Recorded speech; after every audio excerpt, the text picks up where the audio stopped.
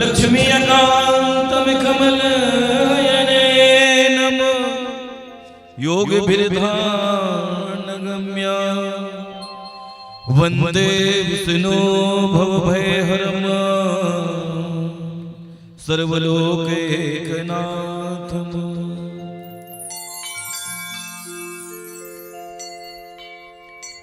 मन में बसा करे तेरी मूर्ति उतारो कन्हैया तेरी आरती।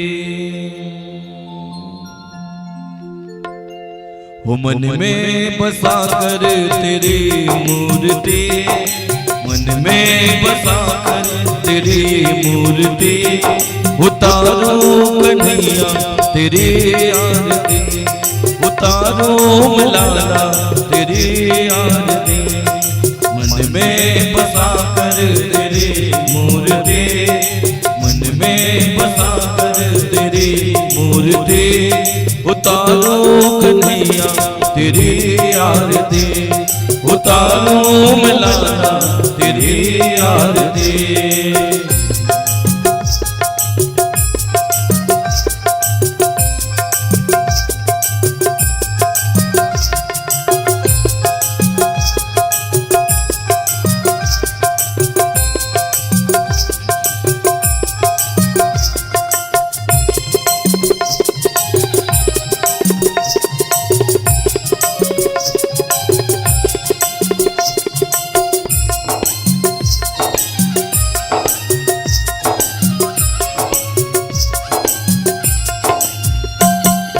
करुणा करो कष्ट हरो ज्ञान दो भगवने, भव में फंसी नाव मेरी तार दो भगवने। करुणा करो कष्ट हरो ज्ञान दो भगवने, भव में फंसी नाव मेरी तार दो भगवने।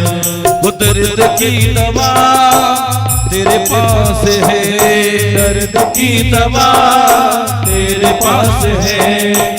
तन मन धन सब कुछ तेरे नाम के, मन में बसा कर तेरी मूर्ति, मन में बसा कर तेरी मूर्ति उतारो कन्हैया तेरी आरती, उतारो मलाला तेरी आरती।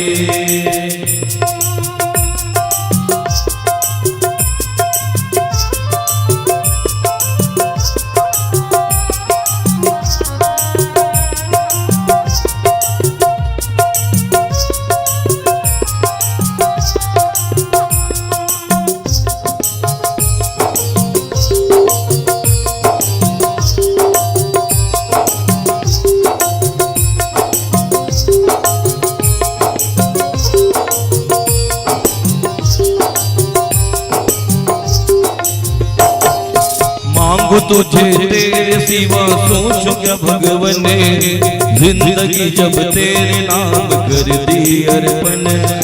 मांगो तुझे तेरे सिवा सोचो क्या भगवने, जिंदगी जब तेरे नाम कर दी अर्पण। ये सब कुछ तेरा कुछ नहीं मेरा, सब कुछ तेरा कुछ नहीं मेरा। ये तन मन धन सब कुछ तेरे नाम के, मन में बसा कर तेरी मूर्ति, मन में बसा कर तेरी मूर्ति। उतारो कन्हैया तेरी आरती, उतारो लाला तेरी आरती।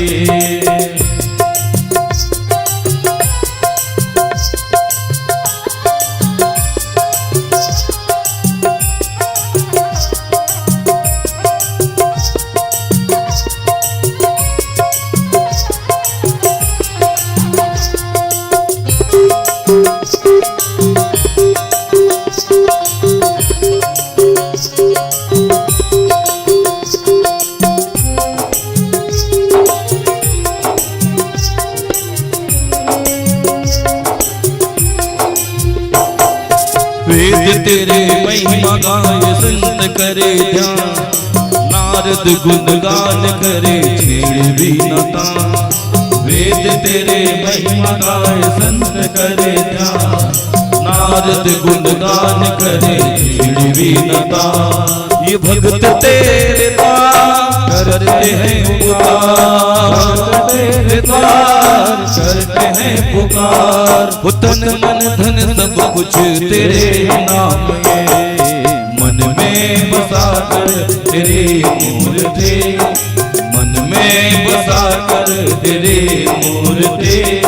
उतारो कन्हैया तेरी आरती, उतारो लाला तेरी आरती, उतारो नंद लाला तेरी आरती, उतारो मुरली वाला तेरी आरती, उतारो श्यामा तेरी आरती।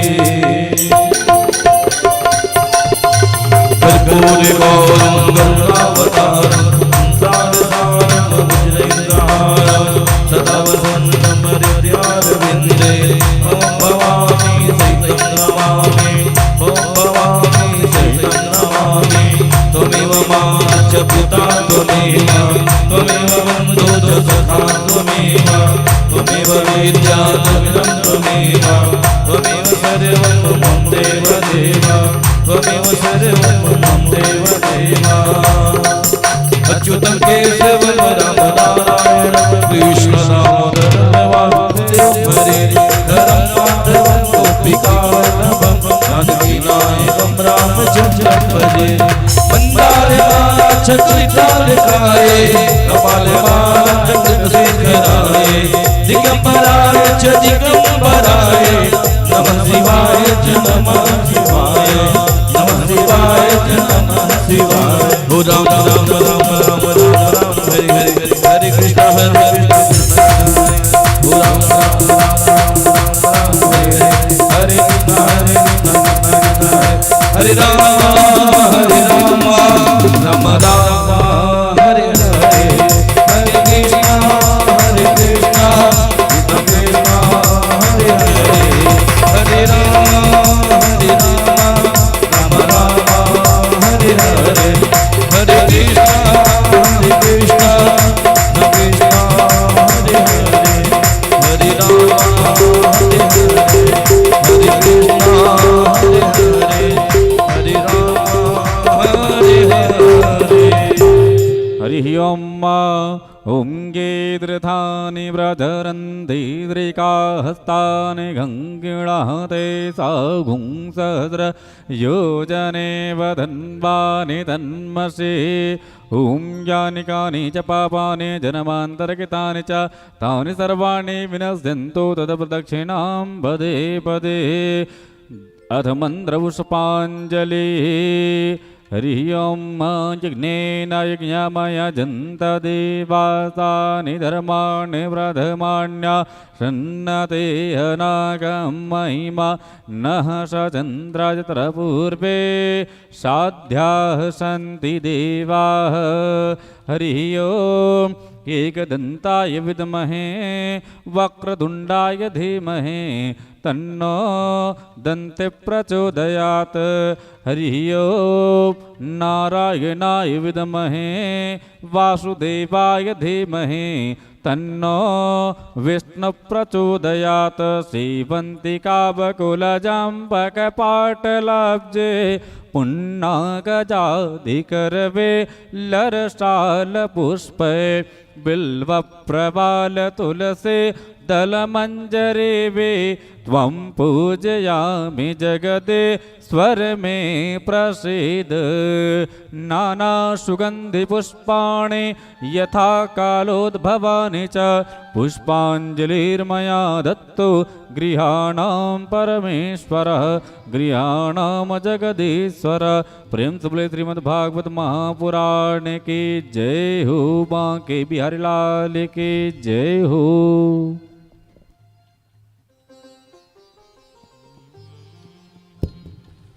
सभी लोग आइए सभी लोग स्थान ग्रहण कीजिएगा। श्री राम। पुनः आमंत्रण समस्त ग्रामवासी राम लहेरी सभी कथा प्रेमी भगवत प्रेमी माताओं भाई बहनों जहाँ तक भी आवाज पहुँच रही हो आप सभी से निवेदन वर्मा परिवार द्वारा आयोजित श्रीमद् भागवत ज्ञान यज्ञ सप्ताह की कथा यात्रा की आज अंतिम दिवस किस पावन मेले में आप सभी का हार्दिक स्वागत अभिनंदन पधारिएगा। उपस्थित सभी माताएं भाई बहन स्थान ग्रहण करें और रोज की तरह भगवान नाम संकीर्तन गान अपने अपने श्रीमुख से भगवान के सुंदर सुंदर नामों का गुणगान करते हुए बखान करते हुए आइए सभी लोग संकीर्तन गान करने के पश्चात आज की पावन कथा आप सब लोग महाराज जी के श्रवण कीजिएगा। आइए सभी लोग शीघ्रता से स्थान ग्रहण करें और भगवान नाम संकीर्तन गान सभी लोग अपने अपने श्रीमुख से मधुर मधुर तालियां बजाते हुए भगवान के सुंदर सुंदर नामों का गान करेंगे।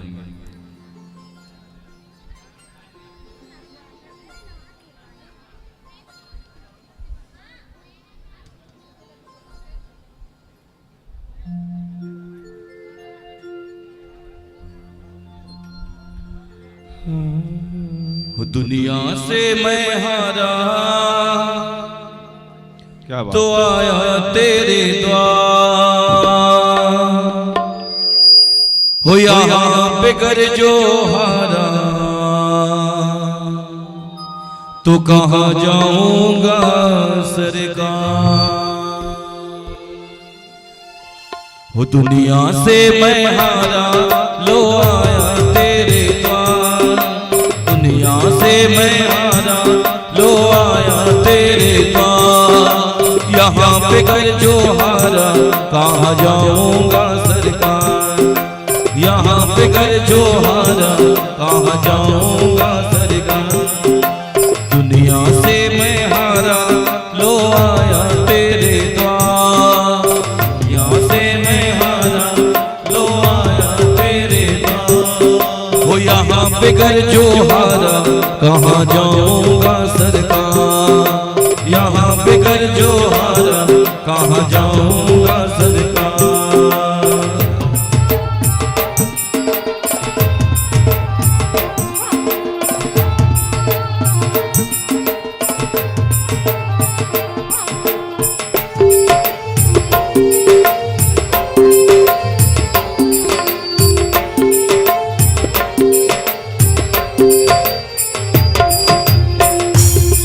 प्रभु जी तेरी याद ना आई दुख में प्रभु जी तुमसे प्रीति लगाई। दुख में प्रभु जी तेरी याद ना आई दुख में प्रभु जी तुमसे प्रीति लगाई। सुख में प्रभु जी तेरी याद ना आई दुख में प्रभु जी तुमसे प्रीति लगाई। दुख में प्रभु जी तेरी याद ना आई सुख में प्रभु जी तुमसे सारा दोष है मेरा मैं करता हूँ स्वीकार, सारा दोष है मेरा मैं करता हूँ स्वीकार। यहाँ पे घर जो हारा कहाँ जाऊँगा सरकार, बेगर जो हारा कहाँ जाऊँगा सरकार। दुनिया से मैं हारा लो आया तेरे द्वार, दुनिया से मैं हारा लो आया तेरे द्वार।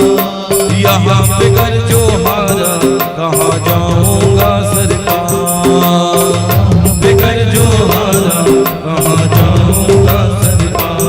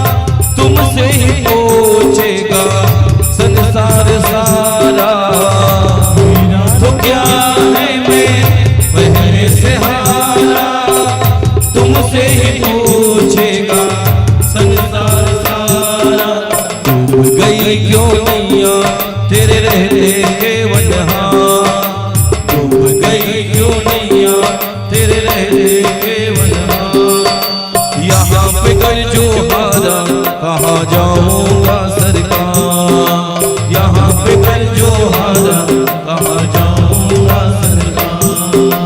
दुनिया से मैं हारा लो आया तेरे द्वार, दुनिया से मैं हारा लो आया तेरे द्वार। यहाँ पे कर जो हारा कहाँ जाऊँगा सरकार, यहाँ पे कर जो हारा कहाँ जाऊँगा सरकार।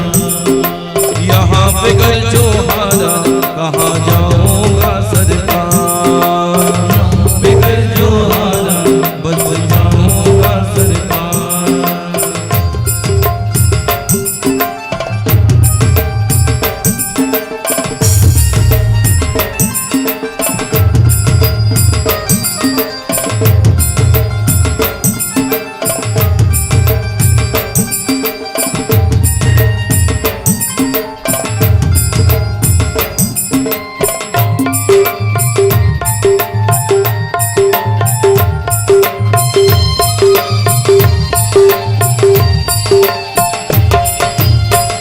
सब कुछ लुटा है बस लाज बची है, तुमसे ही बाबा मेरी आस बंधी है।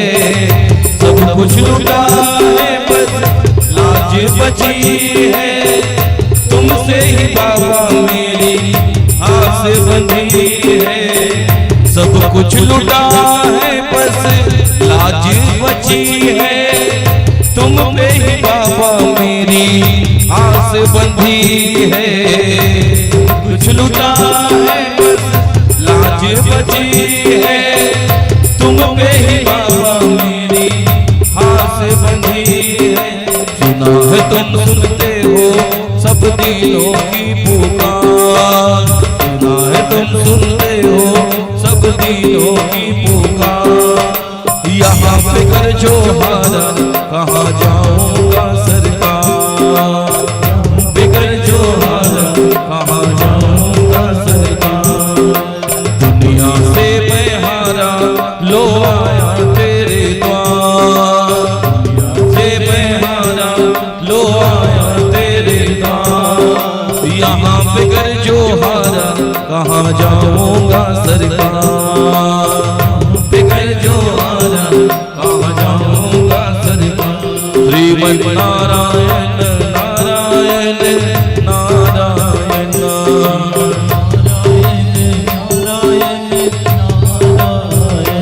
श्रीमन नारायण नारायण नारायण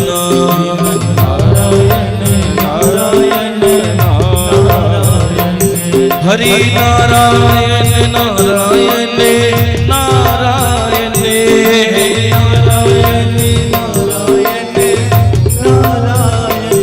हरि नारायण नारायण नारायण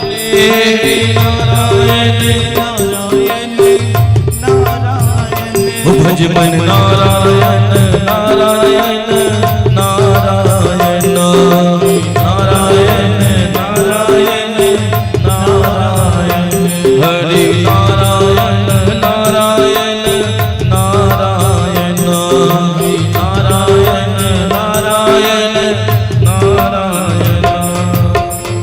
बोले नारायण भगवान की जय, बोले श्रीमद् भागवत महापुराण की जय, बोले बालकृष्ण भगवान की जय। आइए सभी लोग शांतित होकर के आज की पावन कथा महाराज जी के श्रवण से लीजिए, आप सभी लोग श्रवण कीजिएगा। प्रेम से बोले बांके बिहारी लाल की जय। श्री राम श्री राम। ये वाला बॉक्स बंद है। श्री राम श्री राम। श्रीमद्भागवत महापुराण की जय। भक्तवशल भगवान की जय। वृंदावन बिहारी लाल की जय। लंबोदरम परम सुंदर एकदंतम पीतांबरम त्रियनयनम परम पवित्रम उद्यत दिवाकर निभोज्वल कांतिकांतम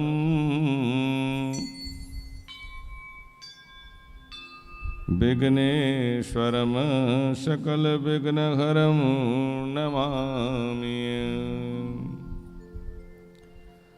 गजाननं भूतगणादिसेवितं कपित्थजम्बो फलचारुभक्षणम् उमाशुतं शोकविनाशकारकम्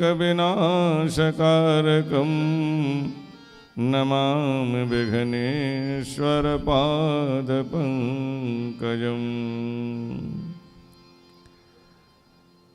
सर्वमङ्गलमाङ्गल्ये शिवे सर्वार्थसाधिके शरण्ये त्र्यम्बके गौरी नारायणी नमस्तुते।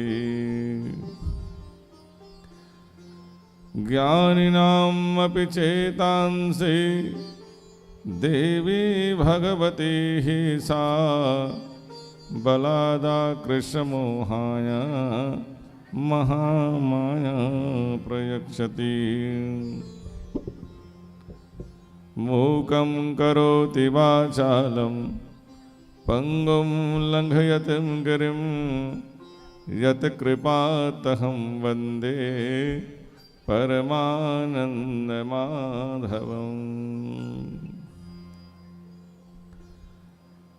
नारायणं नमस्कृत्य नरं चैव नरोत्तमं देवीं सरस्वतीं व्यासं ततो जयमुदीरयेत्। कर्पूरगौरं करुणावतारं संसारसारं भुजगेन्द्रहारं सदा वसन्तं हृदयारविन्दे भवं भवानी सहितं नमामि। भवं भवानी सहितं नमामि। शान्ताकारं भुजगशयनं पद्मनाभं सुरेशं विश्वाधारं गगनसदृशं मेघवर्णं शुभांगं लक्ष्मीकान्तं कमलनयनं योगभिर्धानगम्यं वन्दे विष्णुं भवभयहरं सर्वलोकैकनाथम्।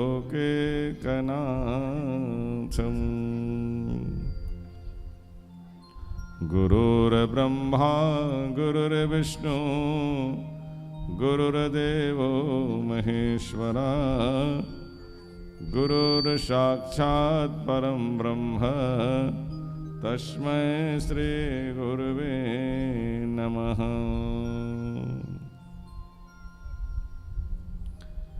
श्री गुरुचरण सरोज रज निज मन मुकुर सुधारि वरणो रघुबर युमल जसु जो दायक फलचारि। बुद्धिहीन तनु जानिके सुमिरो पवन कुमार बल बुद्धि विद्या देहु मोहि हरहु कलेश विकार। पवन तनय संकट हरण मंगल मूर्ति रूप राम लखन सीता सहित हृदय बसहु शूरभूप। प्रेम से बोले भक्तवत्सल भगवान की जय। वृंदावन बिहारी लाल की जय। श्री वेदव्यास भगवान की जय। श्री सुखदेव जी महाराज की जय।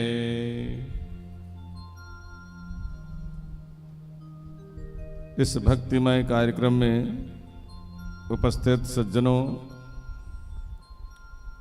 मातृशक्ति, आयोजक परिवार, समस्त ग्रामवासी, आसपास के क्षेत्र से, दूर दराज के क्षेत्र से पधारे हुए राधा माधव चरणारविंद के प्रेमी जन, भगवान श्री कृष्ण कन्हैया की असीम अनुकंपा से बहुत ही सुंदर वातावरण में वर्मा परिवार के द्वारा आयोजित श्रीमद् भागवत महापुराण कथा के आज अंतिम दिवस की कथा में सप्ताह पारायण यज्ञ से 7वें दिवस की कथा में और गौकर्ण उपाख्यान को मिलाकर के 8वें दिवस की कथा में उपस्थित हुए हैं। हमारे यजमान श्रीमान श्री हरिश्चंद्र वर्मा, श्रीमती लक्ष्मी वर्मा, श्रीमान रोहित कुमार वर्मा, श्रीमती रीना वर्मा, श्रीमती जानकी वर्मा, श्रीमती रुक्मणी वर्मा अपने माता पिता के सद्गति के निमित्त, अपने ज्येष्ठ भ्राता की सद्गति के निमित्त कल स्वर्गीय श्रीमती भागवती वर्मा इनके प्रथम पुण्यतिथि है। इनकी ही वार्षिक श्राद्ध के निमित्त यह भागवत कथा का आयोजन उनके सुपुत्र के द्वारा किया जा रहा है, जिसमें आप हम सब उपस्थित होकर के अपने जीवन को धन्य बना रहे हैं। हम सब भाग्यशाली हैं जो भगवान से जुड़े हुए हैं।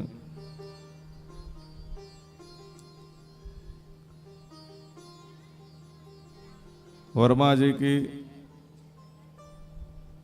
पुण्य है जो भागवत भगवान इनके घर पधारे हुए। भाई मैं प्रथम दिन से हर दिन बताते आ रहा हूँ कि भाग्योदयन बहुजन्म समर्जितिन शतसंगमम च लभते पुरुषो यदा वे।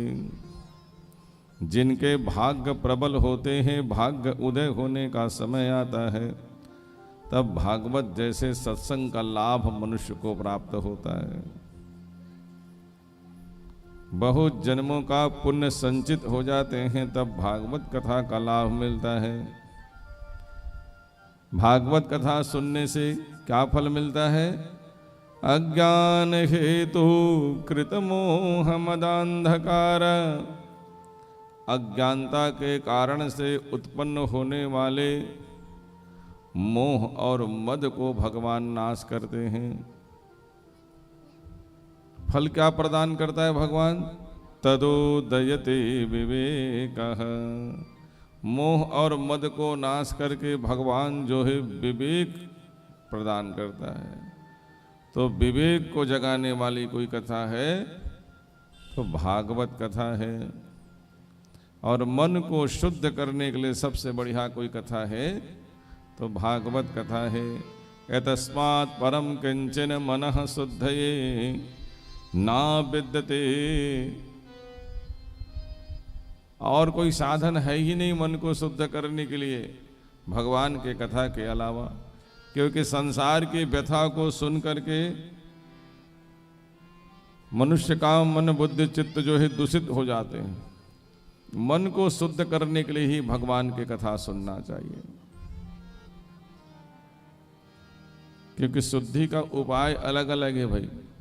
शरीर अशुद्ध हो जाए, शरीर में ही मलिनता आ जाए तो स्नान करके शुद्ध होते हो।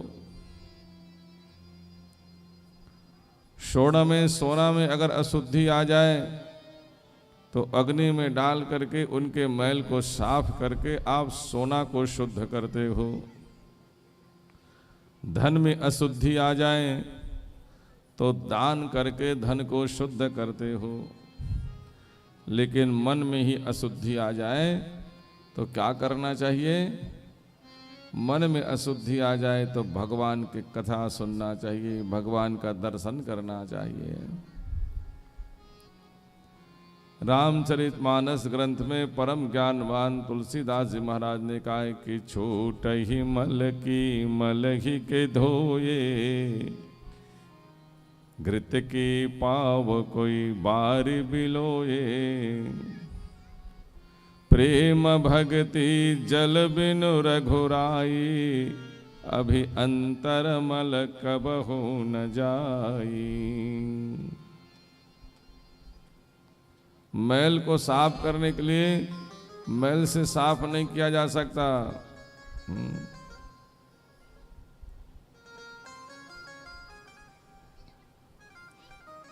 तो साफ किससे होगा भाई? तो प्रेम भक्ति, कौन सा जल चाहिए? भक्ति रूपी जल से ही मन के मलिनता को साफ किया जा सकता है। प्रेम भक्ति जल बिनु रघुराई, अभी अंतर मल कबहु न जाई। अंतःकरण के मलिनता कब तक साफ नहीं होते हैं? जब तक कि आप भक्ति से भगवान के भजन कथा श्रवण नहीं करेंगे, तब तक अंतःकरण के मलिनता साफ नहीं होती। सज्जनों, उसी मन को शुद्ध करने के लिए इस भागवत कथा का आयोजन किया गया है।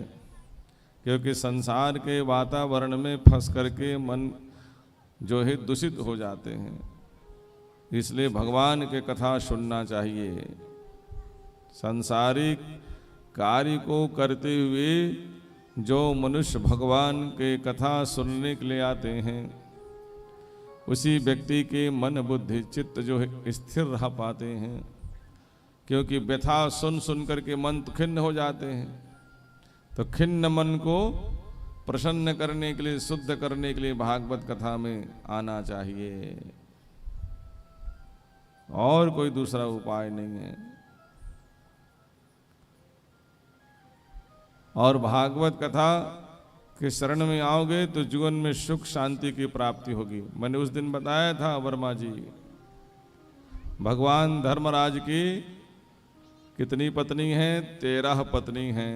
दक्ष जय महाराज की 16 बेटी में से 13 बेटी के साथ विवाह किया है धर्म जी। श्रद्धा, मैत्री, दया, शांति, तुष्टि, पुष्टि, क्रिया, बुद्धि, उन्नति, मेघा, तितिक्षा, द्वि, मूर्ति, स्वाहा, स्वधा और सती। तो 13 पत्नी जो है, 16 कन्या में से 13 कन्या जो है धर्मराज जी की पत्नी है। उनमें से एक कन्या जो है शांति है, धर्म की पत्नी शांति है। और भागवत कथा सुन रहे हो मतलब आप धर्म कार्य कर रहे हैं। तो धर्म कार्य करने से ही जीवन में शांति आती है, क्योंकि धर्म के साथ में चलती है शांति। बिना धर्म के शांति कभी जीवन में नहीं आती। शांति चाहिए तो धर्म करिए। आज वर्मा जी इतना लाखों रुपया खर्चा करके इतना बढ़िया पंडाल, इतना बढ़िया बैठने की व्यवस्था, आप सबके लिए पंखा, ये सब व्यवस्था क्यों किया है? ये सब धर्म कार्य है। और धर्म करने से ही जीवन में शांति आती है। और जहाँ धर्म है और शांति है वहीं सुख आता है, क्योंकि धर्म और शांति के पुत्र है सुख। तो धर्म के साथ में शांति सुख की प्राप्ति होते हैं। भाई जीवन में अगर चाहिए शांति तो धर्म के शरण में जाना पड़ेगा। भगवान ने भी यही बात कहा कृष्ण कन्हैया ने गीता में। अर्जुन के मन अशांत हो गया था।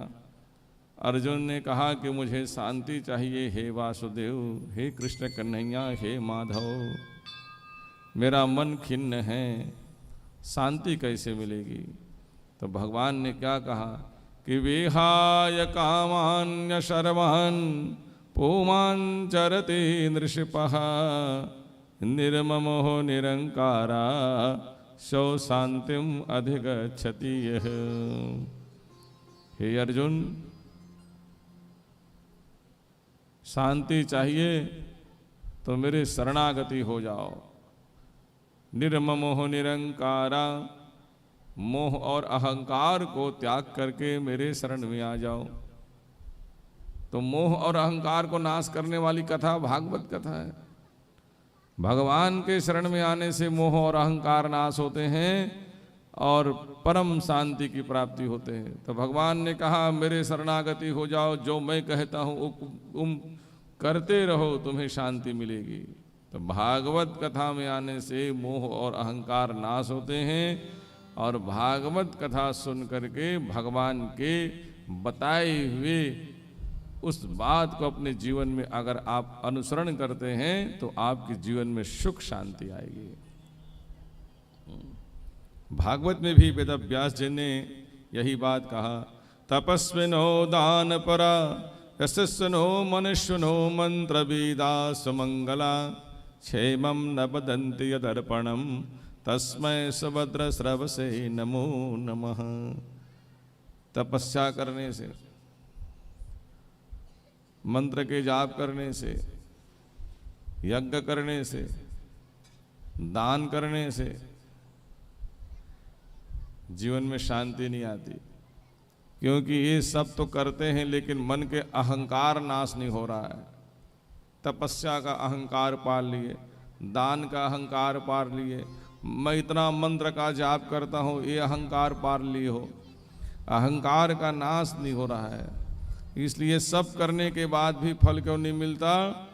क्योंकि आप शरणागति नहीं हो पा रहे हो। भगवान के शरण में जाने से ही व्यक्ति के अहंकार नाश होते हैं, मोह नाश होते हैं। इसलिए परम ज्ञानमान तुलसीदास जी ने भी अपने रामचरितमानस में ग्रंथ में कहा है कि जप तप मख सम दम व्रत नाना बिरति विवेक जोग विज्ञाना सब कर फल रघुपति पद प्रेमा तेहु बिन को न पावहि क्षेमा। ये सब करते हो, जप तप मख सम दम व्रत,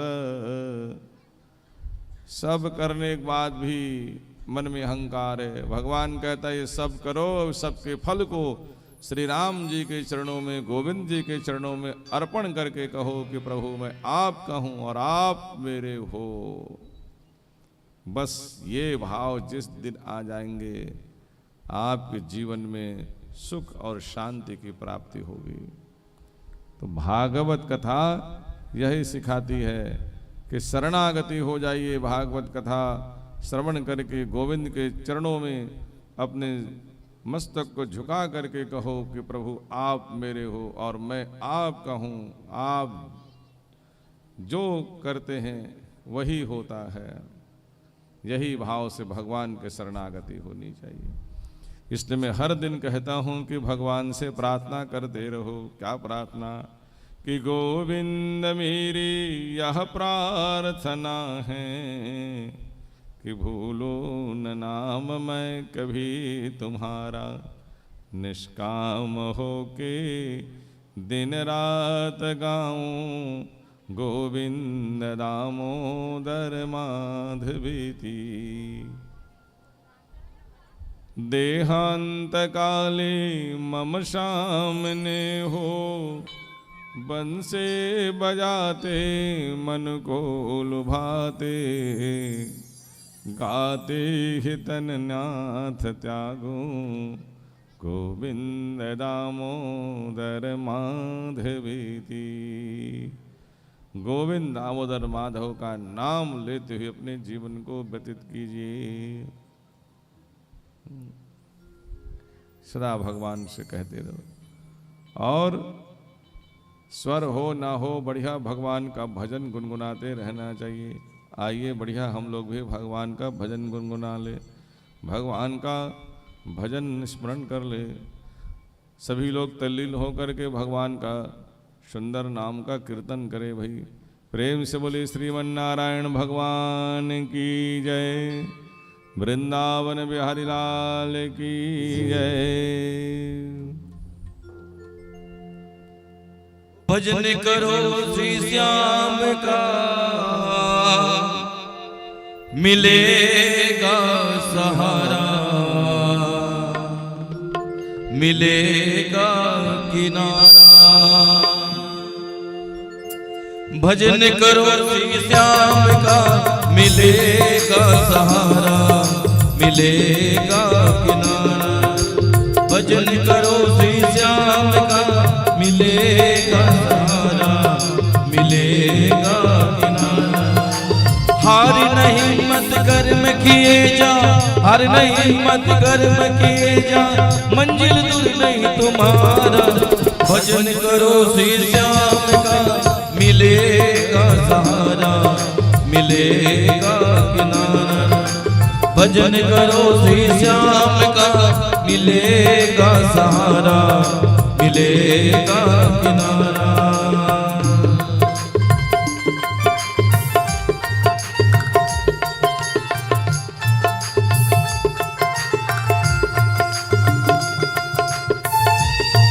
सभी लोग ताली बजाते रहिए।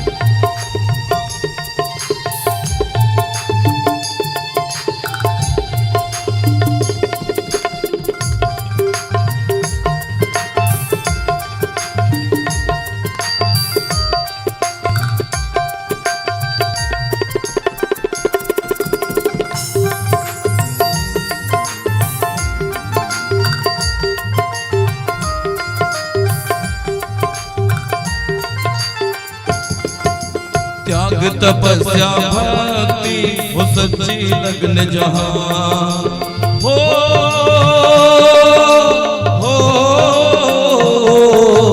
त्याग तपस्या भक्ति हो सच्ची लगन जहां हो। दूर नहीं है मंजिल हो सच्ची लगन जहां। भक्ति करके भक्त ध्रुव जी, भक्ति करके भक्त ध्रुव जी बन गए अटल सितारा। भजन करो श्री श्याम का, मिलेगा सहारा, मिलेगा किनारा। भजन करो श्री श्याम का मिलेगा सहारा, मिलेगा किनारा।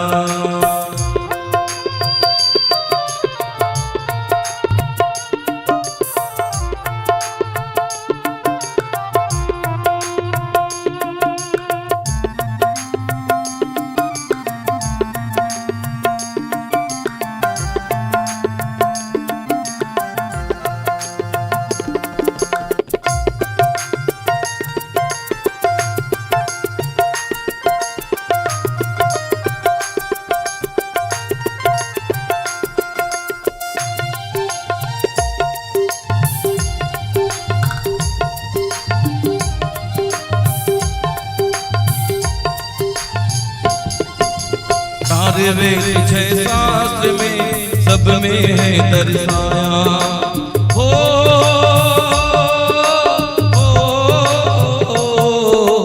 चार वेद छह शास्त्र में सब में है दर्शाया। शेष महेश रटते हैं पार कोई नहीं पाया।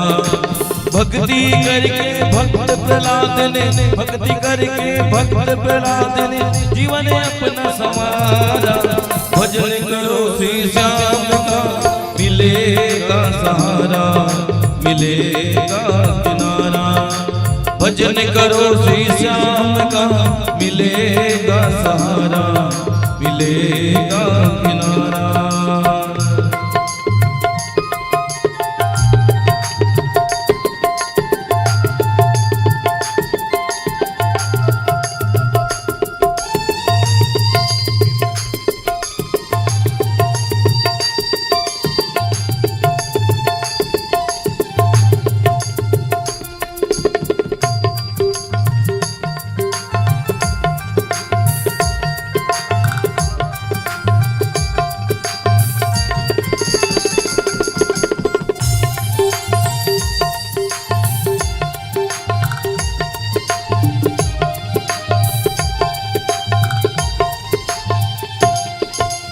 गंगा जी कैलासी शंकर जटा समाए, हो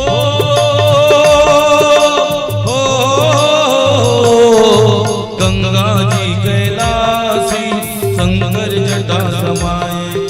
लेकिन स्वर्ग से चले कर वो धरती पर आए।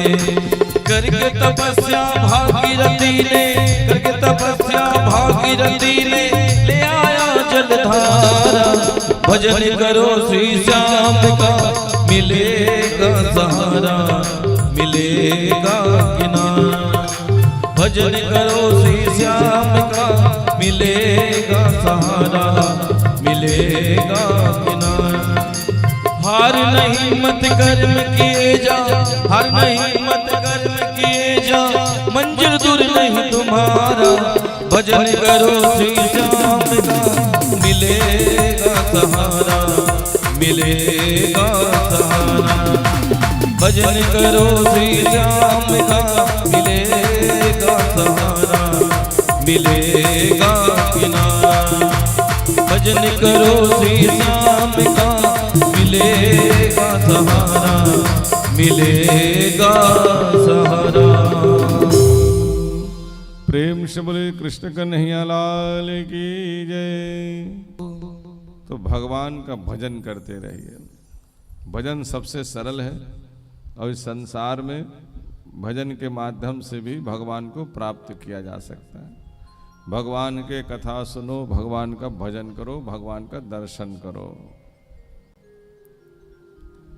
कल बढ़िया आप लोगों ने भगवान श्री कृष्ण कन्हैया के विवाह उत्सव मनाए भाई, धूमधाम से। गोधली बेला से प्रारंभ हुए, रात के 8, साढ़े 8, 9 बज गए थे उत्सव मनाते हुए, है ना। बढ़िया धूमधाम से भगवान के प्रथम विवाह संपन्न किया आप लोग। भगवान श्री कृष्ण कन्हैया के 16,108 पत्नी हैं, 16,108 कन्या के साथ भगवान ने विवाह किया है।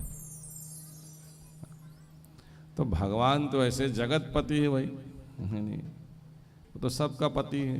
तो 16,108 कन्या के पति हो गए, इसमें क्या बड़ी बात है? भगवान जगतपति है, जगत के नाथ है। पूरे खाली मनुष्य नहीं, पशु पक्षी कीट पतंग समस्त संसार में जितने जीव हैं उनके पति हैं, उनके नाथ हैं, उनके स्वामी हैं भगवान। तो भगवान श्री कृष्ण कन्हैया ने रुक्मिणी मैया से प्रथम विवाह किया। उसके पश्चात भगवान के दूसरे नंबर का विवाह जो है वो जामवंत की पुत्री जामवंतिन के साथ। प्रथम विवाह करने के पश्चात भगवान श्री कृष्ण कन्हैया को प्रद्युम्न जी महाराज पुत्र के रूप में प्राप्त हुआ। भाई ये पहले जन्म के कामदेव हैं। तारकासुर नाम का दैत्य ने वरदान मांगा था कि शिव पुत्र के द्वारा मेरा वध हो।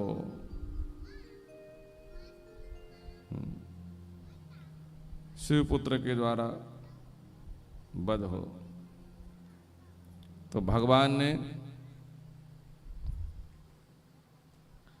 उस समय समाधि लगा के बैठ गया था। सती के यज्ञशाला में जाकर के प्राण त्यागने के बाद में भगवान समाधि लगा बैठ। सब देवता लोग देवता लोग में हाहाकार मच गया। क्यों? ये तारकासुर वरदान मांगा था कि शिव पुत्र के द्वारा मेरा वध हो। तो शिव जी की तो पत्नी जो है सती प्राण त्याग दिया है और शिव समाधि लगा करके बैठ गया है। तब भला कैसे मरेगा ये राक्षस? सब देवताओं ने भगवान शिव जी से आराधना किया कि प्रभु समाधि से उठ करके विवाह कीजिए और संतान उत्पन्न कीजिए जिससे आपके पुत्र के द्वारा ये तारकासुर का वध हो। लेकिन भगवान उठा नहीं। तब कामदेव ने इस कार्य को किया और अपने काम बाण से भगवान की समाधि को तोड़ दिया।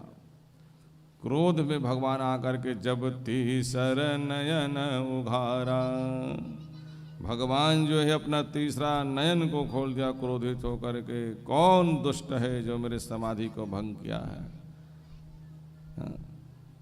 जब तीसर नयन उघारा अचितवत काम भयहु जरि छारा। देखने मात्र से कामदेव जल के राख हो गया। तो कामदेव की पत्नी रति ने जाकर के भगवान के चरणों को पकड़ करके फूट फूट करके रोने लगा कि प्रभु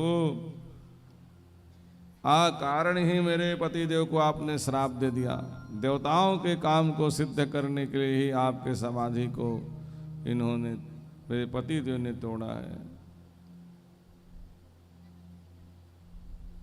क्षमा कर दीजिए, पुनः शरीर प्रदान कीजिए। भगवान ने कहा जाओ, अभी तो नहीं, लेकिन द्वापर काल में जब भगवान नारायण जो है यदुकुल में कृष्ण के रूप में अवतार लेगा तो कृष्ण पुत्र के रूप में तुम्हारा पति को नया शरीर मिलेगा। जब जद वंश कृष्ण अवतारा हो ही हरन महामहि भारा। कृष्ण तनय हो ही पति तोरा हो वचन अन्यथा हो ही न मोरा। जाओ रति, मेरा वचन अन्यथा नहीं होंगे। कृष्ण तनय हो ही पति तोरा, कृष्ण पुत्र के रूप में जन्म लेगा ये कामदेव और प्रद्युम्न के रूप में जन्म लेगा। तो वही रुक्मिणी जी के प्रथम पुत्र प्रद्युम्न जी जन्म लिया। तो ये कौन है? पहले जन्म के कामदेव है, उनको नया शरीर मिला प्रद्युम्न जी महाराज। और इसी प्रद्युम्न रति से अनिरुद्ध जी महाराज का जन्म हुआ भाई। और अनिरुद्ध का विवाह जो है बाणासुर की बेटी उषा के साथ संपन्न हुआ। तो भगवान श्री कृष्ण कन्हैया का बड़ा बेटा प्रद्युम्न, बड़ा नाती अनिरुद्ध और बड़ा भैया कौन है? बलदाऊ जी। क्या बढ़िया एक श्लोक लिखा है वेद व्यास जी ने। एक श्लोक का पाठ करने से भगवान का नाम, भगवान का बड़ा बेटा का नाम, बड़ा नाती का नाम और बड़े भैया का नाम है।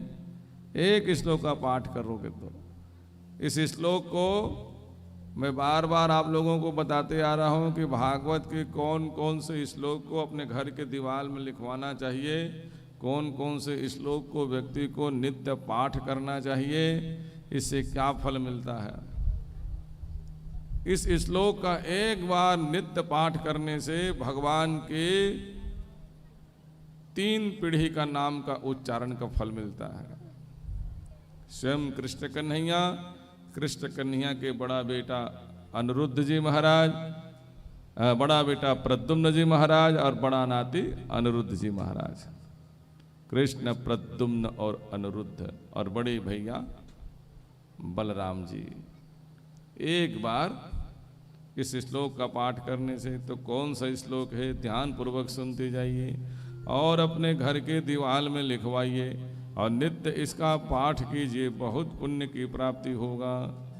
कौन सा श्लोक? ओम नमो भगवते तुभ्यं वासुदेवाय धीमहि प्रद्युम्नाय अनिरुद्धाय नमः संकर्षणाय च। ओम नमो भगवते तुभ्यं वासुदेवाय, वासुदेव मतलब कृष्ण, प्रद्युम्नाय प्रद्युम्न जी महाराज, अनिरुद्धाय अनिरुद्ध जी महाराज और नमः संकर्षणाय। संकर्षण जी मतलब बलराम जी का नाम संकर्षण है, क्योंकि देवकी के गर्भ से संकर्षित करके रोहिणी के गर्भ में स्थापित किया भगवान श्री नारायण ने माया शक्ति से। इसलिए उस बालक का नाम क्या है? संकर्षण। उस भगवान का नाम क्या है? उस दाऊ जी का नाम संकर्षण है, बलदाऊ जी का नाम। तो भगवान का बड़े भैया संकर्षण। एक श्लोक से भगवान के नाम, भगवान के बड़े बेटा प्रद्युम्न का नाम, बड़े नाती अनिरुद्ध का नाम और बड़े भैया बलदाऊ जी का, बलराम जी का नाम संकर्षण नाम। क्या बढ़िया श्लोक है। तो भगवान ने श्री कृष्ण कन्हैया ने प्रथम विवाह रुक्मिणी जी के साथ, दूसरे नंबर में जामवंत की पुत्री जामवंतिन के साथ, सत्राजित नाम का व्यक्ति द्वारकापुरी में रहने वाला भगवान सूर्य नारायण के आराधना करके एक मणि प्राप्त किया, सामंतक मणि।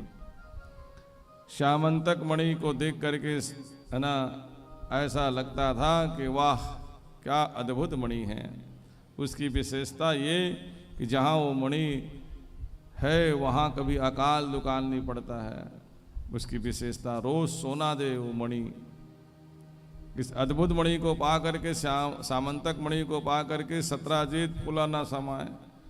द्वारका के रहने वाले सभी लोगों ने उनकी खूब प्रशंसा किया कि वाह वाह सत्राजित, बढ़िया मणि प्राप्त की हो। लेकिन भगवान श्री कृष्ण कन्हैया ने उस सामंतक मणि को देख करके सत्राजित को क्या बोल दिया कि ये मणि राजा के पास होता तो बहुत अच्छा होता। सत्राजित ने कहा कृष्ण मेरे पास है तो आपको अच्छा नहीं लग रहा है क्या? राजा के पास होना चाहिए बोल रहे हो। भगवान ने कहा कि राजा के पास होता भैया तो राजा प्रजा का पालनहार होता है, प्रजा का पालन पोषण करता है, तो इस मणि के लाभ जो है सभी प्रजा को मिलता। यही बात है और कुछ नहीं। सत्राजित जो है कृष्ण कन्हैया के बात से उनका मन खिन्न हो गया और बढ़िया अपने घर में एक मंदिर बनवा करके उस मणि को रख करके पूजा पाठ करता था और कभी पहन भी लेता था, धारण कर लेता था। एक दिन सत्राजित ने उस मणि को नहीं पहना, धारण नहीं किया। उसका भाई प्रसेनजीत पहन करके निकल गया उस मणि को, सामंतक मणि को। द्वारकापुरी में भ्रमण किया, उसके पश्चात घोड़ा में बैठ करके जंगल की तरफ चला गया। जंगल में गया तो एक सिंह जो है घोड़ा के सहित प्रसेनजीत को मार डाला और उस मणि को अपने मुख में दबा करके अपने गुफा की तरफ ले जा रहा था। तो जंगल में रहने वाले जामवंत जी ने सिंह को मार करके उस मणि को प्राप्त कर लिया। और उस मणि को जा करके अपने गुफा में बच्चों को खेलने के लिए दे दिया। अब इधर सत्राजित देखा कि मणि दिखाई नहीं दे रही, भाई कहाँ है। सत्राजित के मुख से एक शब्द निकल गया, इस मणि के बारे में कृष्ण ने ही कहा था कि राजा के पास होना चाहिए, तो हो न हो कृष्ण ने ही इस मणि की चोरी करवाए हैं। आप कोई बात बोलोगे ना तो बात फैलने में देरी नहीं लगता, अच्छा बात बोलोगे तो कोई नहीं बताता है, लेकिन किसी की बुराई कर दो भला, हाँ फलाना व्यक्ति आपको इसी बोल रहा था भैया, वो देखते देखते देखते देखते गांव में फैल जाएगा कि फलाना ने फलाना व्यक्ति को ऐसी कहा। बुराई जल्दी फैलता है। सत्राजित के बाद द्वारकापुरी में फैल गया, फैलते फैलते भगवान के सेवकों तक पहुंच गया। सेवक ने जाकर के भगवान को बता दिया कि प्रभु आपके बारे में सत्राजित तो ये बोल रहा है कि मणि की चोरी आप करवाए हो। भगवान ने कहा कि अकारण आरोप लगा रहा है सत्राजित, तो कहाँ है उनकी मणि ढूंढो भाई, जब तक मणि नहीं मिलेंगे उनके मन के शंका दूर नहीं हो पाएंगे। पहले मणि को ढूंढो, कहीं मिला नहीं। कुछ लोगों ने बताया कि महाराज उनका छोटा भाई प्रसेनजीत पहन के घूम रहा था। प्रसेनजीत कहाँ है? वो तो जंगल की तरफ गया और अभी तक दिखाई नहीं दे रहा है। चलो प्रसेनजीत को जंगल की तरफ ढूंढना चाहिए। जंगल की तरफ जाकर देखा प्रसेनजीत मरा पड़ा है, लेकिन मणि नहीं है।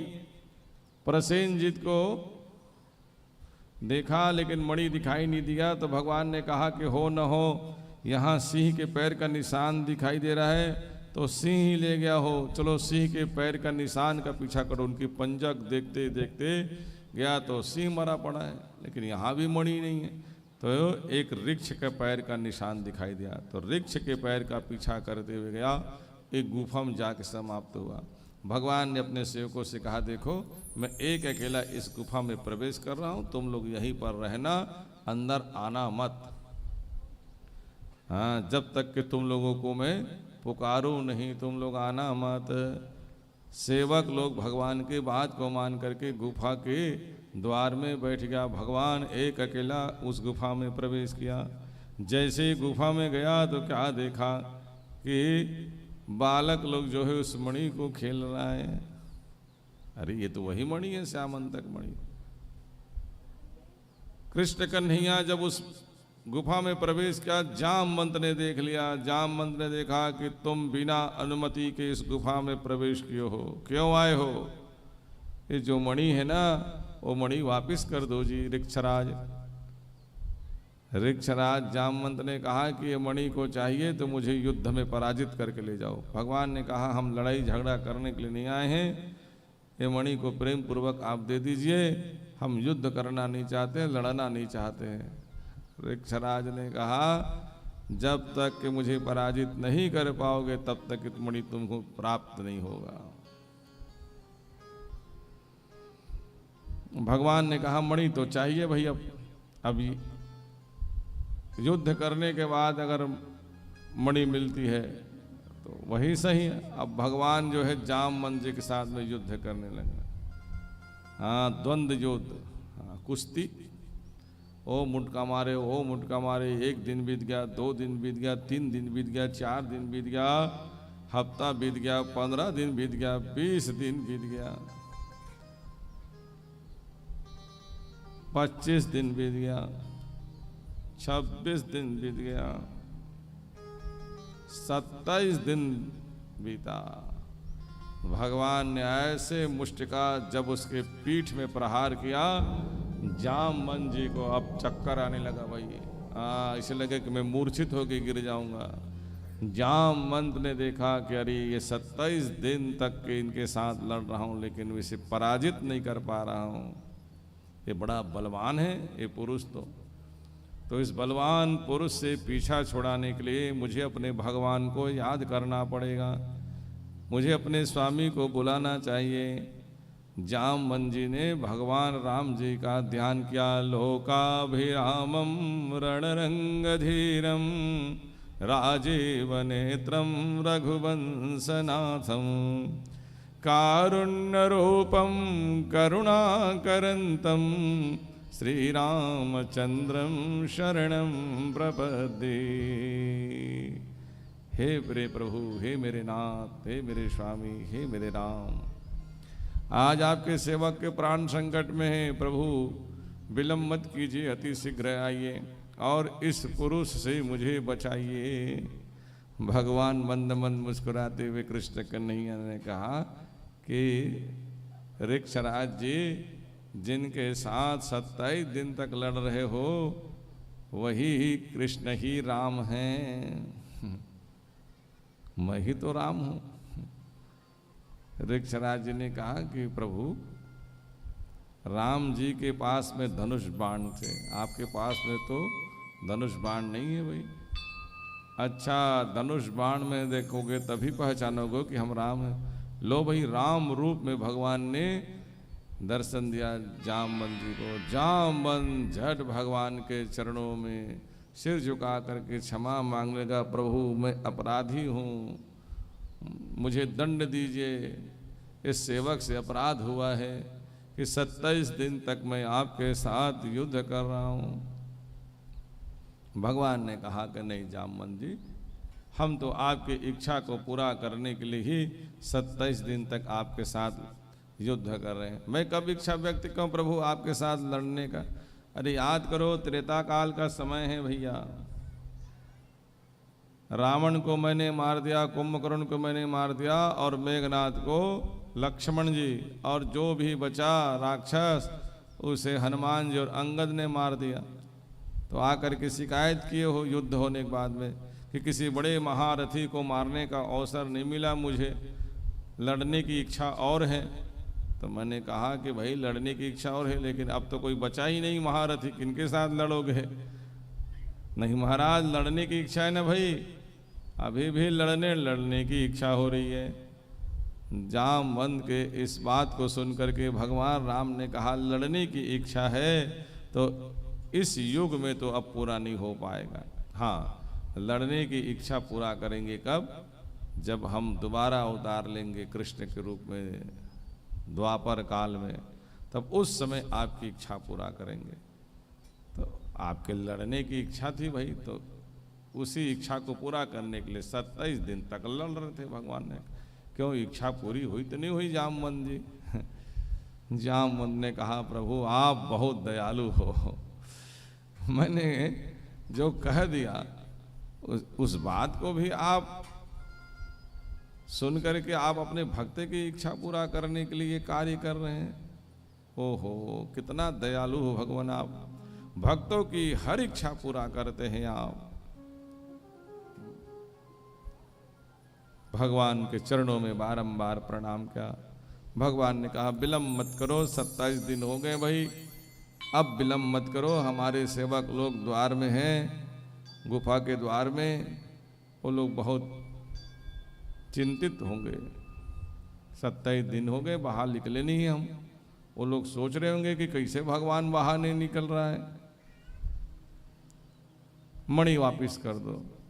तो जामवंत जी ने कहा प्रभु मणि तो ले जाइए, लेकिन साथ में मणि के साथ में मेरी एक बेटी है जामवंतिन, इनके साथ विवाह कर लीजिए। आप मेरे जमाता बन जाइए, दामाद बन।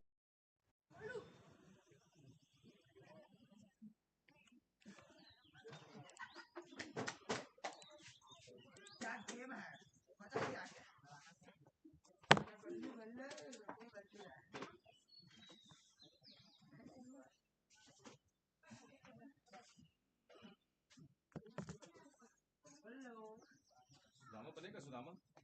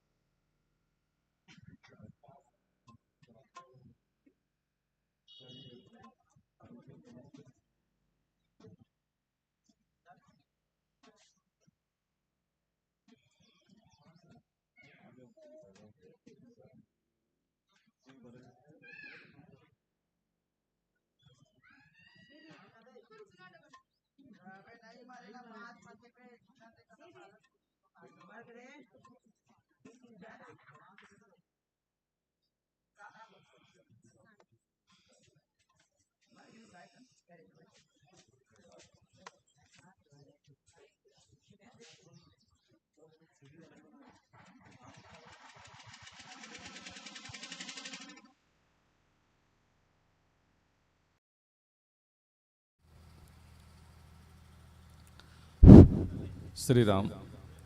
प्रेम से बोले वृंदावन बिहारी लाल की जय। भगवान श्री कृष्ण कन्हैया ने जामवंत की पुत्री जामवंतिन के साथ विवाह किया। जामवंती को लेकर के द्वारकापुरी में भगवान आया, खूब स्वागत सत्कार किया। रुक्मणी जामवंतिन, उसके पश्चात तीसरे नंबर में भगवान का विवाह जो है सत्राजीत, जो ही सत्राजीत जिन्होंने आरोप लगाया था भगवान सूर्यनारायण की पूजा करके मणि प्राप्त किया। अब भगवान जा करके मणि को दिया, भाई लो सत्राजीत, कारण ही आप हमारे ऊपर आरोप लगा रहे थे भाई कि चोरी हम करवाएं, लेकिन तुम्हारा भाई प्रसेनजीत इस मणि को ले गया था। सारा वृत्तांत सुना दिया, क्षमा मांगने लगा सत्राजीत। ऐसे कारण किसी के ऊपर आरोप मत लगाए करो, बिना सोचे समझे किसी के बारे में नहीं बोलना चाहिए। इसलिए इस कथा से शिक्षा लेना चाहिए, बिना सोचे समझे किसी के बारे में जब तक पूर्ण जानकारी ना हो तब तक आरोप नहीं लगाना चाहिए। तो भगवान के ऊपर क्यों ऐसे आरोप लग गया भाई? क्या भगवान के स्वभाव से परिचित नहीं था क्या सत्राजीत? क्या भगवान के महिमा नहीं जानते थे कि भगवान के ऊपर आरोप लगा दिया? भगवान के ऊपर ये आरोप, एक कलंक क्यों लगा? क्योंकि उन्होंने भाद्र महीने के शुक्ल पक्ष के चतुर्थी तिथि के दिन चंद्रमा का दर्शन कर लिया था। भादो के महीने के शुक्ल पक्ष के चतुर्थी के दिन चंद्रमा का दर्शन नहीं करना चाहिए। जो भादो के महीने के चतुर्थी तिथि के दिन चंद्रमा का दर्शन करता है उसे कलंक लगता है। और मान लो महाराज धोखा से देख लिए तो यही श्यामंतक मणि वाली कथा सुनना चाहिए।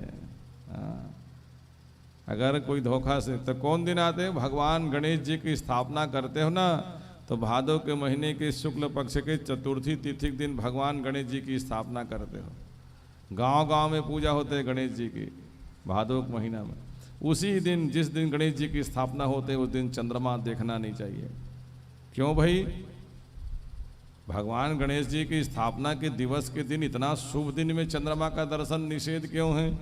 उसका कारण है, एक बार भगवान गणेश जी के शरीर को देख करके चंद्रमा हंस दिया कि देखो तो इनका पेट कैसे दिखाई देता है, इनका मुख देखो गज के भांति है, बड़ा विचित्र रूप है इनका। और कौन इनको बोलते हैं कि लंबोदरम परम सुंदर ये कदंतम? कौन इनको बोलते हैं परम सुंदर?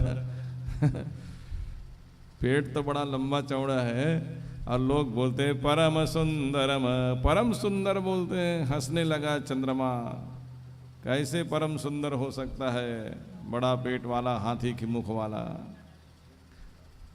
गणेश जी को क्रोध आ गया कि अरे चंद्रमा, तेरे को अहंकार हो गया है अपने सुंदरता पर, क्योंकि जितने सुंदर देवता है उनमें से चंद्रमा भी एक सुंदर देवता है, तो तुमको अपने सुंदरता पर अहंकार है। जाओ, भाद्र महीने के शुक्ल पक्ष की चतुर्थी तिथि के दिन तुम्हारा कोई दर्शन करेगा उसे कलंक लगेगा, तुम्हें कोई देखेगा भी नहीं। हमारी जिस दिन पूजा होगी उस दिन श्राप दे दिया गणेश जी ने चंद्रमा को, इसलिए चंद्रमा का दर्शन नहीं करना चाहिए। और धोखे से अगर देख लिए तो श्यामंतक मणि वाली कथा को अपने पंडित जी को बुला करके घर में उनके मुख से सुनना चाहिए। तो भगवान ने वही चौथ के चंद्रमा का दर्शन कर लिया था भादो के महीने का। तो गणेश जी के श्राप है भाई कि जो दर्शन करेगा उसे कलंक लगेगा। तो भगवान ने कहा कि हमें भी कलंक नहीं लगेगा, तो गणेश जी के श्राप तो मिथ्या हो जाएंगे। तो भगवान ने गणेश जी के श्राप को स्वीकार किया, इसलिए भगवान के ऊपर कलंक लगा, सत्राजीत ने आरोप लगा दिया। यही एकमात्र कारण है। अब मणि को जाकर के सत्राजीत को दिया तो सत्राजीत ने भगवान से कहा कि प्रभु मैं कहाँ कहाँ आपके ऊपर आरोप लगा दिया, मुझे अच्छा नहीं लग रहा है, ये मणि अपने पास रखो। नहीं नहीं, हम मणि नहीं रखेंगे भाई, हाँ, किसी मणि के लिए आरोप लगाए हो, या अपना मणि अपने पास रखो, भगवान ने दे दिया। अब वो सत्राजीत जहाँ भी लोग जाते थे, जहाँ भी जाता था तो लोग बोलते थे देखो तो ये सत्राजीत है जो मणि के लिए भगवान तक को नहीं छोड़ा, भगवान के ऊपर आरोप लगा दिया। अच्छा नहीं लगता था सत्राजीत को। सत्राजीत सोचने लगा कि कैसे भगवान के साथ मेरा संबंध सुधरेगा, लोग मुझे भगवान का विरोधी मानते हैं। तब सत्राजीत ने अपनी बेटी सत्यभामा के विवाह कृष्ण के साथ करने का सोचा और भगवान के पास जाकर के निवेदन किया कि प्रभु मेरी एक लाडली बेटी है सत्यभामा, उनको स्वीकार कर लीजिए। भगवान ने उनके आग्रह को मान करके सत्राजीत की लाडली बेटी सत्यभामा के साथ भगवान ने तीसरे नंबर में विवाह किया। फिर मणि जा करके दे दिया। हाँ, बेटी के साथ मणि, तो भगवान ने कहा कि मणि हम अपने पास नहीं रखेंगे। मैं पहले ही बोला हूँ कि मणि किसके पास होना चाहिए, राजा के पास होना चाहिए। राजा है कौन, द्वारकापुरी का राजा कौन था, उग्रसेन। उग्रसेन को जा करके दे दो। भगवान के नाना जी है उग्रसेन, उग्रसेन जी को दे दिया। चौथे नंबर में भगवान का विवाह कालिंदी मैया के साथ, सूर्य की पुत्री है कालिंदी मैया, भगवान जो है उनके साथ विवाह किया। पांचवें नंबर में भगवान जो है मित्रबिंदा नाम की कन्या के साथ में। छठवें नंबर में भगवान ने सत्या नाम की कन्या से। सातवें नंबर में भगवान ने भद्रा नाम की कन्या से विवाह किया। और आठवें नंबर में लक्ष्मणा नाम की कन्या से भगवान ने विवाह किया। ऐसे भगवान की 8 पट रानी है, मुख्य रानी है। ये 8 कौन है, लक्ष्मी की रूप है, अष्टमहालक्ष्मी। जैसे आप लोग बोलते हो ना 9 दुर्गा, तो क्या दुर्गा जी 9 ठो है क्या? 9 ठो नहीं है, एक ही देवी के 9 रूप है। हाँ, एक देवी के 9 रूप है, 9 रूप में पूजा करते हैं। प्रथमम शैलपुत्री, द्वितीयम ब्रह्मचारिणी, तृतीयम चंद्रघंटेति, कुष्मांडति चतुर्थकम, पंचमम स्कंदमातेति, षष्ठम कात्यायनीति च, सप्तमं कालरात्रि महागौरी च अष्टमं, नवमं सिद्धरात्रि, 9 दुर्गा प्रकृतितः। ये 9 दुर्गा है, देवी एक ही है लेकिन 9 रूप में उनकी पूजा करते हैं। वैसे महालक्ष्मी देवी एक ही है लेकिन वो 8 रूप में अवतार ली है। पहले रूप में रुक्मणी, दूसरे रूप में जामवंती, तीसरे रूप में सत्यभामा, चौथे रूप में कालिंदी मैया, 5वें रूप में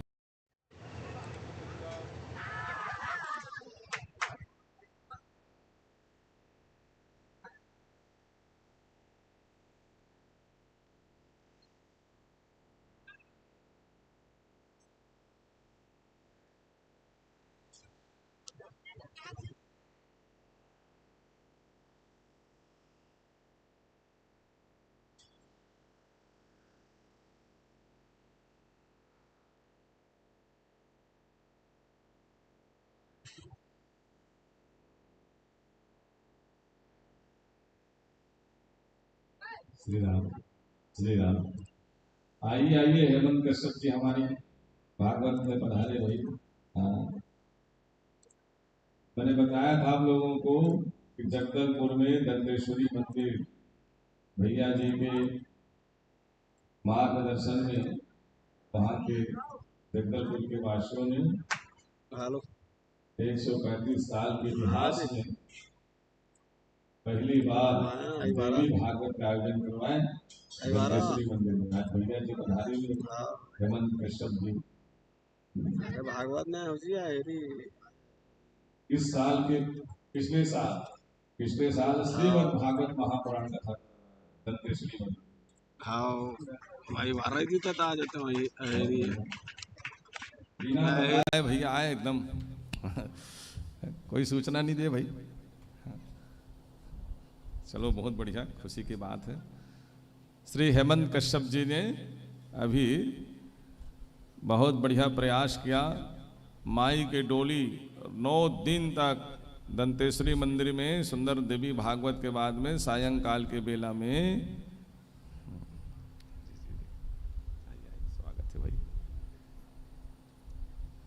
माई की डोली निकाल करके बहुत बढ़िया देवी भागवत का आयोजन करवाए, और साथ में श्री हेमंत कश्यप जी के साथ में उनके ससुर जी भी पधारे हुए हैं।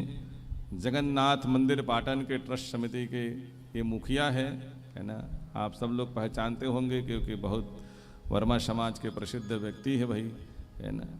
तो जगन्नाथ मंदिर के ट्रस्ट समिति के ये अध्यक्ष हैं, और हमारे यजमान श्री हेमंत कश्यप जी के ससुर जी भी हैं। तो बहुत बढ़िया दंतेश्वरी मंदिर में वर्मा जी है ना देवी भागवत का आयोजन करवाए भाई, देखनी था 9 दिन तक के बढ़िया। माई की डोली अलग अलग समाज के लोग निकालते थे रोज, पूरे 9 दिन तक के अलग अलग समाज के व्यक्ति आ करके माई की डोली बढ़िया पालकी में देवी को बिठा करके नगर भ्रमण कराते थे। देवी भागवत सुनने के बाद नगर भ्रमण होते थे, बढ़िया लगा वहाँ। ऐसे सुंदर आयोजन करवाए भाई। प्रेम से बोली मातेश्वरी मैया की जय। तो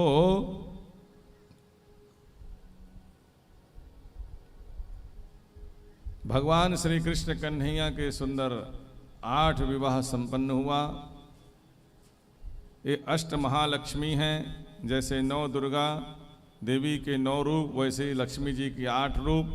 प्रथम रूप में रुक्मणी जी है, दूसरे रूप में जामवंतिन है, तीसरे रूप में सत्यभामा है, चौथे रूप में कालिंदी मैया है, 5वें रूप में मृत वृंदा है, 6वें में सत्या है, 7वें में भद्रा है, और 8वें नंबर में लक्ष्मणा नाम की देवी है। ये लक्ष्मी जी की 8 रूप है, लक्ष्मी जी के 8 रूप है। उनके अलावा भगवान के 16,100 और पत्नी हैं। भौमासुर नाम का एक दैत्य राजाओं की पुत्री को अपहरण करके, कुमारी कन्याओं को, राजकुमारी को अपहरण करके कारागार में बंद करके रखता था ये दुष्ट भौमासुर। सब राजा बड़े परेशान हो गए कि हमारी लाडली बेटी को अपहरण करके ये दुष्ट ले जाता है और अपने कारागार में बंद करके रखता है। सभी राजाओं ने भगवान कृष्ण के पास जाकर के कहा, प्रभु आप सामर्थ्यवान हो, बड़े बलवान हो, दुष्ट को मार करके हमारी कन्या को मुक्त कीजिए। राजाओं के पुकार को सुन करके भगवान जो है भौमासुर नाम के दैत्य के साथ युद्ध किया, और 16,100 कन्या को भगवान ने उस दुष्ट को मार करके कारागार से मुक्त किया। सभी कन्याओं ने कहा कि प्रभु इस दुष्ट ने अपहरण करके ला करके कारागार में बंद करके कई महीनों से रखा है। अब संसार के लोग कहेंगे कि देखो तो ये कन्या शुद्ध है भी कि नहीं है, लांछन लगाएंगे लोग। लेकिन आप जानते हो प्रभु, आप तो घट घट वासी हो, मन के बात को जानने वाले हो, हम सब प्रकार से शुद्ध हैं और आप ही हमारे रक्षा किए हैं। तो रक्षा करने वाले तो पति कहलाते हैं, पूरे संसार की रक्षा करते हो, जगतपति हो, तो आप हमारे पति बन जाइए। और किसी अन्यत्र पुरुष के साथ हम लोग विवाह नहीं करेंगे, क्योंकि कल वो पुरुष कह भी देगा कि देखो हम जानते कि तुम कितनी शुद्ध हो। राक्षस के कारागार में बंद थी कई महीनों तक, तो लांछन लगा सकते हैं, लेकिन आप ही सर्वज्ञ हैं, सब कुछ जानने वाले हैं, आप ही हमारे पति बन जाइए। भगवान ने 16,100 कन्या के साथ भगवान ने विवाह किया। तो मान सम्मान बनाने के लिए भगवान ने विवाह किया, ऐसे नहीं। हाँ, भोग विलास विषय वासनाओं को भोगने के लिए भगवान ने 16,100 कन्याओं के साथ विवाह नहीं किया। उन 16,100 कन्याओं के मान सम्मान को बनाने के लिए भगवान ने, क्योंकि संसार के द्वारा है ना, हो सकता है कि उनके ऊपर कोई लांछन लगा दे और कोई उनको स्वीकार ना करे। क्योंकि बेटी एक दिन के लिए घर से अगर बाहर चली जाती है तो समाज में बात फैल जाते हैं कि फलाना घर की बेटी जो है 1 दिन 2 दिन के लिए घर में नहीं थी भाई। और जब लांछन लगते हैं तो समाज में फिर उसको लोग अच्छे दृष्टि से नहीं देखते हैं। तो फिर ऐसे 16,100 कन्याओं के साथ लोग ऐसे ना सोचे इसलिए भगवान ने उनके मान सम्मान को बनाने के लिए 16,100 कन्या के साथ भगवान ने विवाह किया। अब भगवान के पत्नी बन गए भाई, तो सम्मान तो मिलना ही मिलना है ना। तो ये है हमारे भगवान। 16,108 स्त्रियों के साथ, कन्याओं के साथ भगवान ने विवाह किया। एक एक रानी से 10-10 पुत्र, एक एक पुत्री, फिर एक एक बेटा से 10-10 नाती। ऐसे भगवान के पूरे लंबा चौड़ा परिवार भाई। भगवान ने सुंदर द्वारकापुरी में लीला करते हुए भगवान समय व्यतीत करने लगा। अनेक भगवान ने लीलाओं किया, अनेक आत्ताइयों दुष्टों को भगवान ने मारा, अनेक भक्तों के ऊपर कृपा किया भगवान ने। आइए एक भजन सुनते, उसके पश्चात सुंदर भगवान के परम भक्त सुदामा जी महाराज की कथा श्रवण करेंगे। प्रेम सल वृंदावन बिहारी लाल की जय हो, भक्तवत्सल भगवान की जय हो।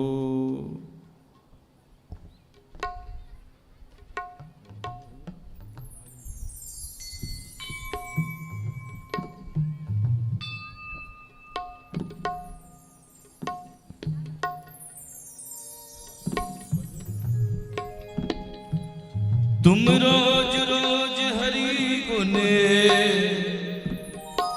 गाते रहो, गुनगुनाते रहो, प्रभु देंगे सहारा कहीं ना कहीं, कभी ना कभी। तुम रोज रोज हरि गुण गाते रहो, गुनगुनाते रहो, प्रभु देंगे सहारा कहीं ना कहीं, कभी ना कभी, कहीं ना कहीं, कभी ना कभी। तुम रोज रोज हरि गुण गाते रहो, गुनगुनाते रहो, प्रभु देंगे सहारा कहीं ना कहीं, कभी ना कभी, कहीं ना कहीं, कभी ना कभी।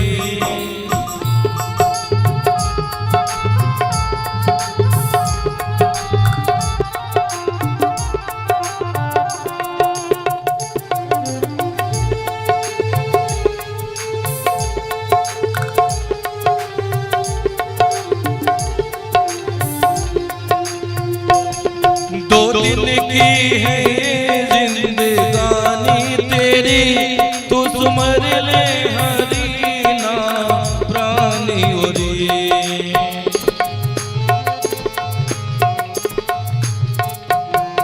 दो दिन की है ये जिंदगानी तेरी, तू सुमर ले हरि नाम प्राणी ओरी। तुम मन से प्रभु रहो, गुनगुनाते रहो, प्रभु देंगे सहारा, हरि देंगे सहारा कहीं ना कहीं, कभी ना कभी, कहीं ना कहीं, कभी ना कभी। तुम रोज रोज हरि गुण गाते रहो, गुनगुनाते रहो, प्रभु देंगे सहारा कहीं ना कहीं, कभी ना कभी, कहीं ना कहीं, कभी ना कभी।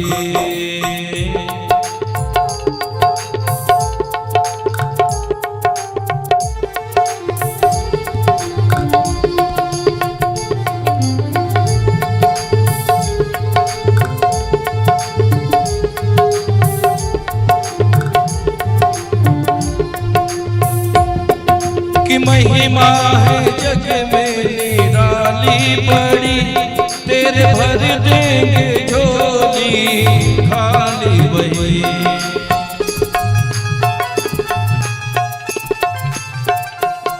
उनकी महिमा है जग में निराली पड़ी, तेरे भर देंगे झोली खाली वही। तुम तन मन धन सब अर्पण करो, अर्पण करो। हरि देंगे सहारा, प्रभु देंगे सहारा, कहीं ना कहीं, कभी ना कभी, कहीं ना कहीं, कभी ना कभी। तुम रोज रोज हरि गुण गाते रहो, गुनगुनाते रहो। प्रभु देंगे सहारा, हरि देंगे सहारा, कहीं ना कहीं, कभी ना कभी, कहीं ना कहीं, कभी ना कभी, कहीं ना कहीं, कभी ना कभी, कहीं ना कहीं, कभी ना कभी, कहीं ना कहीं, कभी ना कभी। प्रेम से बोले द्वारकाधीश भगवान की जय। भगवान ने द्वारकापुरी में कई लीलाओं को किया। भगवान ने अनेकों पर कृपा किया। राजा नृग के ऊपर भगवान ने कृपा किया। राजा नृग जो है रोज गाय के दान करता था जी। धोखे से एक गाय को उन्होंने 2 ब्राह्मण को दान कर दिया। दोनों ब्राह्मण जो है उसी गाय को लेने के लिए जिद किया। राजा जो है ऐसे धर्म संकट में फंस गया, क्योंकि रोज गाय का दान करता था। एक ही गाय 2 ब्राह्मण को दान हो गया। ब्राह्मणों ने कहा कि तुम इस प्रकार से तुम एक ही गाय को 2 ब्राह्मण को दान किए हो, लापरवाही की हो गई, जाओ इसका फल भोगोगे। राजा ने श्राप दे दिया, गिरगिट की योनि में चले जाओ। राजा नृग जो है गिरगिट की योनि में चला गया। भगवान ने उनका उद्धार किया, क्योंकि वही सूखे कुआं में गिरा हुआ था द्वारकापुरी के।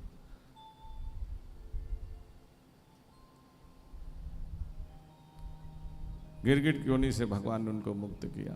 ऐसी सुंदर कथा जो है सुखदेव जी महाराज राजा परीक्षित को सुनाया। परीक्षित ने कहा, प्रभु आपने बताया था कि उज्जैन नगरी में भगवान 64 दिन के लिए विद्या अध्ययन करने के लिए गया था। वहीं एक गरीब ब्राह्मण सुदामा से भगवान ने मित्रता किया। उस सुदामा ब्राह्मण के कथा सुनाओ न महाराज। भगवान ने उनके साथ किस प्रकार से मित्रता का व्यवहार किया, उस कथा को सुनाइए। तब सुखदेव जी महाराज ने राजा परीक्षित को कथा बताते हुए कहा कि देखो, सुदामा ब्राह्मण विद्या अध्ययन करने के बाद अपना गांव चला गया। भगवान श्री कृष्ण कन्या विद्या अध्ययन करने के बाद मथुरा नगरी चला गया, और मथुरा नगरी में जरासंध जो है 18 बार आक्रमण किया। जरासंध को भगवान ने 18 बार पराजित किया। फिर मथुरा को छोड़ करके द्वारकापुरी का निर्माण करके भगवान द्वारकापुरी में आकर के निवास किया। और भगवान के फिर सुंदर लीलाओं को मैंने आप लोगों को सुनाया। वही लीला जो है सुखदेव जी महाराज ने राजा परीक्षित को सुनाया कि द्वारकापुरी में भगवान ने किस प्रकार से अपने शेष जीवन को व्यतीत किया। कई साल बीतने के बाद सुदामा जी भी सुशीला नाम की कन्या से विवाह कर लिया। उनके भी परिवार, उनके भी गृहस्थ जीवन सुखपूर्वक चल रहा था। लेकिन देखो, गरीबी में था जीवन। सुदामा ब्राह्मण बहुत गरीब। इस कथा से शिक्षा लेना चाहिए। सुदामा जी गरीब हो करके भी ऐसे नहीं, कहीं पे ऐसा नहीं लिखा है भागवत में कि सुदामा जाकर के गिड़गड़ा करके किसी से भिक्षा मांगते थे। भागवत में लिखा है कि अयाचक व्रत धारण किया था। अयाचक, याचना नहीं करता था कि जा करके किसी घर में गिड़गड़ा करके भीख मांगता हो, ऐसी नहीं है भागवत में कथा। अयाचक व्रत का मतलब होता है कि याचना नहीं करना। ब्राह्मण का काम ही है ना, कि यजमान के पास जा करके अगर कोई यजमान उनको दान देता है तो दान लेने का अधिकार ब्राह्मण को, राजपाट करने का अधिकार क्षत्रिय को। व्यापार करने का अधिकार वैश्य को, सेवा का अधिकार शूद्र को। ऐसे पहले वर्ण व्यवस्था थे भाई। तो ब्राह्मण लोग जो है ज्ञान उपदेश देते थे और यजमान लोग दान देते थे, तो दान स्वीकार करते थे। तो ये गरीब ब्राह्मण या सुदामा जो है कहीं भी अपने उस गांव में जाता था तो किसी के द्वार में पहुंच जाता था तो ब्राह्मण देवता आया हुआ है सोच करके लोग उनको दान देते थे, तो उस दान को स्वीकार करता था। जो मिल जाए इच्छा से किसी के, यानी सामने वाले अपनी इच्छा से जो दे उसको पा करके संतुष्ट रहता था, ऐसा संतोषी ब्राह्मण था। जो भी मिल जाए भिक्षा में अपने हो करके गिड़गड़ा के नहीं कहता था कि ये चाहिए, ये दे दो, वो दे दो। जो दे दे भिक्षा में उसे स्वीकार कर लेता था। ऐसा संतोषी ब्राह्मण, अयाचक ब्राह्मण था सुदामा जी। याचक नहीं, अयाचक लिखा हुआ है, अयाचक ब्राह्मण और परम संतोषी ब्राह्मण। अब पत्नी भी ना, नाम ही है सुशीला।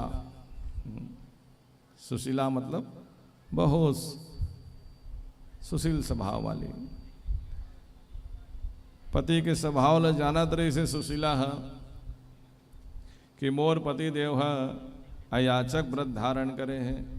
तेकर स्थिति कभी सुशीला ये नहीं कही कि हम स्वामी मिठाई चाहिए, कि बढ़िया साड़ी चाहिए, कि खाना पीना बढ़िया चाहिए, क्योंकि सुशीला ला पता है कि मोर स्वामी जो है जो मिलते उसी में संतुष्ट रहते। अयाचक व्रत धारण करे हुए हैं, याचना नहीं करे। तो सुशीला जो मिल जाए उसी में गृहस्थ जीवन चलाए।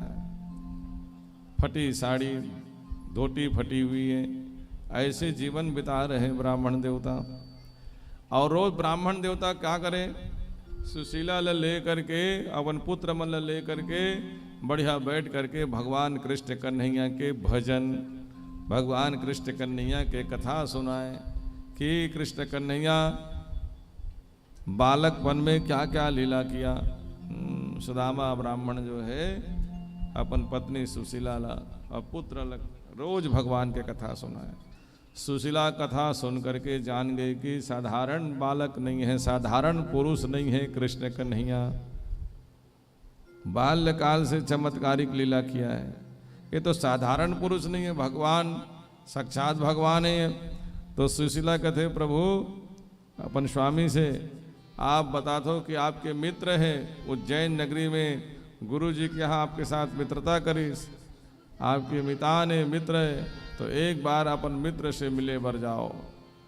सुदामा ब्राह्मण कहते कि सुशीला भगवान के सुंदर लीला ला सुन करके, कथा ला सुन करके तो मन में लोभ आ गए, तभी ते मुला द्वारकापुरी भेजना चाहता।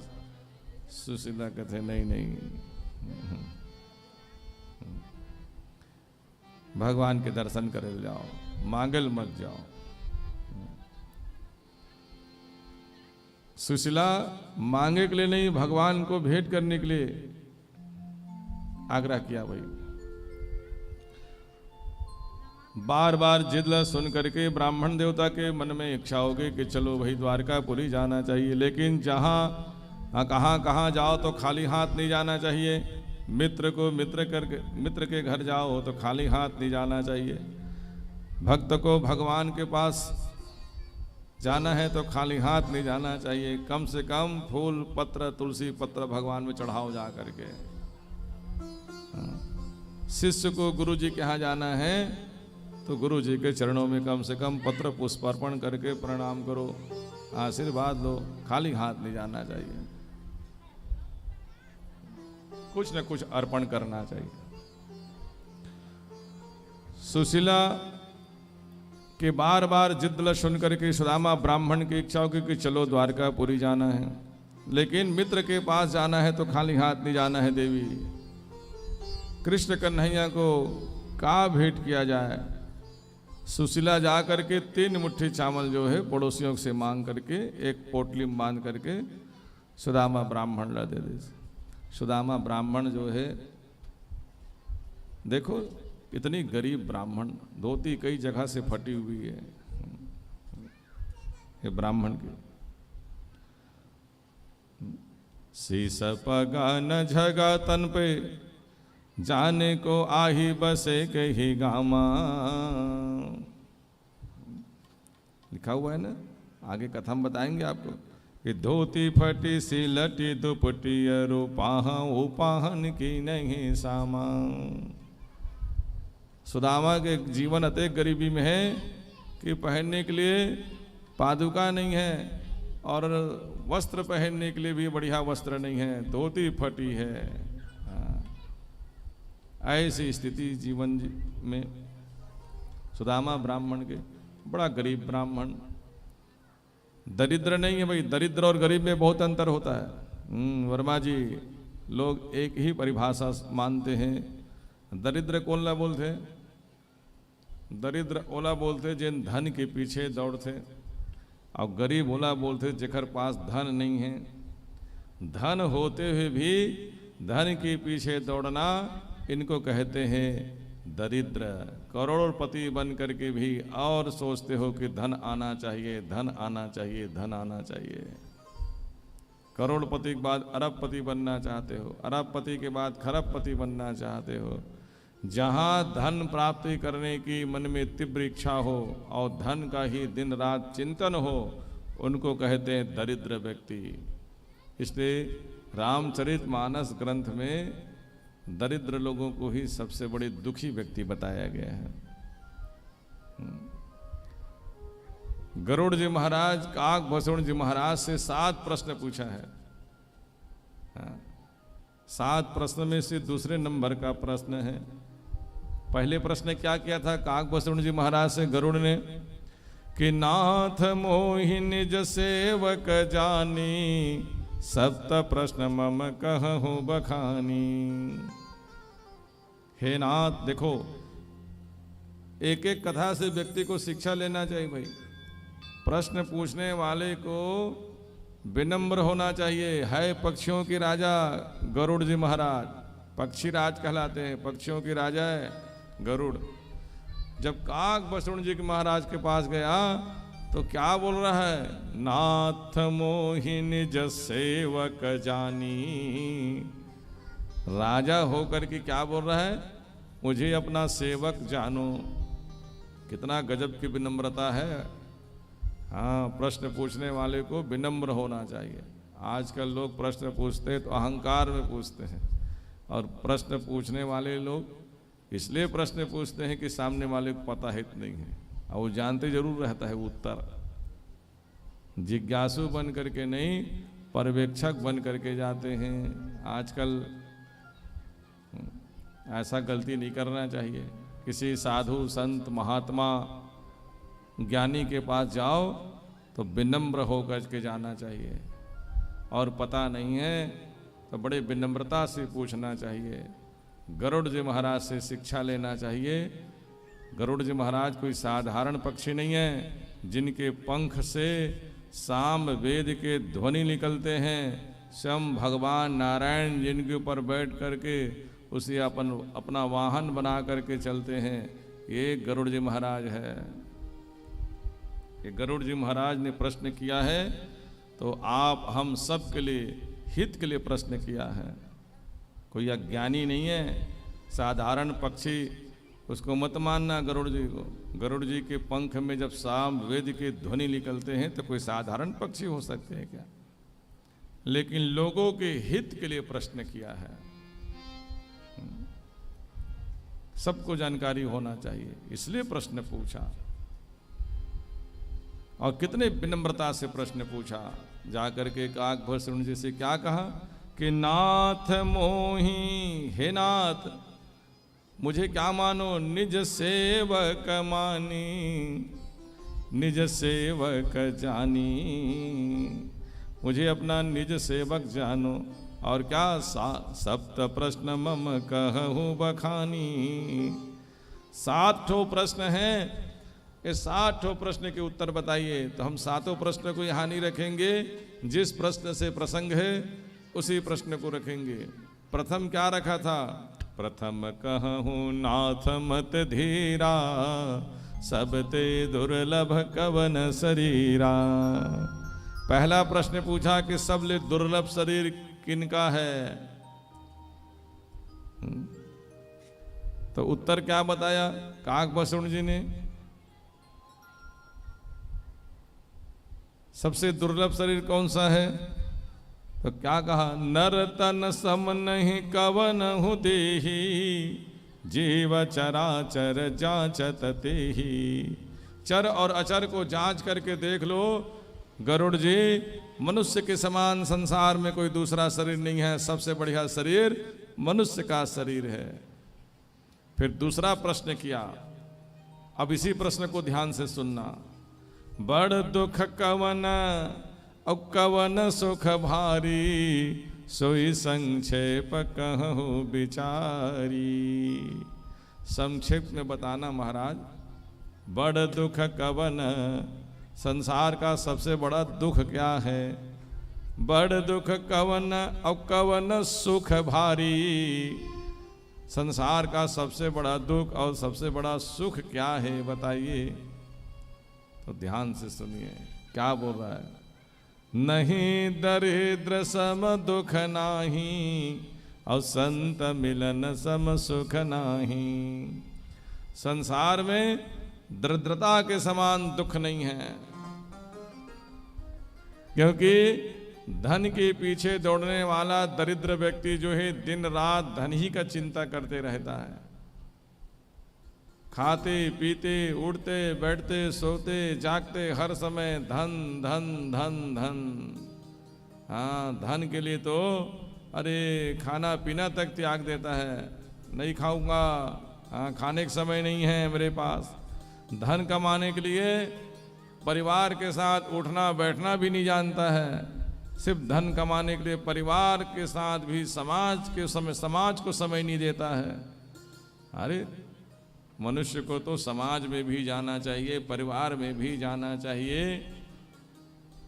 अपने पत्नी और पुत्र के साथ भी समय बिताना चाहिए, कथा भागवत में भी जाना चाहिए, सबके लिए समय निकालना चाहिए। लेकिन दरिद्र व्यक्ति जो धन के पीछे दौड़ते हैं ना, वो एक दिन ना कथा भागवत में जाते हैं सुनने के लिए। क्यों?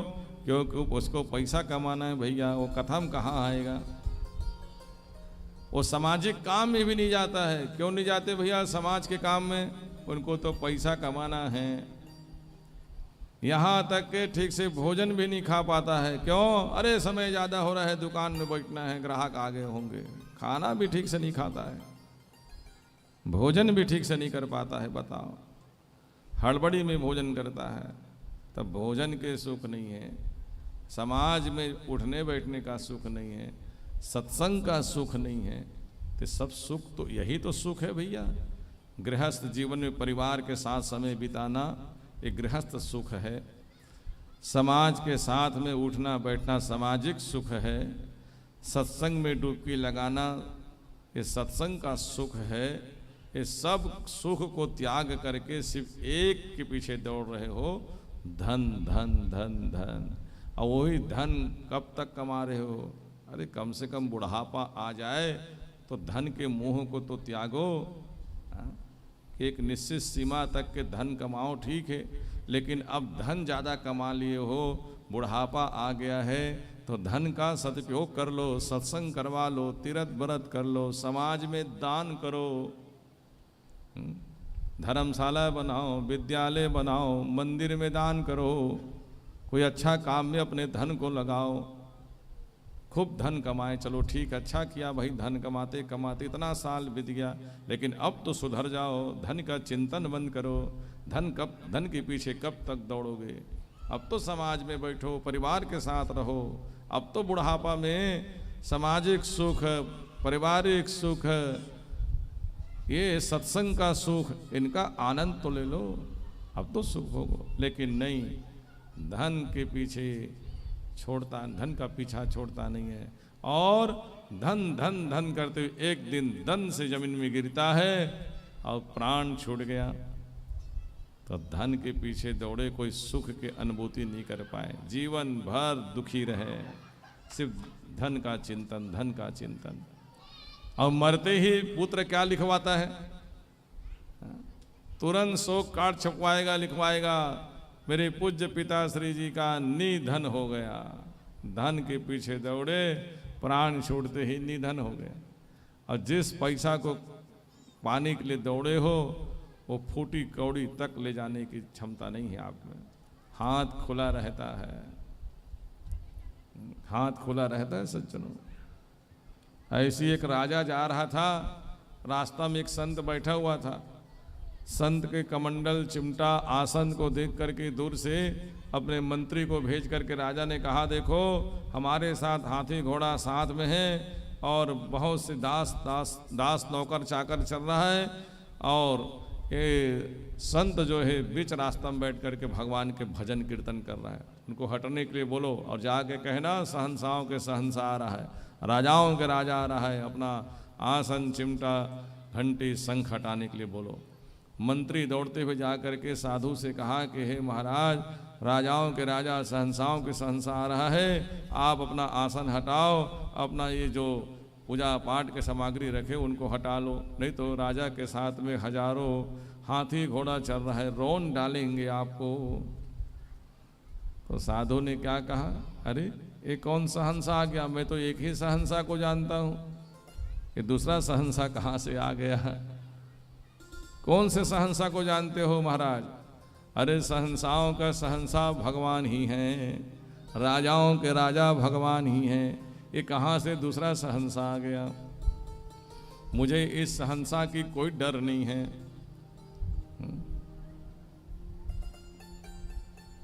और अपने उस सहंसा से जा करके पूछना, उससे बड़ा तो मैं सहंसा हूं, क्यों? मुझे किसी बात की चिंता नहीं है। और अपने सहंसा से जाके पूछना, चिंता है तो नहीं है मन में, मेरे मन में किसी चीज का भय नहीं है। अपने सहंसा से जाके पूछना, भय है तो नहीं है, मेरे मन में किसी चीज को पाने की कोई लालसा नहीं है।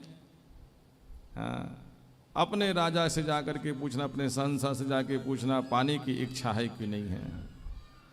और रात में मैं चैन से सोता हूं। अपने राजा से जाके पूछना, सहंसा से पूछना, नींद आती है तो नहीं आती है। मंत्री आ गया और महाराज से कहा, महाराज जी, वो तो साधु कहता है कि मैं उस राजा से भी बड़ा राजा हूं, उस सहंसा से बड़ा सहंसा हूं।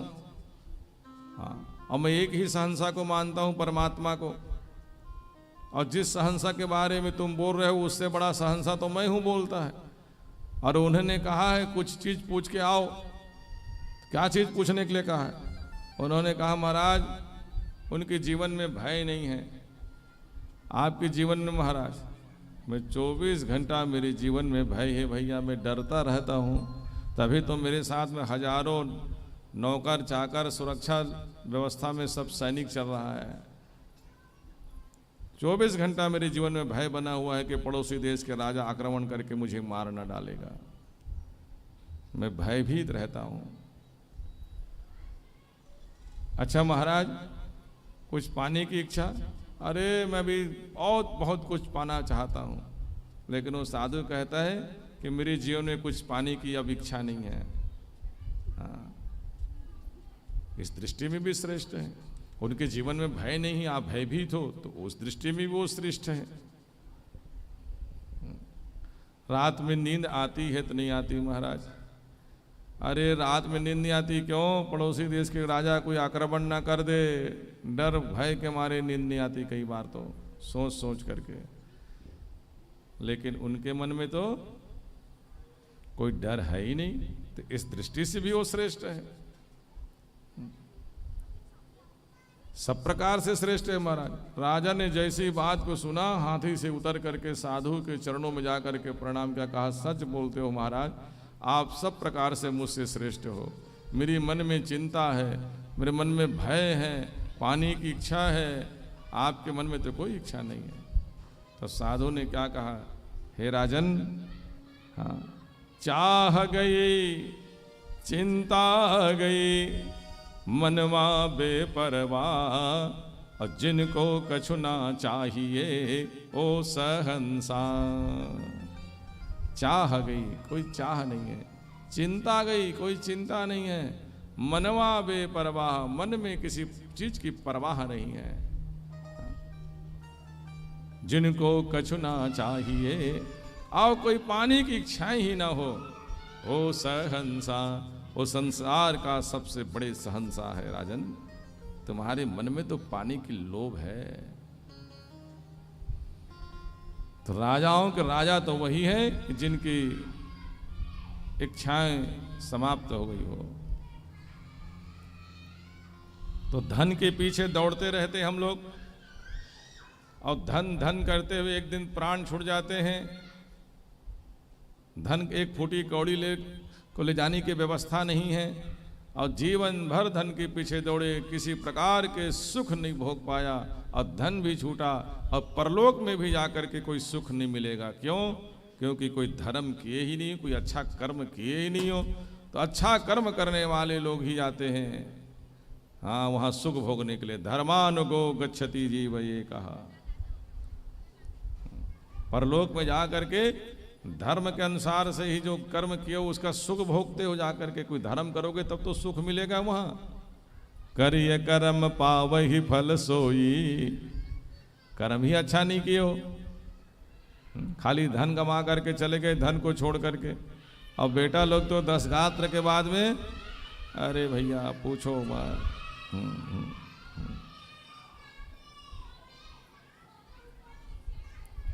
बेटा लोग जो है 10 गात्र के बाद तो भूल जाते हैं, और आजकल तो 10 गात्र के लिए भी समय नहीं है बेटा के पास।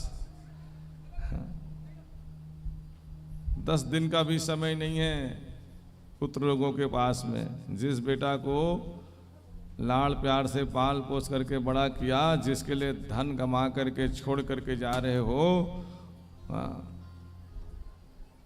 उस बेटा के पास भी 10 दिन का समय नहीं है।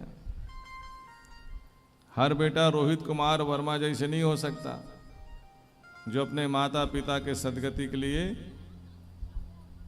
बढ़िया 9 दिन से कथा सुनने के लिए बैठा हुआ है, और अपने धन का धर्म में उपयोग कर रहा है। भाग्यशाली होते हैं वो माता पिता जिनके पुत्र धर्मात्मा होते हैं। इसलिए मैं बार बार कहता हूँ कि अपने पुत्र को डॉक्टर बनाओ, इंजीनियर बनाओ, शिक्षक बनाओ, वकील बनाओ, बड़े बड़े पद में उनको ले जाओ, ठीक है, लेकिन एक चीज उसे अवश्य बनाना चाहिए, उसे धर्म का ज्ञान जरूर बताइए, धर्मात्मा जरूर बनाइए। एको अपि पुत्रो धर्मात्मा तार्यते कुलम। डॉक्टर बेटा नहीं कहा, इंजीनियर बेटा नहीं कहा, वकील बेटा नहीं कहा, यहाँ पर कि एको अपि डॉक्टर, ऐसे नहीं कहा कि एक डॉक्टर बेटा हो जाए तो कुल का उद्धार कर दे, ऐसे नहीं कहा। एक बेटा इंजीनियर हो जाए तो कुल का उद्धार कर दे, इसने कहा एको अपि पुत्रो धर्मात्मा। धर्मात्मा होना चाहिए पुत्र को, जिसको धर्म का ज्ञान हो उनको कहते हैं धर्मात्मा। जो धर्म कार्य करे अपने माता पिता के सदगति के लिए, उस पुत्र को कहा जाता है धर्मात्मा। तो डॉक्टर इंजीनियर वकील जो बनाते हो ठीक है, हम नहीं कहते कि मत बनाओ, थोड़ी ना बोल रहे हैं, लेकिन उसे संस्कारवान मनुष्य धर्मात्मा जरूर बनाइए, धर्म की ज्ञान सिखाइए, स्वयं धर्म करिए, क्योंकि जो करोगे वही बेटा देखेगा और सीखेगा। खुद अपने माता पिता को प्रणाम नहीं करते हो और बेटा से अपेक्षा करते हो कि हमारा बेटा प्रणाम करे, कहाँ से बेटा सीखेगा भैया? पहले बेटा को तो दिखाओ। आप अपने माता पिता के प्रणाम करो तो आपका बेटा अपने आप सीख जाएगा। दिखाने के जरूरत है, सिखाने की क्या जरूरत है? बेटा तो देख करके सीख जाएगा। पढ़ते तो खूब हो रामायण, सुनते तो हो खूब रामायण, भागवत कथा सुनते हो, रामचरितमानस गांव गांव होते हैं, राम को खूब मानते हो। अभी इतना पूजा किए, इतना पूरा राम जी का अयोध्या के मूर्ति में स्थापना में तो हो ठिकाना नहीं भैया। ऐसे लगे कि दिवाली दोबारा आ गए हैं। ऐसे धूम दिवाली से भी ज़्यादा उत्साह मनाए वो राम जी की रामलला की मूर्ति स्थापना में। लेकिन राम जी के उत्सव मना रहे हो, राम जी की पूजा कर रहे हो, राम जी को इतना मानते हो, लेकिन राम के कुछ 2-4 ठो बात को तो भी मानना चाहिए। एक ही बात को मान लो कम से कम कि प्रातः काल उठ के रघुनाथा, माता पिता गुरु ना वही माथा। अपने माता पिता और गुरु जी के चरणों में सिर झुकाना तो सीख जाइए, एक गुण तो राम का सीख जाइए। चलो राम नहीं बन सकते तो थोड़ा बहुत राम के मानने वाले को राम की बात तो मानना चाहिए। अब 1% नहीं मानते हो राम की कोई बात को तो कैसे राम के भक्त हो? राम भगवान की पूजा करने से नहीं, उनके बताए हुए बात को मानने से राम प्रसन्न होते हैं। राम को तो सब मानते हैं, लेकिन राम के मानो तब राम प्रसन्न होते हैं। धर्म की जय बोलते जरूर हो, लेकिन धर्म करते नहीं हो तो कैसे जय कर रहे हो? राम भगवान की जय बोलते हो, लेकिन राम की एक ठो बात नहीं मानते हो। हाँ चलो ठीक है, प्रणाम नहीं करते हो माता पिता के, तो माता पिता के साथ दुर्व्यवहार तो नहीं करना चाहिए। मारना पीटना सताना, वृद्धावस्था में घर से बाहर निकाल करके वृद्धाश्रम में बैठाल देना, अरे ये तो बहुत दुर्भाग्य की बात है कि राम और कृष्ण के मानने वाले इस भारत देश में वृद्धाश्रम हैं। वृद्धाश्रम तो होना ही नहीं चाहिए, क्योंकि माता पिता वृद्धाश्रम में जाके बैठे हुए, और उन्हीं के माता पिता बैठे हुए हैं जिनका बेटा डॉक्टर और इंजीनियर है। डॉक्टर और इंजीनियर है भैया, ऐसे पुत्र के माता पिता लोग बैठे हुए हैं वहाँ जा कर के। गरीब का बेटा नहीं, डॉक्टर इंजीनियर का बेटा लोग बैठे हुए, बेटा के महतारी पिता बैठे हैं। तो क्या काम के ऐसे बेटा? उससे तो मजदूर बेटा अच्छा है कि साथ में रख करके बढ़िया अपने माता पिता को तो बढ़िया भोजन खिला रहे हैं और सब अपना जीवन बिता रहे हैं।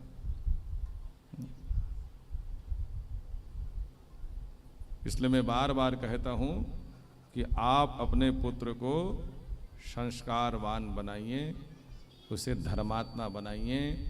बेटा धर्मात्मा है, अगर आपसे कुछ ज़्यादा पुण्य ना हो पाए तो एक ही पुण्य पर्याप्त है कि बेटा धर्मात्मा है।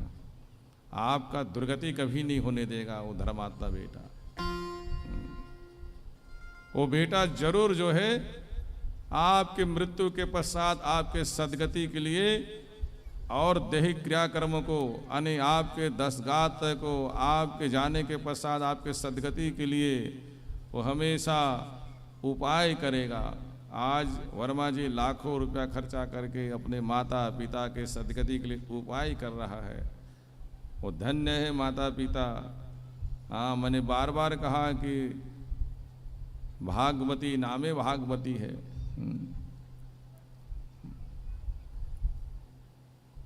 भाग्यशाली होते हैं वो माता पिता जिनके बेटा धर्म कार्य करते हैं। आज राम जी अगर अपने माता पिता के लिए अगर कोई कार्य नहीं करता तो राजा दशरथ के जय जयकार नहीं होते। अगर ध्रुव जैसा बेटा नहीं होता तो उत्तानपाद राजा के लोग नाम नहीं लेते। बेटा के वजह से पिता का नाम चलता है। उत्तानपाद राजा का बेटा ध्रुव, राम जी के कारण से नाम चलता है, महाराज दशरथ का पुत्र राम। तो बेटा धर्मात्मा होते हैं तो हमारा भी नाम बढ़ता है संसार में। ये किनका बेटा है, इसलिए अपना बेटा को धर्मात्मा बनाइए। आज श्रीमान रोहित वर्मा जी भागवत कथा करवा रहे हैं, तो गांव वाले जब भी चर्चा करेंगे तो भागवत कथा कौन करवाए? अरे वो अपने माता के लिए करवाए, माता पिता के लिए करवाए भाई। हाँ, अपने माता जी भागवती के प्रथम पुण्य बरसी में भागवत कथा करवाए। बड़ी भागशाली है भाई भागवती तो, कि ऐसे बेटा जन्म दीस बढ़िया कि भागवत कथा करे तो नाम चल ही ना।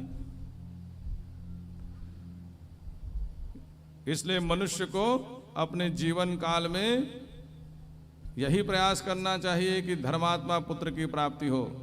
और धर्मात्मा पुत्र प्राप्ति करने का शास्त्रों में उपाय बताया गया है। मैंने आपको पहले भी बता चुका भागवत में। दोबारा बताने का यहाँ पर समय नहीं है कि गर्भवती स्त्री को अच्छा चीज़ देखना चाहिए, अच्छा चीज़ सुनना चाहिए, अच्छा चीज़ भोजन में ग्रहण करना चाहिए। और मासिक चक्र के प्रथम 3 दिन में कभी भी गर्भ धारण नहीं करना चाहिए। मासिक चक्र के प्रथम 3 दिन में इतनी अशुद्धि होती है कि उस समय संतान धारण करने के अनुकूल समय नहीं होते भाई, सावधानी बरतना चाहिए। जैसे जैसे मासिक चक्र के दिन बढ़ता जाता है और समय बढ़ते बढ़ते जब 14वें दिन, 15वें दिन और 16वें दिन हो जाए और कोई गर्भ धारण करे कोई स्त्री, तो महान धर्मात्मा पुत्र जन्म लेके आता है। तो संस्कार गर्भ से होता है। आजकल के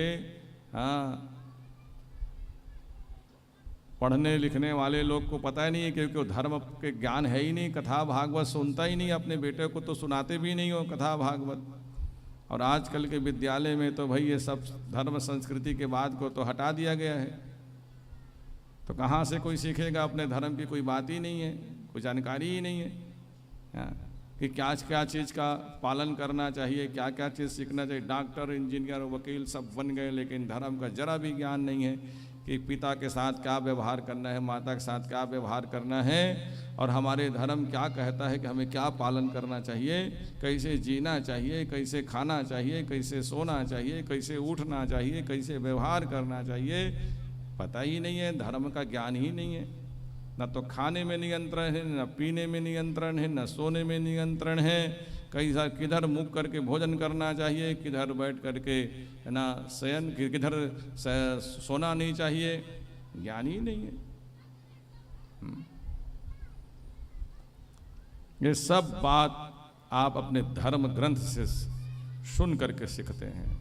इसलिए जीवन में अब सब कुछ है, साधन की सुविधा सब बढ़ गए, लेकिन जीवन में सुख शांति की कमी हो रही है।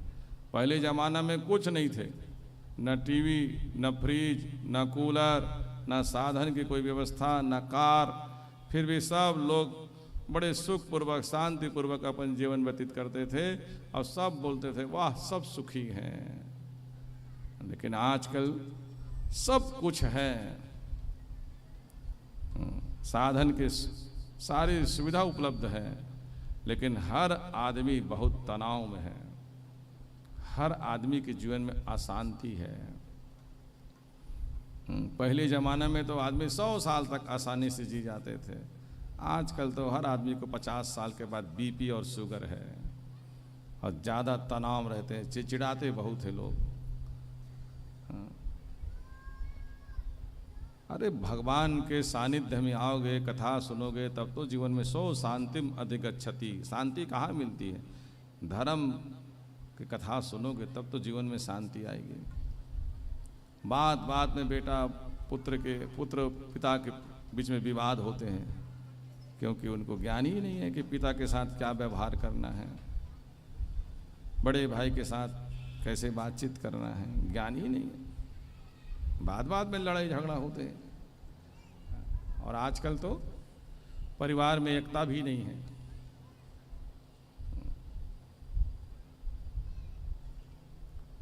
तो कथा सुनो तो व्यक्ति को उनका श्रवण करके अपने जीवन में उतारना चाहिए।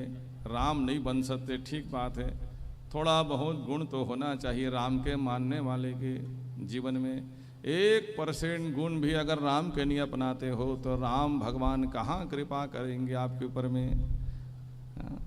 कुछ सीखो। अद्रीणम चाहतम ज्ञानम प्रमादिन हतम श्रुतम संदिग्धो ही हतो मंत्रा व्यग्रचित्तो हता जपः। कथा सुनने बस से लाभ नहीं मिलता भाई। अद्रीणम चाहतम ज्ञानम, ज्ञान की कथा सुन करके अगर एक भी बात नहीं मानते हो ज्ञान की, तो क्या कल्याण करेगी ये कथा। अरे 1% कम से कम तो अपने जीवन में उतारो। गंगा जैसे है सत्संग की कथा, एक गंगा है जिसमें ना आप लोग आकर के नहा रहे हो। गंगा में नहा करके आ करके गंगा मैया से कहना चाहिए जो पाप हुआ सो हुआ मैया, अब के बाद अब मैं जीवन में पाप नहीं करूँगा, संकल्प करके आओ। हाथी जैसे नहीं नहाना चाहिए। हाथी सरोवर में जाके नहाता है और जैसे ही सरोवर से बाहर निकलता है धूल को लेकर के पीठ में छिड़कता है। तो इतना बढ़िया नहाने से क्या फायदा हुआ? नदिया में जा करके डुबकी लगा करके सूंड में पानी भर भर करके नहाया, मोटर पंप फैल खा जाएगा। इतना बढ़िया नहाता है हाथी। लेकिन हाथी के एक स्वभाव है कि जैसे ही नदी से बाहर निकल के आता है पार में धुर्रा पकड़ करके पीठ में छिड़कता है। तो वही हाथी जैसे हम लोग करते हैं। इतना बढ़िया कथा में आ करके नहा रहे हो, सत्संग सरोवर में डुबकी लगा रहे हो, यहाँ से बाहर निकलते हो फिर वही काम करते हो, तो क्या फायदा होगा? हाथी जैसे स्नान नहीं करना चाहिए।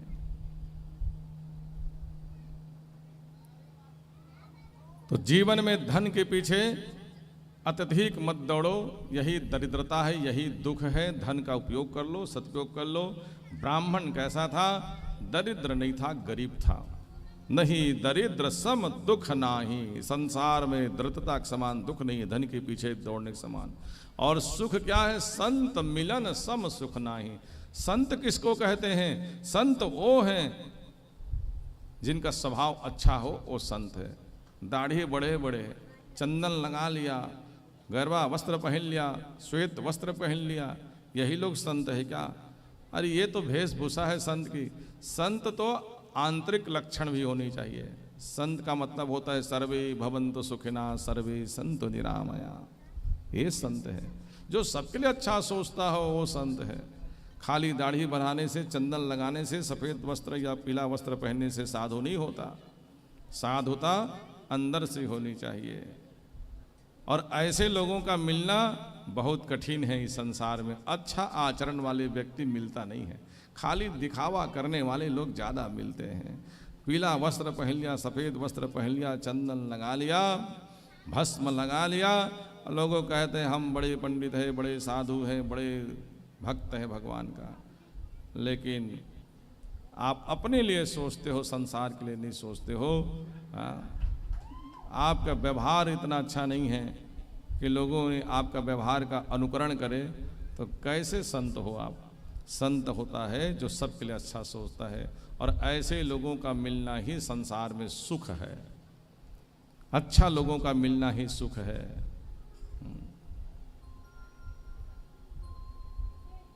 घर में अच्छे लोगों के साथ रहोगे तो घर में शांति रहेगी। दुष्ट लोग के साथ में रहोगे तो रोज लड़ाई झगड़ा होंगे। घर में सब अच्छे लोग रहेंगे तो सुख शांतिपूर्वक जीवन व्यतीत करोगे। तो अच्छे लोगों का मिलना ही सुख है और बुरे लोगों का मिलना ही तो दुख है। जो धन के पीछे दौड़ते हैं उनके पास सत्संग में डुबकी लगाने का समय ही नहीं है, तो कहाँ से साधुता आएंगे? सीखेंगे कहाँ से? इसलिए दरिद्रता के समान दुख नहीं है और अच्छे लोगों के समान मिलने का सुख नहीं है। सुदामा ब्राह्मण धन के पीछे दौड़ने वाला ब्राह्मण नहीं था, गरीब जरूर था। 3 मुट्ठी चावल ला के दिया। 3 मुट्ठी चावल को लेकर के ब्राह्मण देवता जो है, सुदामा जो है, भगवान का नाम का उच्चारण करते हुए द्वारकापुरी की तरफ आ रहे हैं। भगवान का नाम लेते हुए, बांके बिहारी भगवान का जय जयकार करते हुए। हाँ, सुदामा जी के साथ चलो हम लोग भी भगवान का भजन गाते हैं। सुदामा जी क्या भजन गा रहे हैं? हाँ,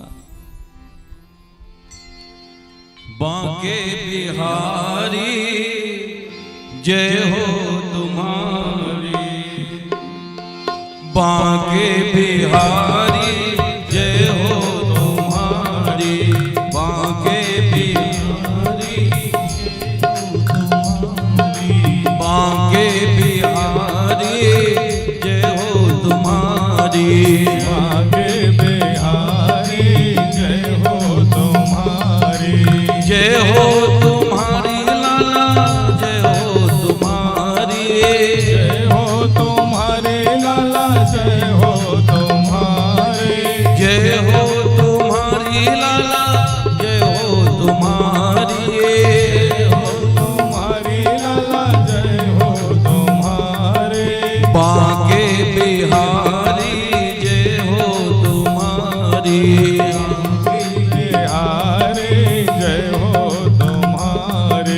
बांके बिहारी जय हो तुम्हारी, बांके बिहारी जय हो तुम्हारी, जय हो तुम्हारी लाला जय हो तुम्हारी, जय हो तुम्हारी लाला जय हो तुम्हारी, जय हो तुम्हारी लाला जय हो तुम्हारी, जय हो तुम्हारी लाला जय हो तुम्हारी, बांके बिहारी जय हो तुम्हारी, बांके बिहारी जय हो तुम्हारी, बांके बिहारी जय हो तुम्हारी, बांके बिहारी जय हो तुम्हारी। प्रेम से बोलो। नगरी बड़ी दो नगरी हो, दूर नगरी बड़ी दो नगरी, दूर नगरी है बड़ी दो नगरी हो, दूर नगरी है बड़ी दो नगरी। कैसे आऊं रे कन्हाई, कैसे आऊं रे कन्हाई, द्वारिका नगरी बड़ी दो नगरी हो, दूर नगरी है बड़ी दो नगरी, दूर नगरी है बड़ी दो नगरी। कैसे आऊं रे कन्हाई, कैसे आऊं रे कन्हाई, द्वारिका नगरी बड़ी दो नगरी हो, दूर नगरी है बड़ी दो नगरी हो, दूर नगरी है बड़ी दो नगरी। आओ सांवरे देखो तो जरा हम कैसे जिए तेरे खातिर, आओ सांवरे देखो तो जरा हम कैसे जिए तेरे खातिर। दिन रात जलाए बैठे हैं, दिन रात जलाए बैठे हैं, नैनों के लिए तेरे खातिर। आओ सांवरे देखो तो जरा हम कैसे जिए तेरे खातिर। हो आओ सांवरे देखो तो जरा हम कैसे जिए तेरे खातिर। नैना थक गए, नैना थक गए, राह निहारो कन्हैया अब देर ना करो। नैना थक गए, राह निहारो कन्हैया अब देर ना करो, कन्हैया अब देर ना करो,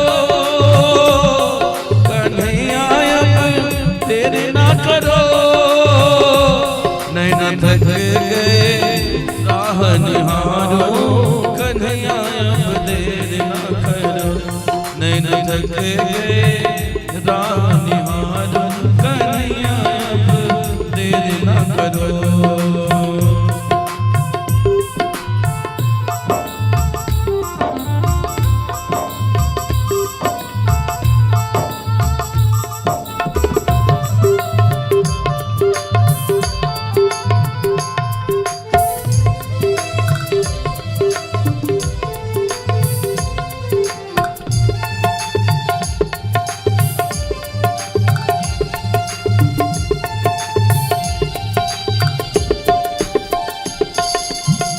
एक ही कान्हा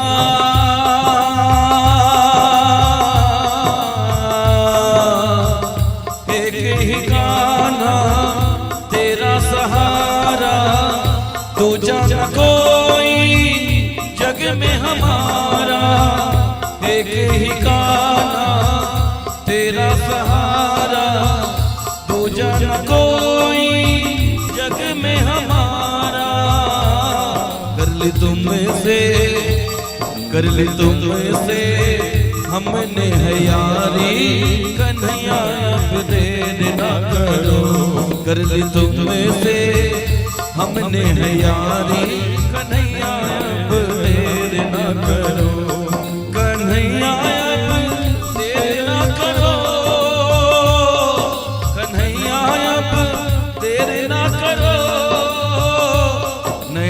थकेगे राह निहारो कन्हैया अब देर न करो, नैन थकेगे राह निहारो कन्हैया अब देर न करो।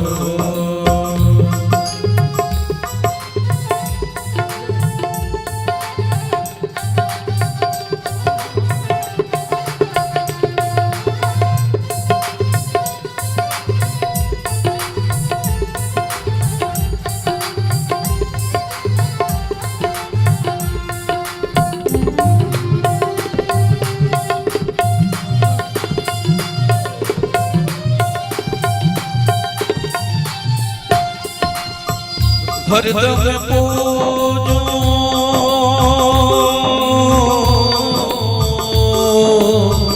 हरदम पूजो हरदम ध्याओ, सबसे पहले तुम्हें मनाओ।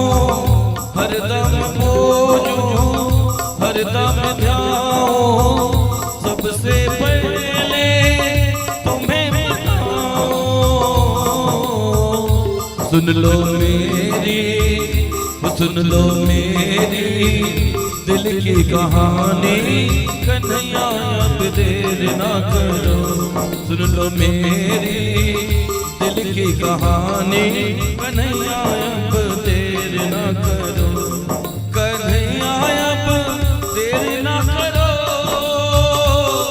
कन्हैया अब देर ना करो। नैन थकेगे राह निहारो कन्हैया अब देर ना करो, नैन थकेगे राह निहारो कन्हैया अब देर ना करो। हो बांके बिहारी जय हो तुम्हारी, बांके बिहारी जय हो तुम्हारी, बांके बिहारी जय हो तुम्हारी, बांके बिहारी जय हो तुम्हारी। हो जय हो तुम्हारी लाला जय हो तुम्हारी, जय हो तुम्हारे लाला जय हो तुम्हारे। हो बांके बिहारी जय हो तुम्हारी, के बिहारी जय हो तुम्हारी। हो बांके बिहारी जय हो तुम्हारी, बांके बिहारी जय हो तुम्हारी। प्रेम से बोले बांके बिहारी भगवान की जय जय हो। सुदामा ब्राह्मण को लेके आओ। सुदामा ब्राह्मण जो है भगवान का जय जयकार करते हुए जैसे द्वारकापुरी पहुंचा, यहीं पे रोकना है ना, आके यहीं पे रोक रहे हैं ना, सुदामा जी को एकदम से लाना मत, वहीं पे रोकना है ना। द्वारपाल लोगों से बातचीत करेंगे।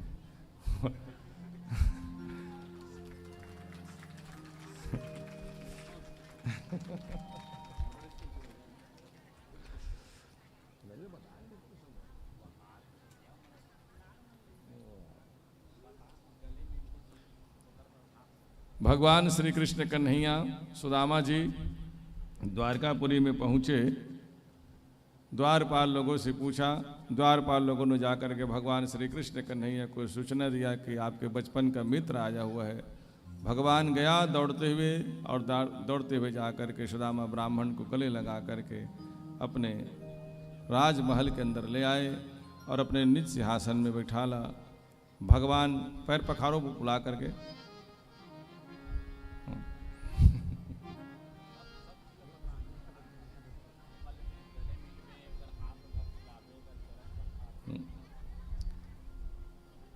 चलिए लेके आओ और एक ठो कुर्सी और ले आओ।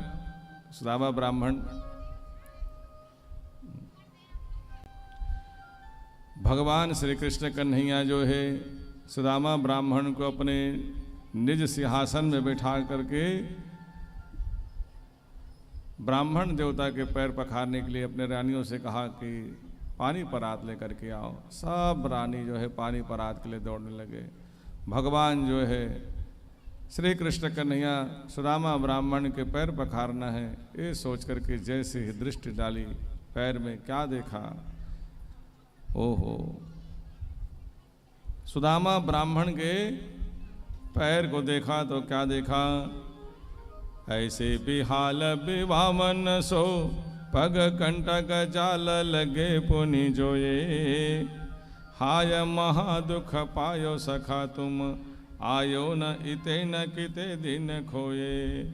देखे सुदामा की दीन दशा, देखी सुदामा की दीन दशा, करुणा करके करुणा निधि रोए, पानी परात को हाथ छियो नहीं, नैनन के जल सो पग धोए। भगवान जो है पानी परात को छुआ तक नहीं, सुदामा ब्राह्मण के पैर को अपने अस्त्र धारा से भगवान जो है उनके पैर को पखार लिए, और भगवान जो है सुदामा ब्राह्मण की दीन दशा को देख करके खूब रोया। भगवान पैर पखार करके भगवान ने सुंदर सिंहासन में बिठा करके अपने रानियों से कहा कि जाओ इस ब्राह्मण देवता के लिए भोजन व्यवस्था करो, पहले इनके नहाने की व्यवस्था करो, इसके बाद भोजन व्यवस्था करना। नहाने के लिए सुवासित जल की व्यवस्था करो, नहाने के लिए सुवासित व्यवस्था जल किया गया। ब्राह्मण देवता बढ़िया सुंदर स्नान किया।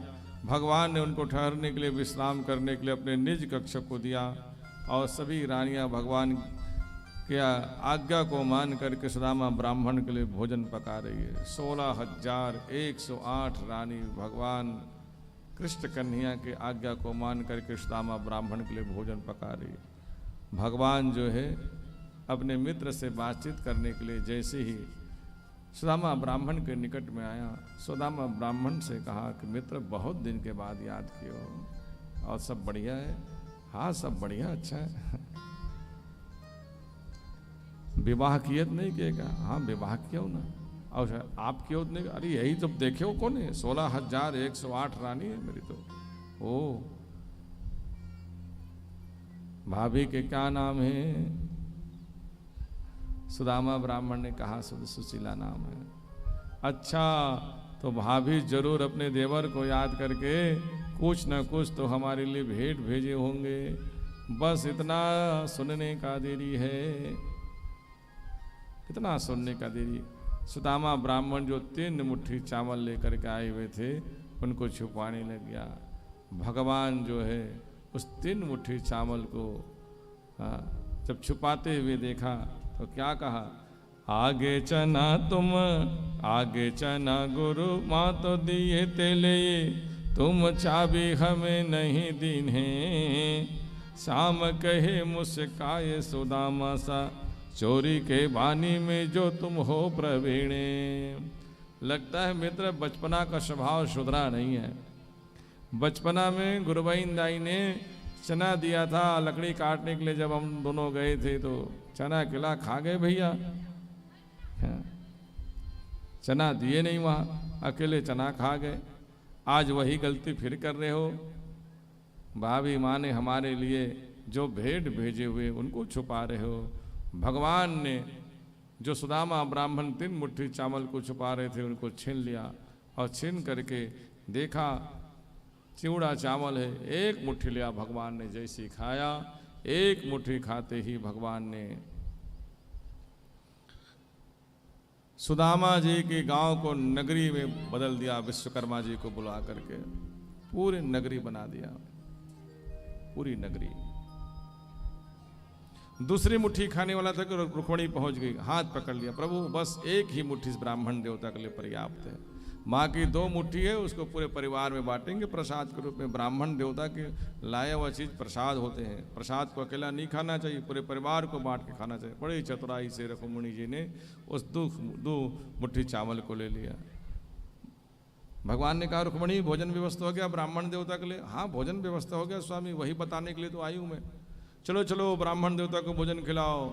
16,108 थाली लेकर के जब रानी मन पहुंची वहाँ, सुदामा ब्राह्मण ने कहा मित्र इतना सब भोजन, मेरा शरीर देखो और भोजन।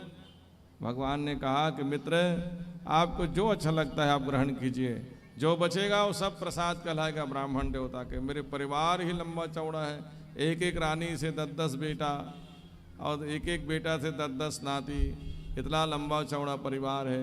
आपके भोजन करने के बाद जो बचेगा भोजन वो सब प्रसाद कहलाएगा। सुदामा ब्राह्मण ने अपने स्वाद के अनुसार से भोजन को लिया और बढ़िया सुंदर बैठ करके भोजन को ग्रहण किया। और भोजन ग्रहण करने के बाद भगवान श्री कृष्ण कन्हैया ने सभी रानियों से कहा कि अपना अपना परिचय बताओ और ब्राह्मण देवता के आशीर्वाद लो। सबसे पहले पहुंच गए रुक्मणी जी। रुक्मणी जी आकर के प्रणाम करते हुए क्या कहा, मैं कुंडनपुर से आई हूँ, महाराज भीष्मक की सुपुत्री हूँ, नाम रुक्मणी है। हे ब्राह्मण देवता, आपके चरणों में प्रणाम। ब्राह्मण देवता ने दोनों हाथ को उठा करके आशीर्वाद दिया। सौभाग्यवती भव देवी, पतिव्रता भव देवी, पुत्रवती भव देवी।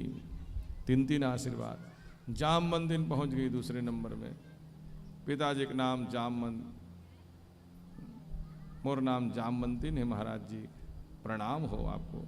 सौभाग्यवती भव देवी, पतिव्रता भव देवी, पुत्रवती भव देवी।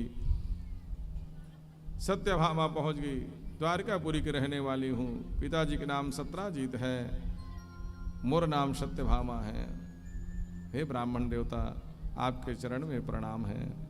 ब्राह्मण देवता ने फिर दोनों हाथ उठा करके सौभाग्यवती भव देवी, पुत्रवती भव देवी, पतिव्रता भव देवी। 3 आशीर्वाद। कालिंदी मैया, मित्रवृंदा, सत्या, भद्रा, लक्ष्मणा सब आ करके बताते जाए। दोनों हाथ को उठा करके ब्राह्मण देवता सौभाग्यवती भव, पुत्रवती भव, पतिव्रता भव देवी, सौभाग्यवती भव, पुत्रवती, पतिव्रता भव देवी, सौभाग्यवती, पुत्रवती, पतिव्रता भव देवी, सौभाग्यवती भव, पुत्रवती, पतिव्रता भव देवी। दोनों हाथ को उठा करके आशीर्वाद दिया। हाँ, 20, 25, 50 जैसे हुआ।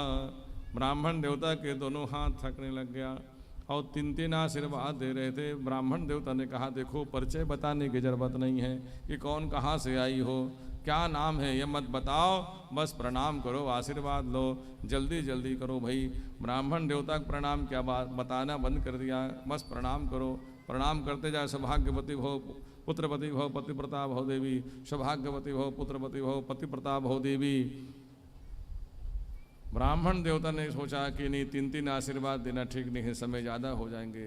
सौभाग्यवती भव, पतिव्रता भव देवी, सौभाग्य। अब दोनों हाथ उठा करके की हाथ से सौभाग्यवती भव, पुत्रवती भव देवी, सौभाग्यवती भव, पुत्रवती भव देवी। अब तो खाली एक ही आशीर्वाद, सौभाग्यवती भव, सौभाग्यवती भव, सौभाग्य करो भाई, जल्दी जल्दी करो। ब्राह्मण देवता बोले सौभाग्यवती भव, सौभाग्यवती भव, सौभाग्यवती भव, सौभाग्यवती भव। भव भव भव भव भव। अब तो ब्राह्मण देवता इतना थक चुका था कि मुंह से एक शब्द नहीं बोल पा रहा था। अब बस कैसे करता था,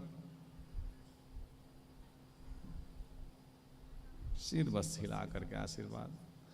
पूछा, मित्र कितना हुआ है भैया, अभी कितना बचा है? अभी तो 1000 भर नहीं हुआ है। ब्राह्मण देवता 16,108। ओहो, जल्दी करवाओ भाई। हाँ। सिर भी अब दुखने लगा।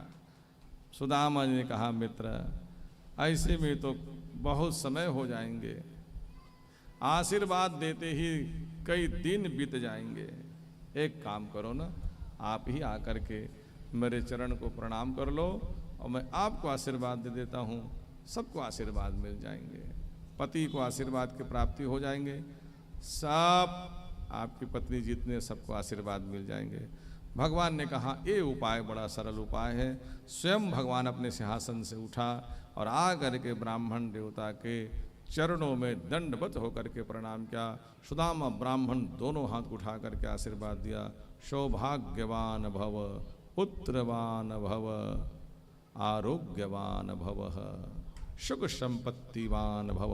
खूब आशीर्वाद दिया भगवान को। भगवान ही सुदामा जी के चरणों में आकर के झुक गया। यह है भगवान की सच्ची भक्ति कि सुदामा जी ने भगवान को ही अपने चरणों में झुकने के लिए विवश कर दिया। ये भगवान के प्रति उनकी अनन्य श्रद्धा है। कि स्वयं त्रिलोकपति भगवान नारायण कृष्ण कन्हैया सुदामा जी के चरणों में प्रणाम किया। देवताओं ने कहा धन्य है ये सुदामा, धन्य है ये सुदामा, जो स्वयं भगवान को अपने चरणों में झुका करके प्रणाम करवा रहे हैं। धन्य हो, जय हो सुदामा। सुदामा ब्राह्मण एक दिन ठहरा वहाँ। एक दिन ठहरने के बाद कृष्ण कन्हैया से कहा कि हे कृष्ण कन्हैया, बहुत बढ़िया आपने आओ भगत स्वागत किया अपने मित्र का, अब मैं जाना चाहता हूँ अपना गांव। भगवान ने विश्वकर्मा जी को बुला करके तो बिना बताए सुदामा को उनके गांव को नगरी बना दिया है, सुदामा को पता ही नहीं है। और प्रत्यक्ष में भगवान ने सुदामा जी को कुछ भी नहीं दिया। लेकिन देखो भगवान ने कुछ भी क्यों नहीं दिया? इसलिए नहीं दिया कि कहीं मैं ब्राह्मण देवता को दूंगा तो सबके सामने में ब्राह्मण देवता छोटा बन जाएगा, क्योंकि लेने वाला छोटा होता है, देने वाला बड़ा होता है। मैं दूंगा और ब्राह्मण लेगा तो ब्राह्मण छोटा हो जाएगा। मैं अपने मित्र को लज्जित नहीं करना चाहता हूँ और उसे छोटा नहीं बनाना चाहता हूँ, इसलिए भगवान ने प्रत्यक्ष में कुछ नहीं दिया, और दिया तो भगवान ने बताया तक नहीं। इनको कहते हैं दान। कि भगवान अपने मित्र को दिया तो बताया भी नहीं। और सुदामा ब्राह्मण के स्वभाव देखो, भगवान ने कुछ नहीं दिया, फिर भी सुदामा ब्राह्मण जब अपने गांव वापस आ रहा था तो उनके मन में कोई ग्लानि नहीं है, कोई दुख नहीं है कि भगवान इतना साधन संपन्न होते भी मुझे कुछ भी नहीं दिया, ऐसी कोई ग्लानि नहीं है मन में। और क्या सोच रहा है? अहम परम लाभो, मुझे परम लाभ हुआ। सुदामा जी उल्टा सोच रहा है, देखो क्या हो रहा है? अहम परम लाभो, मुझे परम लाभ हुआ है। क्या लाभ हुआ है भाई? कृष्ण दर्शनम, आज कृष्ण का दर्शन हुआ है, इससे बढ़िया लाभ और क्या मिल सकता है इस ब्राह्मण को? दौड़ते हुए आकर के हृदय से लगा करके अपने निज सिंहासन में बिठाया, मुझे सुस्वादिष्ट भोजन खिलाया, इस ब्राह्मण देवता को इतना सम्मान दिया कृष्ण, इससे बड़ा और क्या बात हो सकता है? बस उसी को याद करके सुदामा ब्राह्मण गदगद है। मुझे धन नहीं दिया तो अच्छा किया, क्योंकि धन पाकर के लोग भगवान को भूल जाते हैं। भगवान ने स्वयं मुझे दर्शन दिया, यही बड़ा सौभाग्य है। ये सोच करके सुदामा ब्राह्मण बड़े गदगद हो करके अपने गांव के तरफ आगे बढ़ रहा है। जैसी गांव के निकट गया तो गांव कहाँ है? वहाँ तो नगरी बस है। सुदामा ब्राह्मण देखा कि मैं ही गलत जगह तो नहीं आ गया हूँ। लेकिन उसी समय उस नगरी के राजमहल से बाहर निकली कौन? सुशीला, सुदामा ब्राह्मण की पत्नी। 16 श्रृंगार, बढ़िया सुंदर वस्त्र पहन करके, सोना के थाली, सोना के लोटा, पास में आकर के सुदामा जी के चरणों में प्रणाम करके कहा, स्वामी है सुशीला हो तुम? हाँ स्वामी मैं सुशीला हूँ। ये सब कहाँ से सुशीला? जिस भगवान के आप दर्शन करने के लिए गए थे ना स्वामी, उसी भगवान ने कृपा की है। सुदामा ब्राह्मण बड़ा गदगद हो गया, वाह प्रभु आप कितना दयालु हो कि मुझे आपने दिया तो पता भी नहीं चला। वाह वाह, आप दिन बंधु हो, दीनानाथ हो, बहुत कृपालु हो भगवान। भगवान को बारंबार उन्होंने धन्यवाद करते हुए जय जयकार किया। ऐसे सुंदर ये सुदामा जी की चरित्र देखो, भगवान ने बड़ी कृपा की सुदामा के ऊपर में। सुदामा निश्चल भाव से भगवान से मांगने नहीं, भेंट करने गया। और भाव सुदामा जैसा हो तो भगवान कृष्ण ऐसे भक्तों पर कृपा करते हैं। हे राजन, सुखदेव जी महाराज ने कहा कि मनुष्य को सुदामा जैसे ही अपने मन बुद्धि चित्त को लेकर के गोविंद के शरण में जाना चाहिए। और जो गोविंद के शरण में भगवान को भेंट करने जाते हैं, मांगने नहीं गया था सुदामा, भगवान से भेंट करने गया था। और उनके भाव इतने पवित्र हैं कि भगवान ने प्रत्यक्ष में कुछ भी नहीं दिया, फिर भी मन में कोई ग्लानि नहीं है। ऐसे सुदामा ब्राह्मण को ही भगवान देते हैं। तो ऐसे देते हैं कि धन संपत्ति जो है कुबेर के समान प्रदान किया, इतना संपत्ति भगवान ने प्रदान किया। लेकिन ब्राह्मण धन संपत्ति के लोभी नहीं थे, भगवान के बड़े प्रेमी थे। इसलिए सुदामा ब्राह्मण भगवान के ऐसे उदारता को देख करके बड़े गदगद होकर के कहा, प्रभु आप बहुत दयालु हो। सुदामा की भांति जो भक्त आज भी जाते हैं भगवान गोविंद के शरण में, भगवान जरूर कृपा करते हैं। तो जिन जिन भक्तों ने चावल चना या जो भी लेकर के भगवान गोविंद को चढ़ाने के लिए लाए हैं, तो गोपाल जी की यहाँ मूर्ति है, वहाँ आ करके आप लोग अर्पण कर दीजिए और भगवान को प्रणाम करिए। जिन जिन भक्तों ने लाया हो वो लोग अर्पण कर दें और जल्दी से अर्पण करके फिर आगे के प्रसंग में चलते हैं। परीक्षित जी की मोक्ष, जल्दी से कथा प्रसंग को विराम करके शोभा यात्रा के लिए भागवत भगवान को ले जाना है। चढ़ोतरी का कार्यक्रम है, जिन भी भक्तों को जो भी अर्पण करना हो भागवत भगवान में आज अर्पण कर सकते हैं। फिर भागवत भगवान को यहाँ से है ना शोभा यात्रा के लिए सिर में धारण करके ले जाएंगे। सत्या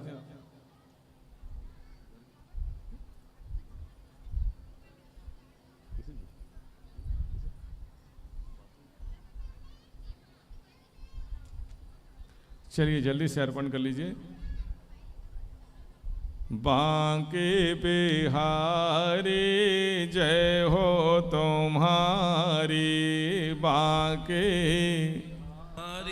जय हो तुम्हारी। सभी लोग गाइए, बांके बिहारी जय हो तुम्हारी, बांके बिहारी जय हो तुम्हारी। जय हो तुम्हारे लाला जय हो तुम्हारे, जय हो तुम्हारी लाला जय हो तुम्हारी। जय हो तुम्हारे लाला जय हो तुम्हारे, जय हो तुम्हारी लाला जय हो तुम्हारी। बांके बिहारी जय हो तुम्हारी, बांके बिहारी जय हो तुम्हारी, बांके बिहारी जय हो तुम्हारी, बांके बिहारी जय हो तुम्हारी। कब से खड़े हैं द्वारे तुम्हारे, कब से खड़े हैं द्वारे तुम्हारे। कब से खड़े हैं द्वारे तुम्हारे, कब से खड़े हैं द्वारे तुम्हारे। द्वारे खड़े हैं कब से तुम्हारे, द्वारे खड़े हैं कब से तुम्हारे। द्वारे खड़े हैं कब से तुम्हारे, द्वारे खड़े हैं कब से तुम्हारे। तुम्हारे। अब तो दर्शन दो गिरधारी, अब तो दर्शन दो गिरधारी।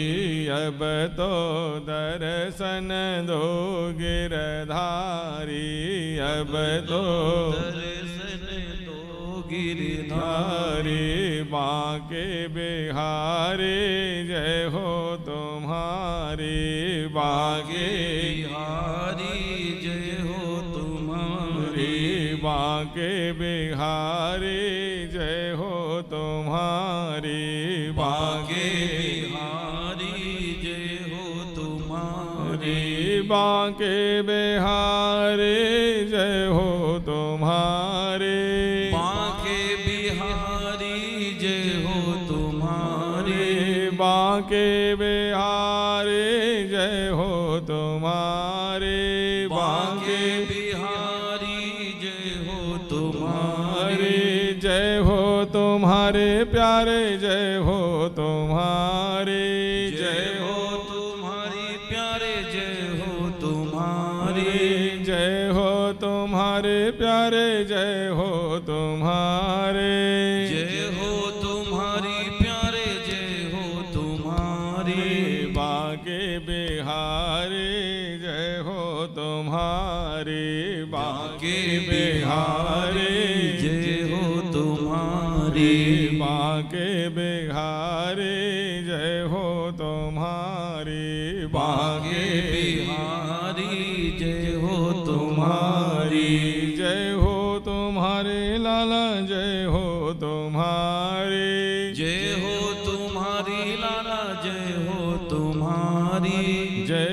तुम्हारे प्यारे, जय हो तुम्हारे, जय हो तुम्हारी प्यारे, जय हो तुम्हारी बांके बिहारी, जय हो तुम्हारी बांके बिहारी, जय हो तुम्हारी बांके बिहारी, जय हो तुम्हारी बांके बिहारी, जय हो तुम्हारी। प्रेम से बोले बांके बिहारी भगवान की जय। हाँ, जल्दी से अर्पण करके बैठते जाओ, जल्दी जल्दी अर्पण करो, है ना, भगवान के प्रणाम करो। शेष कथा श्रवण करके फिर भागवत भगवान में चढ़ोतरी और उसके पश्चात शोभा यात्रा। आप सब लोग अति शीघ्र कीजिए, जल्दी चढ़ा करके बैठते जाओ, विलम्ब मत करो, है ना, जल्दी जल्दी चढ़ाओ, प्रणाम करो, चढ़ाते जाओ, प्रणाम करो बस भगवान के। श्रीमन्नारायण नारायण नारायण, श्रीमन्नारायण नारायण नारायण, श्रीमन्नारायण नारायण नारायण, श्रीमन्नारायण नारायण नारायण, लक्ष्मी नारायण नारायण नारायण, लक्ष्मी नारायण नारायण नारायण, लक्ष्मी नारायण नारायण नारायण, लक्ष्मी नारायण नारायण नारायण, श्रीमन्नारायण नारायण नारायण, श्रीमन्नारायण नारायण नारायण, श्रीमन्नारायण नारायण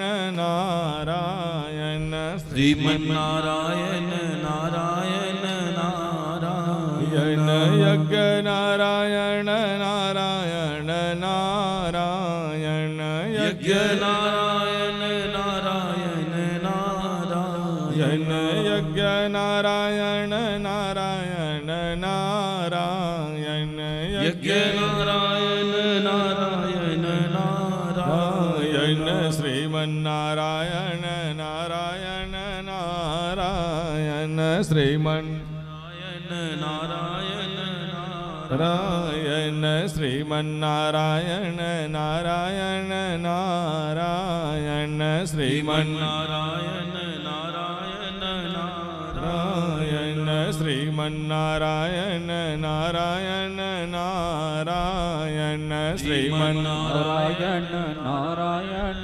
नारायण, सत्यनारायण नारायण नारायण, सत्यनारायण नारायण नारायण, सत्यनारायण नारायण नारायण। गाइए सभी लोग। नारायण नारायण, श्रीमन्नारायण नारायण नारायण, श्रीमन्नारायण नारायण नारायण, श्रीमन्नारायण नारायण नारायण, श्रीमन्नारायण नारायण नारायण, श्रीमन्नारायण नारायण नारायण, श्रीमन्नारायण नारायण नारायण, श्रीमन्नारायण नारायण नारायण, श्रीमन्नारायण नारायण नारायण। प्रेम से बोले श्रीमन्नारायण भगवान की जय। सुदामा जी के चरित्र को सुखदेव जी महाराज ने राजा परीक्षित को सुनाते हुए कहा कि हे राजन, आज सप्तम दिवस है, कुछ देर के बाद तक्षक नाग आने वाले हैं। तुम अपने मन बुद्ध चित्त को भगवान श्री कृष्ण कन्हैया बांके बिहारी के चरणों में मन को लगा करके रखो और अंतिम दिवस की कथा श्रवण करो। हे राजन, भगवान जो है इस धराधाम में अवतार लेकर के 125 वर्ष तक लीला किया। 125 साल की लीला है वर्मा जी भगवान की। भागवत में भगवान 125 वर्ष तक की लीला किया।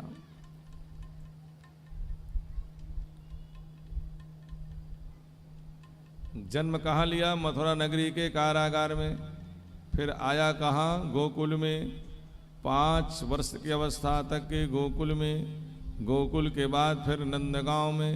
नंदगांव में 11 वर्ष तक की अवस्था को 12वें वर्ष में प्रवेश करते ही मथुरा नगरी, और मथुरा नगरी में जा कर के फिर कंस को मार करके अपने नाना जी को, उग्रसेन को मथुरा नगरी के राजा बनाया। 18 बार जरासंध आक्रमण किया, उनको उन्होंने पराजित किया। फिर 64 दिन के लिए सांदीपनी महात्मा, हाँ कहाँ? उज्जैन नगरी, उनके यहाँ जा कर के विद्या अध्ययन किया। फिर 25 साल तक के मथुरा नगरी में भगवान ने निवास किया, 12वें वर्ष से लेकर के 25 साल तक। और 25 साल के बाद फिर भगवान जो है विश्वकर्मा जी को बुला करके समुद्र के किनारे में द्वारकापुरी का निर्माण किया था। और फिर भगवान 100 साल तक के द्वारकापुरी में निवास किया। 25 और 100 कितना हो गया? 125 साल तक के भगवान निवास किया। भगवान विचार किया कि चलो अब जिस हेतु से मैं अवतार लिया था वो पूरा हो गया। भगवान का अवतार क्यों होते हैं? जब जब हो ये धर्म की हानि, और बाढ़े असुर अधम अभिमानी, तब तब प्रभु धरहि विविध शरीरा। भगवान विभिन्न शरीर धारण करके अवतार लेते हैं भाई। धर्म की हानि होते, अधर्म बढ़ते हैं, तो अधर्मियों को मारने के लिए ही भगवान अवतार लेते हैं। भगवान ने कहा जिस हेतु से मैं अवतार लिया था वो हेतु पूर्ण हो गया है। देवताओं ने कहा भगवान से कि हे भगवान, अब पृथ्वी लोक को छोड़ करके अपने धाम आप चलिए। भगवान ने कहा कि नहीं नहीं नहीं, मैं एक अकेला अगर चला जाऊंगा तो मेरे जितने सब पुत्र हैं, नाती लोग हैं, मेरे जाने के बाद उनको बल का अहंकार हो जाएंगे, वो लोग उपद्रव करेंगे, वही लोग जो है अत्याचार करना प्रारंभ कर देंगे। इसलिए पूरे परिवार का ही जब तक विनाश न हो जाए तब तक नहीं जाएंगे।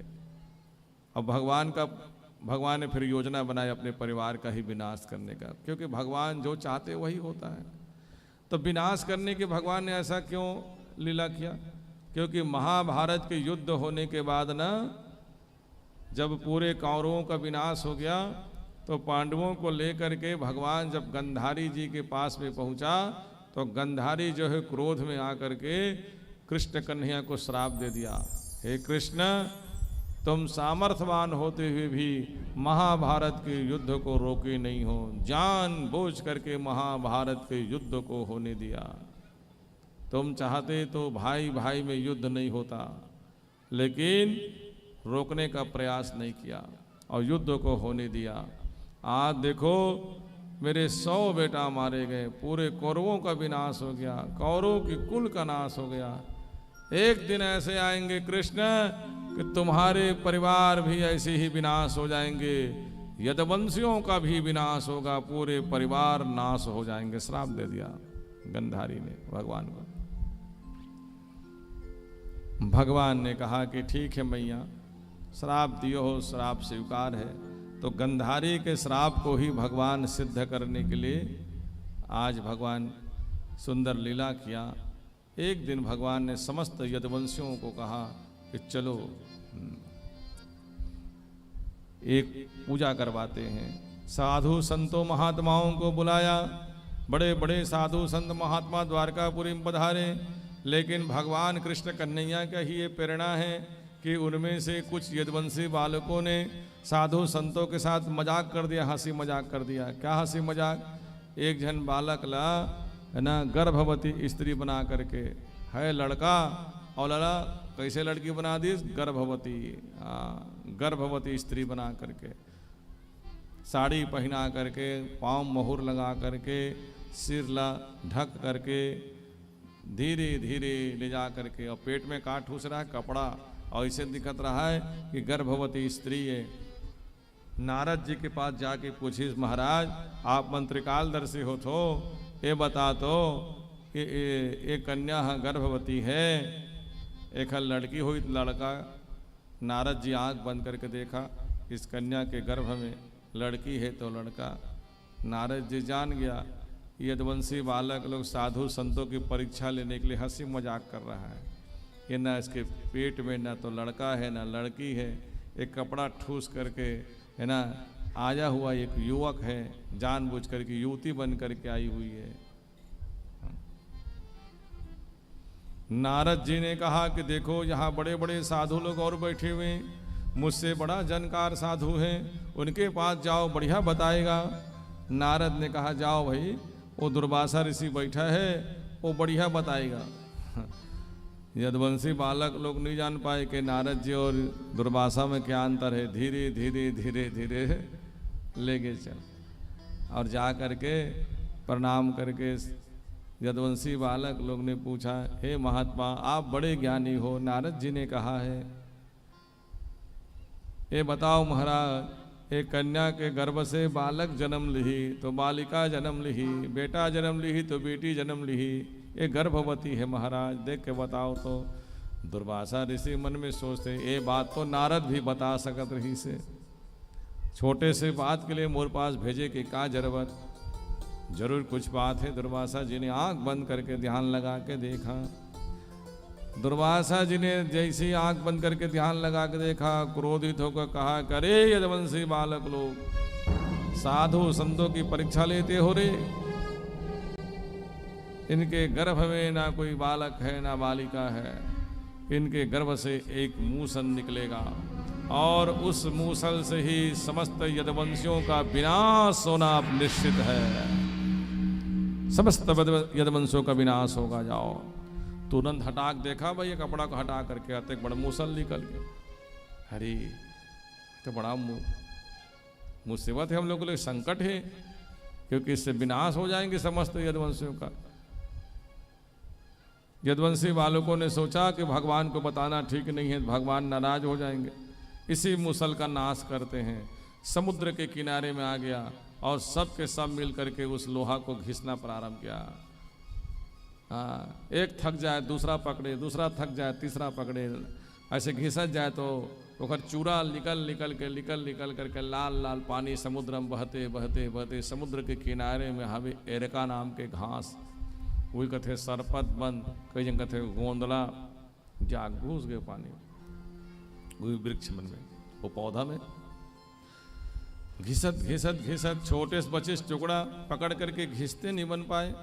तो यदुवंशी बालकों ने सोचा ये छोटा सा टुकड़ा, हाँ, इतना लंबा चौड़ा परिवार क्या विनाश करेंगे, छोटा सा लोहा का टुकड़ा घिसते घिसते नहीं बना, पानी समुद्र के पानी में फेंक दो।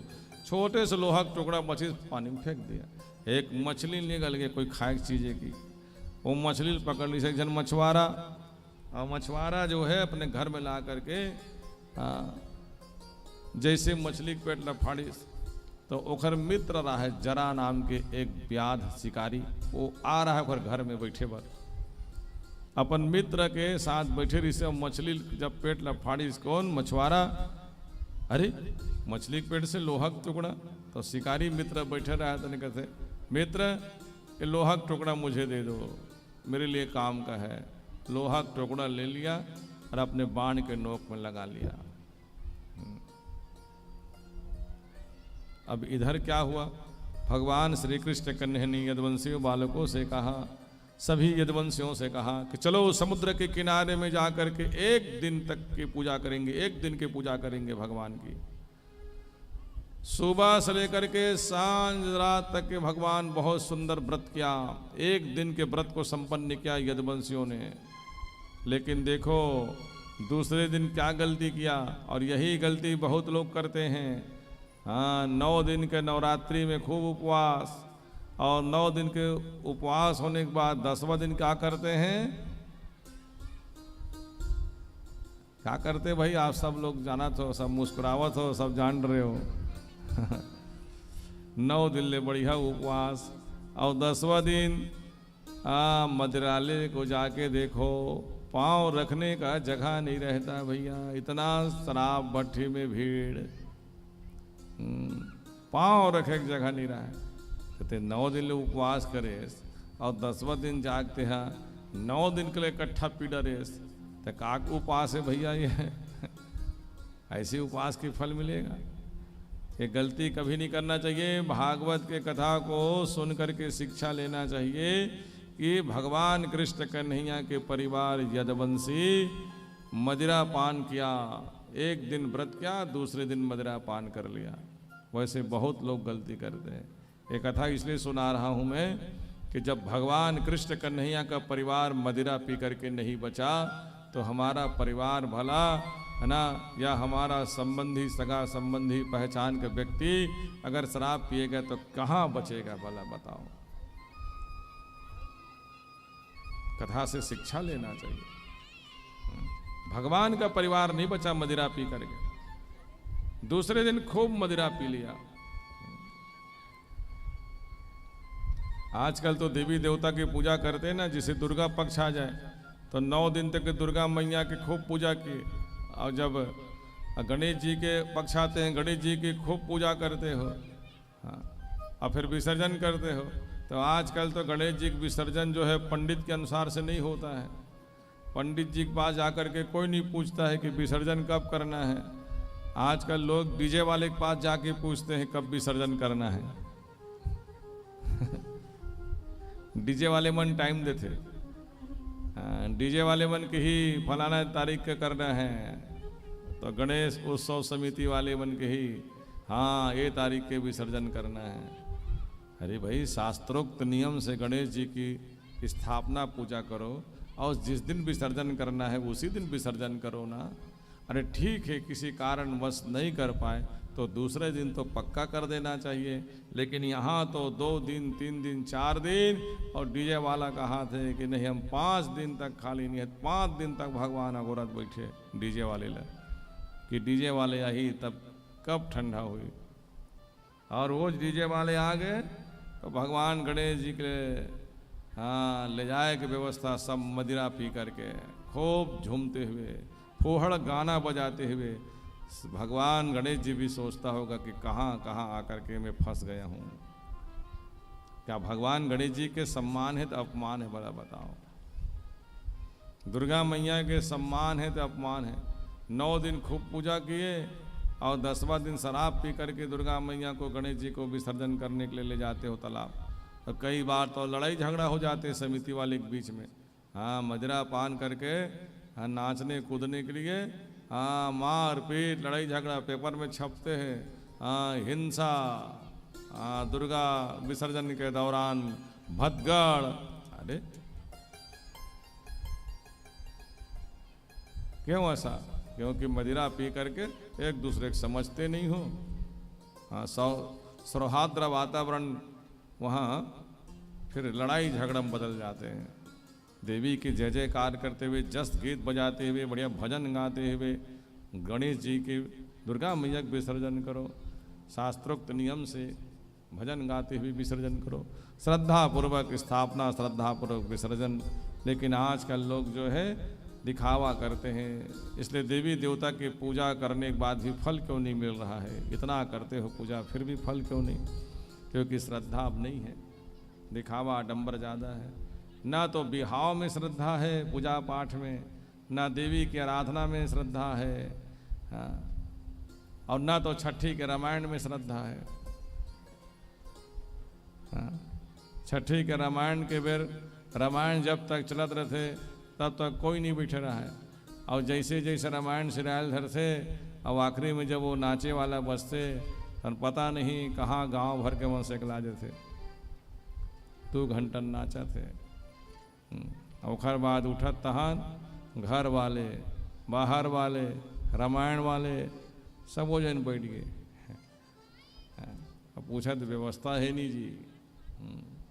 ठीक है भाई, व्यवस्था राम कथा सुन करके, राम कथा भजन गा करके मदिरा पान करते हो, राम भगवान खुश होंगे भला?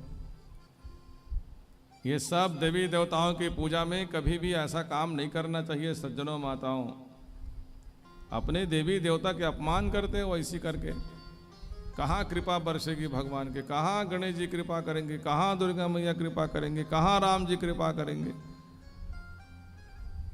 श्रद्धा पूर्वक भक्ति पूर्वक कीजिए। और क्या संस्कार दे रहे हो, अपना बेटा का जन्मदिन में मदिरा पिला रहे हो।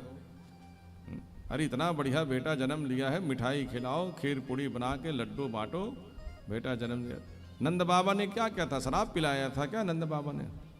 कि दशरथ जी ने राम जी का जन्म हुआ तो शराब पिलाया अयोध्यावासियों को कि चलो हाँ कई वर्षों के बाद बेटा जन्म लिया है, सबको शराब पिलाएंगे, अयोध्या वाले को शराब पिलाया क्या दशरथ जी ने राम जी के जन्म के बाद? कि ढोल नगाड़ा बजा करके लोगों को मिठाई खिलाए, बढ़िया ऐसा करो न, ढोल नगाड़ा बजाओ, बढ़िया उत्सव मनाओ, मना थोड़ी ना है। बढ़िया मिठाई बांटो, लड्डू बांटो, खीर पूड़ी बांटो, दान पुण्य करो, जो करना है करो ना भैया। लेकिन कदापि मांस मदिरा नहीं खिलाना चाहिए सज्जनों, इससे बचो, जीव हिंसा से बचो।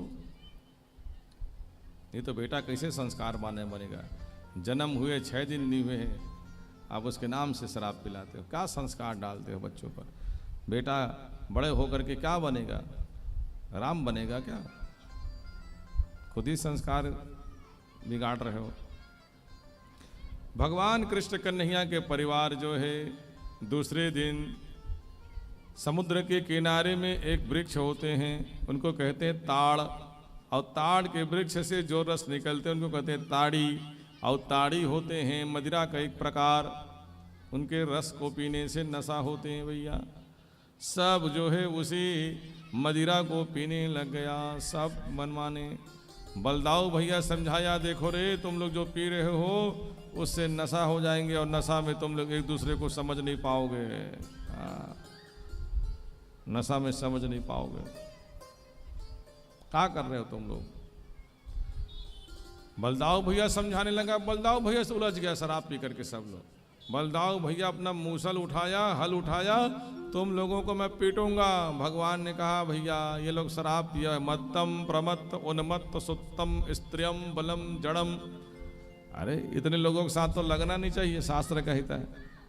शराब पिया है उनको समझाओ मत, और उनके साथ लड़ाई झगड़ा मत करो। पागल हो गया उनके साथ लड़ाई झगड़ा मत करो। सोया हुआ व्यक्ति के पास लड़ाई झगड़ा नहीं करना चाहिए। छोटे बच्चों के साथ लड़ना नहीं चाहिए। छोटे बच्चा क्या जानेगा कि भैया तुम पंडित जी हो, कि तुम अपने घर के बड़े दाऊ हो, कि तुम बड़े पद में बैठने वाला डॉक्टर इंजीनियर हो। हाँ, वो थोड़ी नहीं जानेगा कि मेरे घर में इतना बड़े पद वाला व्यक्ति आया है, कि मेरे घर में कलेक्टर साहब आया है, कि मंत्री आया है। छोटा सा बच्चा क्या जानेगा, कुछ भी बोल देगा आपको। अब उसके बात को सुन करके नाराज होकर के गुस्सा करोगे और उनके साथ लड़ाई झगड़ा करोगे, ये शोभा की बात नहीं, शोभा नहीं, शोभनी नहीं है। छोटे बच्चों के साथ लड़ो मत, शराब पीने वाले के साथ लड़ो मत, सोए व्यक्ति के साथ छेड़खानी मत करो, पागल व्यक्ति के साथ लड़ाई झगड़ा मत करो। पागल व्यक्ति क्या जानेगा कि तुम कौन हो, पत्थर उठाएगा फेंक के मार देगा। शास्त्र में सभी निषेध है। कहा शराब पिया है भैया, इनके साथ विवाद मत करो, ये लोग नहीं पहचान पा रहे हैं आपको नशा के कारण से। ये लोग अपने आप ही आप मरेंगे लड़ लड़ करके। अब हुआ भी वही, शराब के नशा में एक दूसरे को अब वाद विवाद हाँ बढ़ने लगा, एक दूसरे को गाली गलौज अब शब्द बोलना प्रारंभ किया। तो हथियार लेके आया नहीं था, तो एक दूसरे को मारने के लिए क्या क्या, समुद्र के किनारे में वही एरका नाम का घास सरपत बंद, जहाँ लाल लाल पानी जा करके घुसा हुआ था, उसी वृक्ष को उसी पौधा को उखाड़ उखाड़ करके एक दूसरे को पीटने लग गया। शराब के वजह से वो पौधा अस्त्र शस्त्र के रूप में परिवर्तित हो जाते थे और एक दूसरे को मार मार करके सब मरने लगा। देखते देखते पूरी वधवंशी लोग मारे गए। कृष्ण और बलदाऊ जी बच गया। भगवान ने अपने बड़े भैया से कहा भैया आप चलिए, फिर उसके बाद मैं आ रहा हूँ। समुद्र मार्ग से बलदाऊ जी को ने शेषनाग का अवतार है, समुद्र मार्ग से जल में प्रवेश किया और बैकुंठ लोग बलदाऊ भैया पहुंच गया शेषनाग जी। हाँ, क्योंकि भगवान शेष संयम से होता है, तो पहले शेषनाग के जाना जरूरी था, तब तो भगवान जाएगा। तो पहले शेषनाग भगवान पहले ही पहुंचा। अब भगवान देखो जाने की तैयारी किया। पीपल के वृक्ष के नीचे में भगवान बैठा है। और अपने एक पैर को दूसरे पैर के ऊपर रख करके भगवान ऐसे हिलाते हुए बैठा है, शयन किया, भगवान सोया हुआ है। उसी समय अर्जुन आया। अर्जुन को भगवान ने कहा, देखो अर्जुन, ये 7 दिन के बाद ये द्वारकापुरी समुद्र में डूब जाएगा। तुम द्वारकापुरी के सार सार वस्तु को अपने रथ में रखो, हस्तिनापुर ले जाओ। अभी जो द्वारकापुरी है ना, वो बसाया हुआ है, असली वाले समुद्र के गहराई में है। बताओ, भागवत में लिखा हुआ है, पहले से बताओ, भागवत में लिखा हुआ है। विज्ञान तो आज ढूंढा है, वैज्ञानिक लोग आज बताया कि समुद्र के अंदर में एक नगरी बसा हुआ है, पूरा महल इत्यादि बना हुआ है। खोजबीन करवा रहे भारत सरकार अभी। समुद्र के अंदर में एक विशाल नगरी है, वहाँ सब महल बना हुआ है इत्यादि। आज भी समुद्र के अंदर से निकलता है एक से एक चीज। द्वारकापुरी सब डूबा हुआ है पानी के अंदर में। तो भागवत ऐसी थोड़ी ग्रंथ है भाई, कई हजारों साल के बाद। आज कितने साल बीत गया है कलयुग को? 5125 वर्ष कलयुग हो गया बीता। और भगवान कलयुग के पहले, भगवान के जाने के बाद ही कलयुग का आगमन हुआ है। तो भगवान को गए हुए कितना साल हो गया? कम से कम 5000 साल से ज्यादा हो गया। 5125 वर्ष तो कलयुग ही चल रहा है अभी।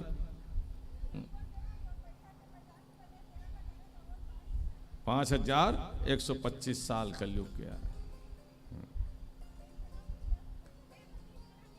तो भगवान को गए हुए इतना साल बीत गया है, लेकिन देखो भागवत में लिखा हुआ है कि द्वारकापुरी समुद्र के गहराई में छुपा हुआ है। भगवान ने कहा समुद्र में डूब जाएगा। अर्जुन रोने लगा भगवान के जाने की बात को सुन करके। भगवान ने कहा, देखो मैं आता जाता नहीं हूँ, लीला मात्र है अर्जुन, ऐसे में आता हूँ जाता रहता हूँ भैया, मैं सदा रहता हूँ, ये लीला है। अर्जुन ने भगवान के बात को मान करके द्वारकापुरी गया। द्वारकापुरी के सार वस्तुओं को अपने रथ में रखा, हस्तिनापुर ले जा रहे थे। बीच रास्ता में कोल भील लोगों ने लूटा। ये पहले दिन बताया था कथा में लोगों को, है ना। उसके पश्चात उद्धव जी आ गया। उद्धव भी भगवान के जाने के बात को सुनकर करने लगा, प्रभु आप चले जाओगे तो मैं कैसे रहूंगा। तो भगवान ने उद्धव से कहा, ये भागवत के पोथी ले जाओ, अब जब जब सुरता आएगा, याद आएगा, भागवत पोथी को खोलना और पढ़ना, भागवत कथा पढ़ना। जो भक्त मुझे याद करेगा वो भागवत ग्रंथ को खुलवा करके पंडित से पढ़वाएगा या स्वयं पढ़ेगा। भागवत कथा ग्रंथ में भगवान वास करते हैं। भगवान ने कहा कि मैं जा रहा हूं, लेकिन मेरी पूरी शक्ति भागवत में ही स्थापित है। भगवान ने अपनी पूरी शक्ति स्थापित करके भागवत को उद्धव जी को दे दिया। इसलिए आज भी भागवत को ही भगवान का शरीर माना जाता है। इसलिए भागवत भगवान के कथा लोग करवाते हैं, इस ग्रंथ को खुलवा करके पढ़वाते हैं पंडित जी से। क्यों?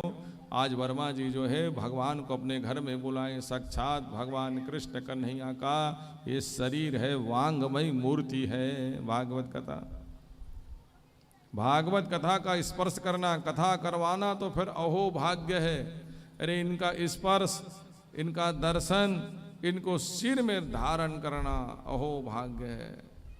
और कथा कराना तो फिर बहुत बड़े भाग्य है। आज वर्मा जी भाग्यशाली की गिनती में आ गए भाई। भाग्यशाली लोगों की गिनती में नाम जुड़ गया रोहित कुमार वर्मा जी के, हरिश्चंद्र वर्मा जी के नाम जुड़ गया, भाग्यशाली में नाम जुड़ गया। वर्मा परिवार पूरे भाग्यशाली है। वो माता पिता जिनकी स्मृति में, वो माता जी जिनकी कल पुण्यतिथि है भागवती, वो भागवती ऐसे पुत्र को पा करके पितृलोक में इतने प्रसन्न होंगे उनके पितरलोक के, पूछो मत, कि हम जो काम नहीं कर पाए हमारा बेटा कर दिया, और मेरे पुण्य स्मृति में मेरा बेटा भागवत कथा करवा रहा है। खूब आशीर्वाद देंगे माता जी तो। और देखो पितरों के आशीर्वाद से ही जीवन में सुख शांति आते हैं। माँ जो आशीर्वाद देगी रोहित वर्मा जी को, देवता भी उनके आशीर्वाद नहीं काट पाते हैं। और माँ अगर आशीर्वाद रोक दें तो देवता भी उनके जीवन में सुख शांति नहीं दे सकते हैं। ये भी बात जानो। जिनके घर में माता पिता अपने पुत्र के कार्य से नाराज हैं, ऐसे तो माता पिता अपने पुत्र से कभी नाराज नहीं होते हैं, लेकिन कभी ज़्यादा ही उनको सता दोगे, ज़्यादा ही उनके साथ दुर्व्यवहार करोगे, तो जब माता पिता आपके व्यवहार से अगर व्यथित हो जाएं और पीड़ा से व्याकुल होकर के उनके मुख से अगर श्राप निकल जाए कि जाओ रे बेटा तो मेरे साथ ऐसी व्यवहार करता है, तेरे साथ ऐसा हो जाए, तो उस श्राप को रोकने की क्षमता देवताओं में भी नहीं है। इसलिए अपने माता पिता के प्रति श्रद्धा भाव रखना चाहिए, है ना। उनका अगर आप सम्मान नहीं कर सकते हो तो अपमान भी नहीं करना चाहिए। आज वर्मा जी अपने माता जी के सदगति के लिए बढ़िया, कल उनके वार्षिक श्राद्ध है, आज भागवत कथा विराम होंगे और कल प्रातः काल से ही, है ना, कार्यक्रम को प्रारंभ करेंगे। वर्मा जी कल, है ना, 10 बजे से प्रारंभ करेंगे कार्यक्रम को और उसके पहले श्राद्ध करा देंगे 10 बजे से। गीता कल के कार्यक्रम में 10 बजे से प्रारंभ करेंगे और 12 बजे तक के ये पूजा पाठ यज्ञ इत्यादि को करके ज़्यादा से ज़्यादा 12:30-1 बजे तक के ये कार्यक्रम को विराम करेंगे। उसके पश्चात आप सब लोग भोजन प्रसादी लेंगे, है ना। कल के कार्यक्रम में, कल के कार्यक्रम को मध्याह्न काल से नहीं प्रातः काल से प्रारंभ करेंगे। पहली बरसी पिंड इत्यादि के कार्यक्रम होंगे, उसके पश्चात 10 बजे से फिर हम गीता और यज्ञ हवन कपिला तर्पण इत्यादि करते हुए 12-12:30-1 बजे तक के कार्यक्रम को विराम करेंगे। तो कल गीता है और अब आज भागवत कथा की विराम दिवस है। भगवान श्री कृष्ण कन्हैया ने भागवत के पोथी को दिया उद्धव जी महाराज, भगवान का नाम। वहाँ उद्धव जी को 24 गुरु का शिक्षा दिया। वहाँ पर उद्धव ने कहा कि मैं आपके बिना नहीं रह पाऊंगा। भगवान ने कहा संसार में अच्छा अच्छा चीज़ है, उनको अपनाते रहना। दत्तात्रेय महाराज ने महाराज यदु को ज्ञान की बात बताते हुए 24 लोगों से शिक्षा लिया था, उनके बारे में बताया था। 24 लोगों से मैं शिक्षा लिया हूँ। उन 24 लोगों को कौन कौन लोगों को गुरु बनाया था? दत्तात्रेय महाराज ने कहाँ कहाँ से शिक्षा लिया था? पृथ्वी, वायु, आकाश, जल, अग्नि, चंद्रमा, सूर्य, कबूतर, अजगर, समुद्र, पतंगा, मधुमक्खी और भौरा, हाथी, हिरण, मछली, वैश्या, कुरर पक्षी। कुरर पक्षी के अलावा एक बालक तक को भी उन्होंने उससे शिक्षा लिया था। बालक से क्या शिक्षा लिया होगा महाराज? बालक से क्या शिक्षा ली? अरे बालक के मन में राग और द्वेष नहीं होता है। राग द्वेष मतलब छोटा बेटा जानता नहीं है कि कौन मित्र है और कौन शत्रु है। ते पड़ोसी से भले लड़ा था, लेकिन तोर बेटा छोटे बेटा पड़ोसी घर में चल दी। बोला थोड़ी मतलब है कि मोर महतारी से घर बने नहीं, कि मोर पिताजी से नहीं बने। वो छोटे बच्चा के मन में कोई राग द्वेष नहीं है। वो नहीं जानता कि मेरे माता पिता से इसका बनता नहीं है। पड़ोसी अगर बुला के कहेगा बेटा बिस्किट खाओगे, वो खा लेगा। वो नहीं जानता कि मेरे पिताजी का दुश्मन है। उसके मन में राग द्वेष नहीं होता। वैसे राग द्वेष नहीं रखना चाहिए साधु संत लोग, क्योंकि दत्तात्रेय महाराज साधु था। साधु संतों को राग द्वेष नहीं रखना चाहिए। कुमारी कन्या तक से शिक्षा लिया, लोहार से, सर्प से। सर्प से क्या शिक्षा लिया होगा भाई? सर्प अपने लिए रहने के लिए स्थान नहीं बनाता है। किसी भी स्थान में जाकर के ठहर जाता है, कहीं भी बिल मिल जाए घुस जाता है। वो हमेशा वहीं नहीं रहता, वहाँ से निकल के फिर कहीं दूसरे जगह चला जाता है। वो घूमते रहता है। वैसे ही साधु संतों को एक जगह घर बना के रहना नहीं चाहिए, घूमते रहना चाहिए। ये शिक्षा लिया। मकड़ी मुंह से जाला निकाल करके खेलता कूदता रहता है, फिर जाला को निगल जाता है। वैसे ही भगवान इस संसार को बना करके भगवान लीला करता है और एक दिन भगवान सबको निगल भी जाता है, मकड़ी की जैसे, भृंगे कीड़ा। ऐसे 24 लोगों को शिक्षा लिया। सबके अलग अलग, है ना, इसमें गुण हैं। विस्तार पूर्वक कथा ना बताते हुए, समय अभाव को देखते हुए, क्योंकि शोभा यात्रा थोड़ी सी जल्दी से निकालना है, तो 24 लोगों से दत्तात्रेय महाराज ने शिक्षा की बात यदु जी को सुनाया। वही प्रसंग को भगवान ने उद्धव जी को सुनाया। उद्धव भागवत की पोथी को लिया, भगवान का नाम गुनगुनाते वहाँ से चले आए। उसके पश्चात भगवान कृष्ण कन्हैया अपने पैर को हिलाते हुए, भगवान का पैर कैसे दिखाई देता है? कमल के पंखुड़ी के समान एकदम लाल लाल। राम चरण पंकज, पंकज कहते कमल। भगवान के चरण कैसे दिखाई देते? कमल के पुष्प के समान। भगवान ऐसे हिलाते हुए बैठा सोया हुआ है। और वही शिकारी जो मछली के पेट से लोहा के टुकड़ा निकला हुआ है, अपने बाण के नोक में लगा करके। बाकी लोग किससे मारे गए? वो लोहा के चूरा से मर गए।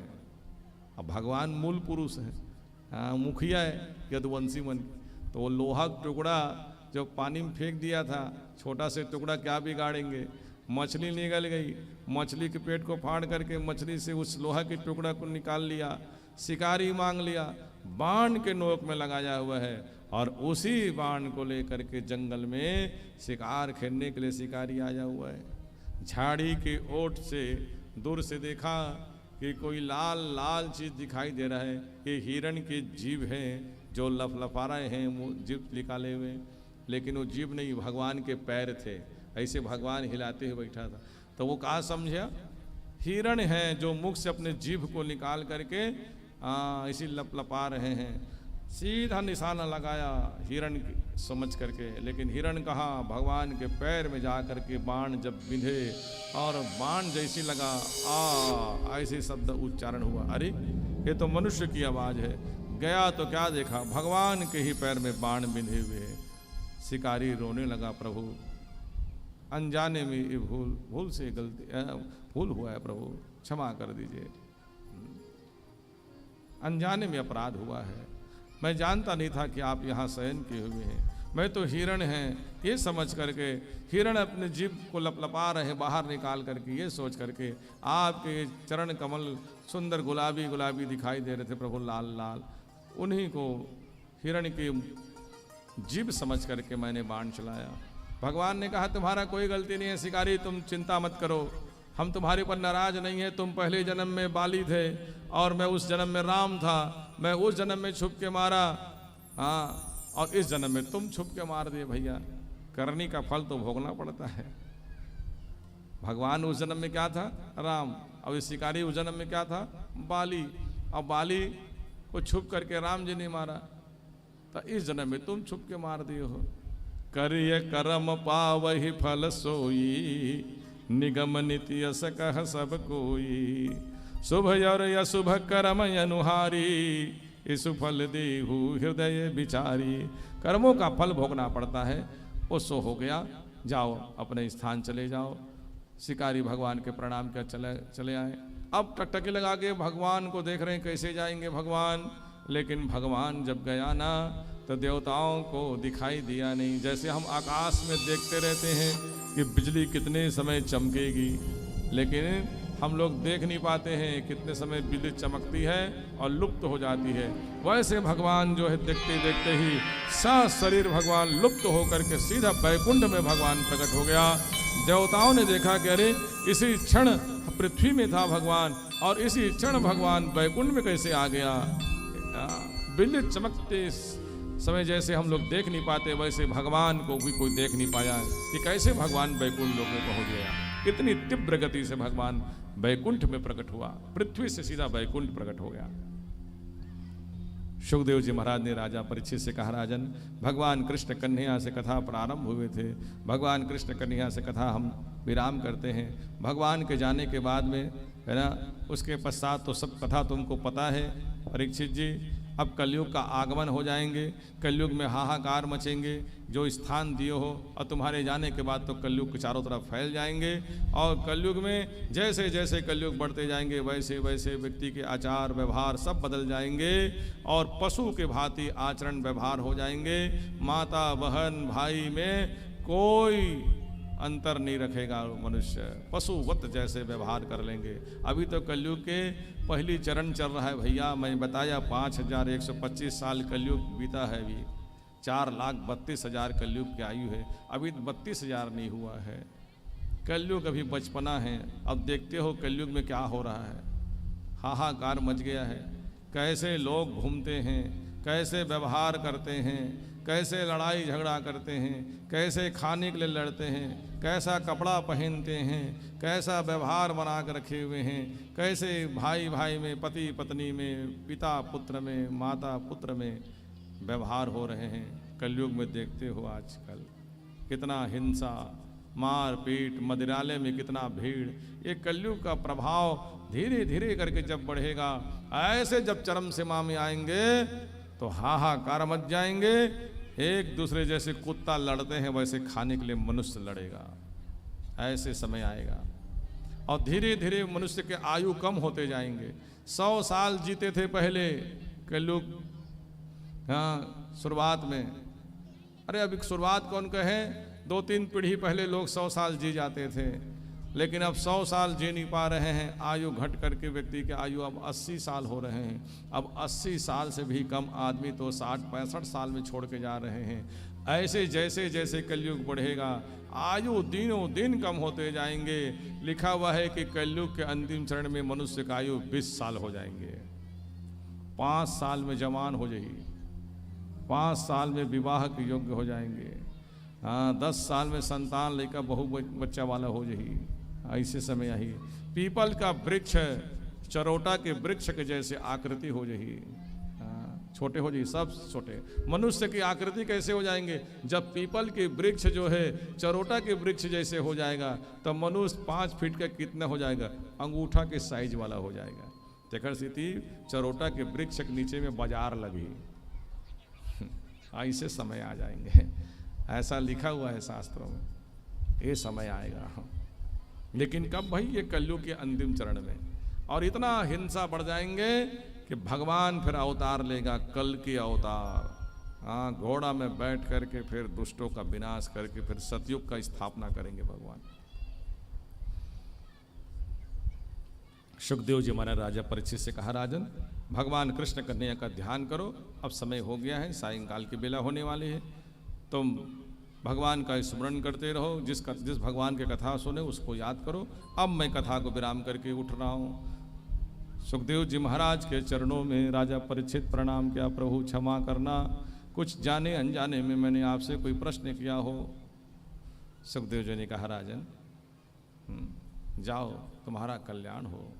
भगवान के परम भक्त सुखदेव जी के चरणों में प्रणाम किया, दंडवत। हे प्रभु, आपने जो मुझे कथा सुनाया उससे मेरा जीवन धन्य हो गया, कृत्य हो गया। मैं प्रभु धन्य है आप, जय हो आपकी। बारंबार प्रणाम किया। राजन आपका कल्याण हो। सुखदेव जी महाराज वहाँ से चले आए। अब राजा परीक्षित अपने मन बुद्धि चित्त को, क्योंकि भगवान के कथा सुना था तो कथा सुनने के कारण से उनके मन बुद्धि चित्त इतना शुद्ध हो गए थे कि अब कौन शत्रु है कौन मित्र है ये भूल गया। राजा परीक्षित के मन में अब ये भाव नहीं है कि तक्षक आएगा मेरा शत्रु है, वो तो तक्षक का भी स्वागत किया, उसमें भी भगवान कृष्ण कन्हैया का दर्शन कर रहा है, क्योंकि जो कुछ होता है भगवान से ही होता है। ये सोच करके पूरा संसार को एकमय दृष्टि से देखने लगा और राजा परीक्षित एकांत में बैठ गया, भगवान का ध्यान चिंतन करते हुए। तक्षक जब वहाँ से आया, बीच रास्ता में एक महात्मा मिला, कश्यप नाम का महात्मा, उसको मृत संजीवनी विद्या प्राप्त था। कश्यप जी से पूछा, कहाँ जा रहे हो? मैं राजा परीक्षित को जीवित करने जा रहा हूँ।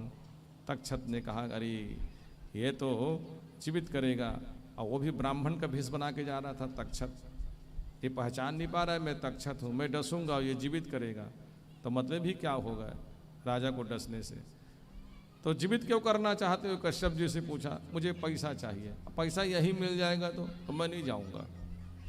तक्षक ने उसको खूब पैसा दिया, यहीं से चले जाओ भैया, मत जाओ राजा को जीवित करने के लिए। तक्षक जी जब पहुंचा ब्राह्मण के वेशभूषा में, तो जगह जगह स्वागत में मटका में दूध भर के रखा हुआ है। तक्षक बड़ा गदगद हो गया, वाह ये तो शत्रु की भी स्वागत कर रहा है परीक्षित जी। परीक्षित जी के मन में तो अब ये भाव ही नहीं है कि शत्रु कौन है मित्र कौन है।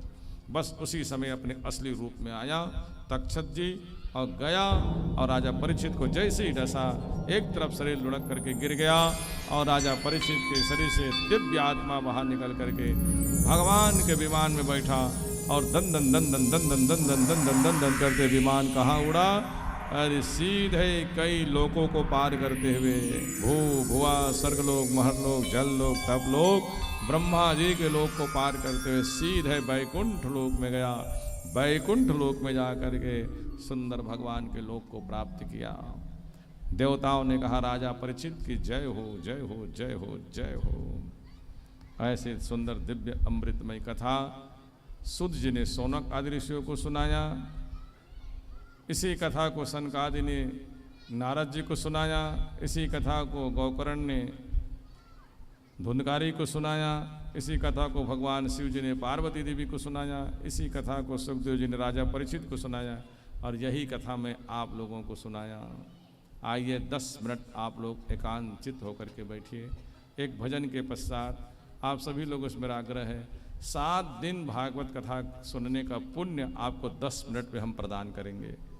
10 मिनट में एक भगवान का नाम कीर्तन कीजिए और नाम कीर्तन करके फिर 10 मिनट में हम भागवत के शुरू दिन से लेकर के आखिरी दिन की कथा को बताएंगे। बस जो कई लोग 1 दिन कथा सुने, कोई लोग 2 दिन कथा सुने हैं, कई लोग आज ही कथा में पहली बार आए हुए, तो सब दिन के कथा का फल आपको प्राप्त होंगे। बस आपको हम बताएंगे 10 मिनट में पूरी कथा को। आइए एक भजन के बाद प्रेम से बोलिए कृष्ण कन्हैया लाल की जय हो। हो बंसी वाले तेरा शुक्रिया, हो मुरली वाले तेरा शुक्रिया, हो तूने जीवन में सब कुछ दिया। हो बंसी वाले तेरा शुक्रिया, वाले तेरा शुक्रिया, तूने जीवन में सब कुछ दिया, तूने जीवन में सब कुछ दिया। बंसी वाले तेरा शुक्रिया, वाले तेरा शुक्रिया, तूने जीवन में सब कुछ दिया, तूने जीवन में सब कुछ दिया। शुक्रिया शुक्रिया शुक्रिया शुक्रिया शुक्रिया शुक्रिया, तूने जीवन में सब कुछ दिया, तूने जीवन में सब कुछ दिया।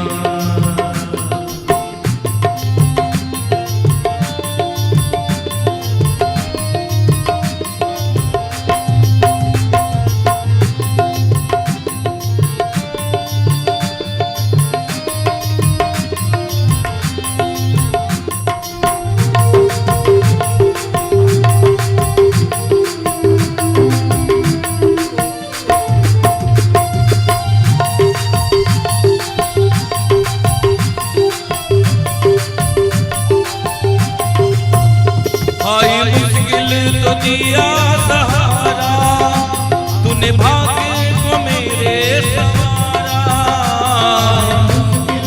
दिया सहारा, तूने भाग्य को मेरे सवारा।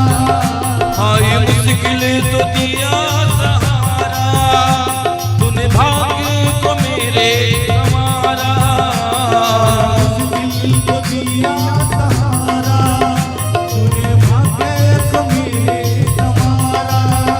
हाथ सर पे मेरे रख दिया, हाथ सर पे मेरे रख दिया। वो बंसी वाले तेरा शुक्रिया,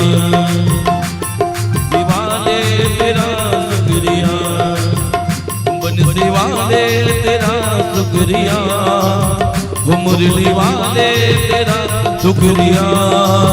वो तूने जीवन में सब कुछ दिया, तूने जीवन में सब कुछ दिया।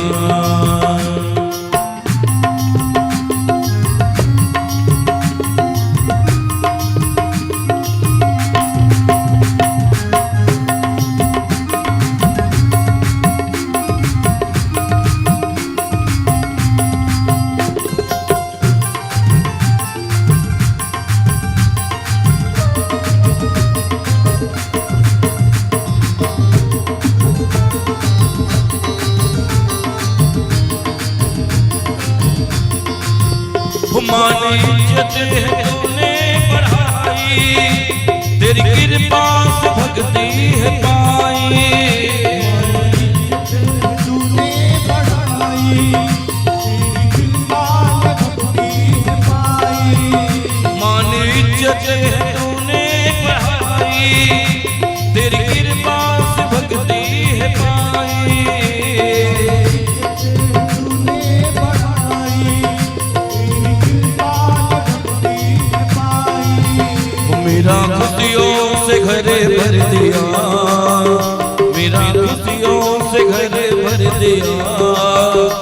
बंसी वाले तेरा शुक्रिया, बंसी वाले तेरा शुक्रिया, शुक्रिया शुक्रिया शुक्रिया शुक्रिया शुक्रिया शुक्रिया। वो तूने जीवन में सब कुछ दिया, तूने जीवन में सब कुछ दिया।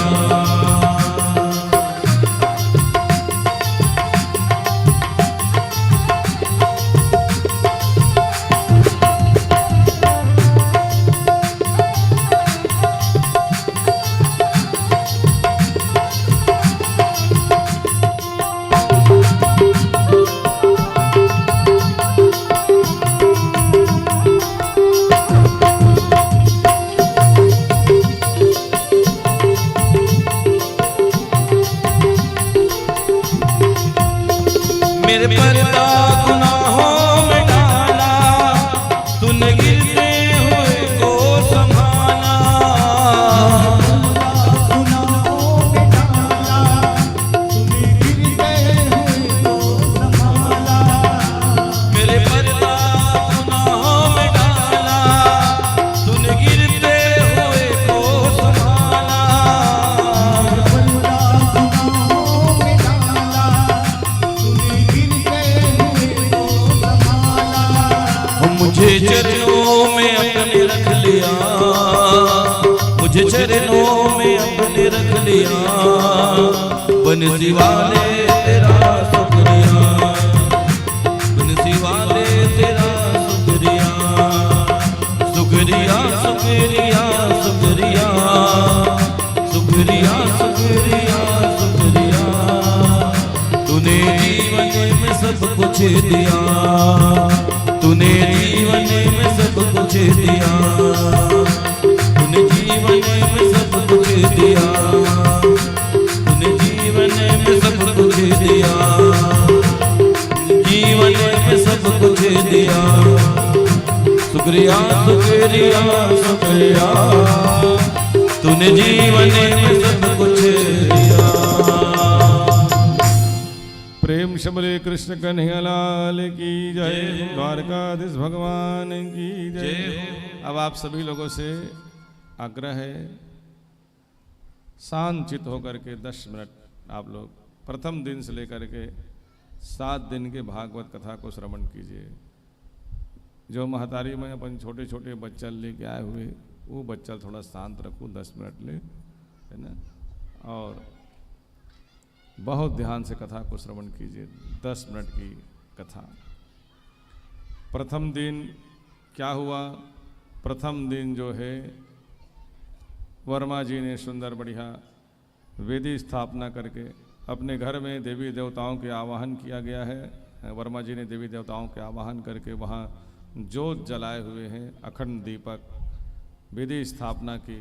वेदी स्थापना के पश्चात शोभा कलश यात्रा, कलश यात्रा, जल यात्रा, और फिर जल लेकर के आकर के यहाँ भागवत स्थल पर उनकी स्थापना की गई। फिर उसके पश्चात भागवत भगवान को स्वागत करके बढ़िया बाजा गाजा के साथ भागवत को ला करके इस मंच में बढ़िया सुंदर स्थापना की गई। प्रथम दिन व्यासपीठ में अपने आचार्य अर्थात मुझे पंडित कृष्ण कुमार तिवारी, है ना, आचार्य के रूप में उन्होंने वर्ण किया, और पारायणकर्ता के रूप में धनंजय महाराज जी को उन्होंने वर्ण किया, और स्वयं परिचित बन करके आसन ग्रहण करके इस भागवत कथा को श्रवण करना प्रारंभ किया। प्रथम दिन हमने आप लोगों को बताया था भागवत महिमा। भागवत के 4 अक्षर होते हैं, भ से भक्ति, ग से ज्ञान, व से वैराग्य, त से तत्व ज्ञान। इनको कहते हैं भागवत। इस भागवत कथा को सूत जी ने शौनक आदि ऋषियों को सुनाया, यही भागवत कथा सनकादि ने नारद जी को सुनाया, यही भागवत कथा मैत्री जी ने विदुर जी को सुनाया, यही भागवत कथा शिव जी ने पार्वती देवी को सुनाया, यही भागवत कथा गौकर्ण ने अपने भाई धुंधकारी को सुनाया, और यही भागवत कथा सुखदेव जी ने राजा परीक्षित को सुनाया। वही भागवत कथा मैं आप लोगों को सुना रहा हूँ। सूत जी महाराज ने शौनक आदि ऋषियों को भागवत कथा की महिमा बताते हुए कहा कि भागवत कथा कराने से बड़े पाप नाश हो जाते हैं, पितर लोग को ना दिव्य स्थान की प्राप्ति होते हैं, स्वयं का कल्याण होता है, अक्षय पुण्य की प्राप्ति होते हैं, गंगा नहाने का पुण्य भागवत कथा सुनने से प्राप्त होता है, चारों धाम की तीर्थ यात्रा करने का फल भागवत कथा से श्रवण करने से प्राप्त होता है, 7 पुरियों को दर्शन करने से जो पुण्य मिलता है भागवत कथा सुनने मात्र से मिलता है। भागवत कथा के पुण्य के तो हम वर्णन नहीं कर सकते, इतना पुण्य का वर्णन क्या है, भागवत की बहुत बड़ी महिमा है। भागवत कथा तो जीवित व्यक्ति तो सुनेगा तो उसका तो कल्याण होना ही है। अरे जिनकी मृत्यु हो जाए उनके परिवार के सदस्य अगर प्रेत बन जाए तो प्रेत की भी मुक्ति दिलाने वाली कथा भागवत कथा है। प्रेत पीड़ा विनाशनी, इस कथा को सनकाद ऋषि ने नारद जी को सुनाया कि प्रेत की योनि में जाने वाला धुंधकारी का कैसे सदगति दिला दिए, कौन, गोकर्ण ने।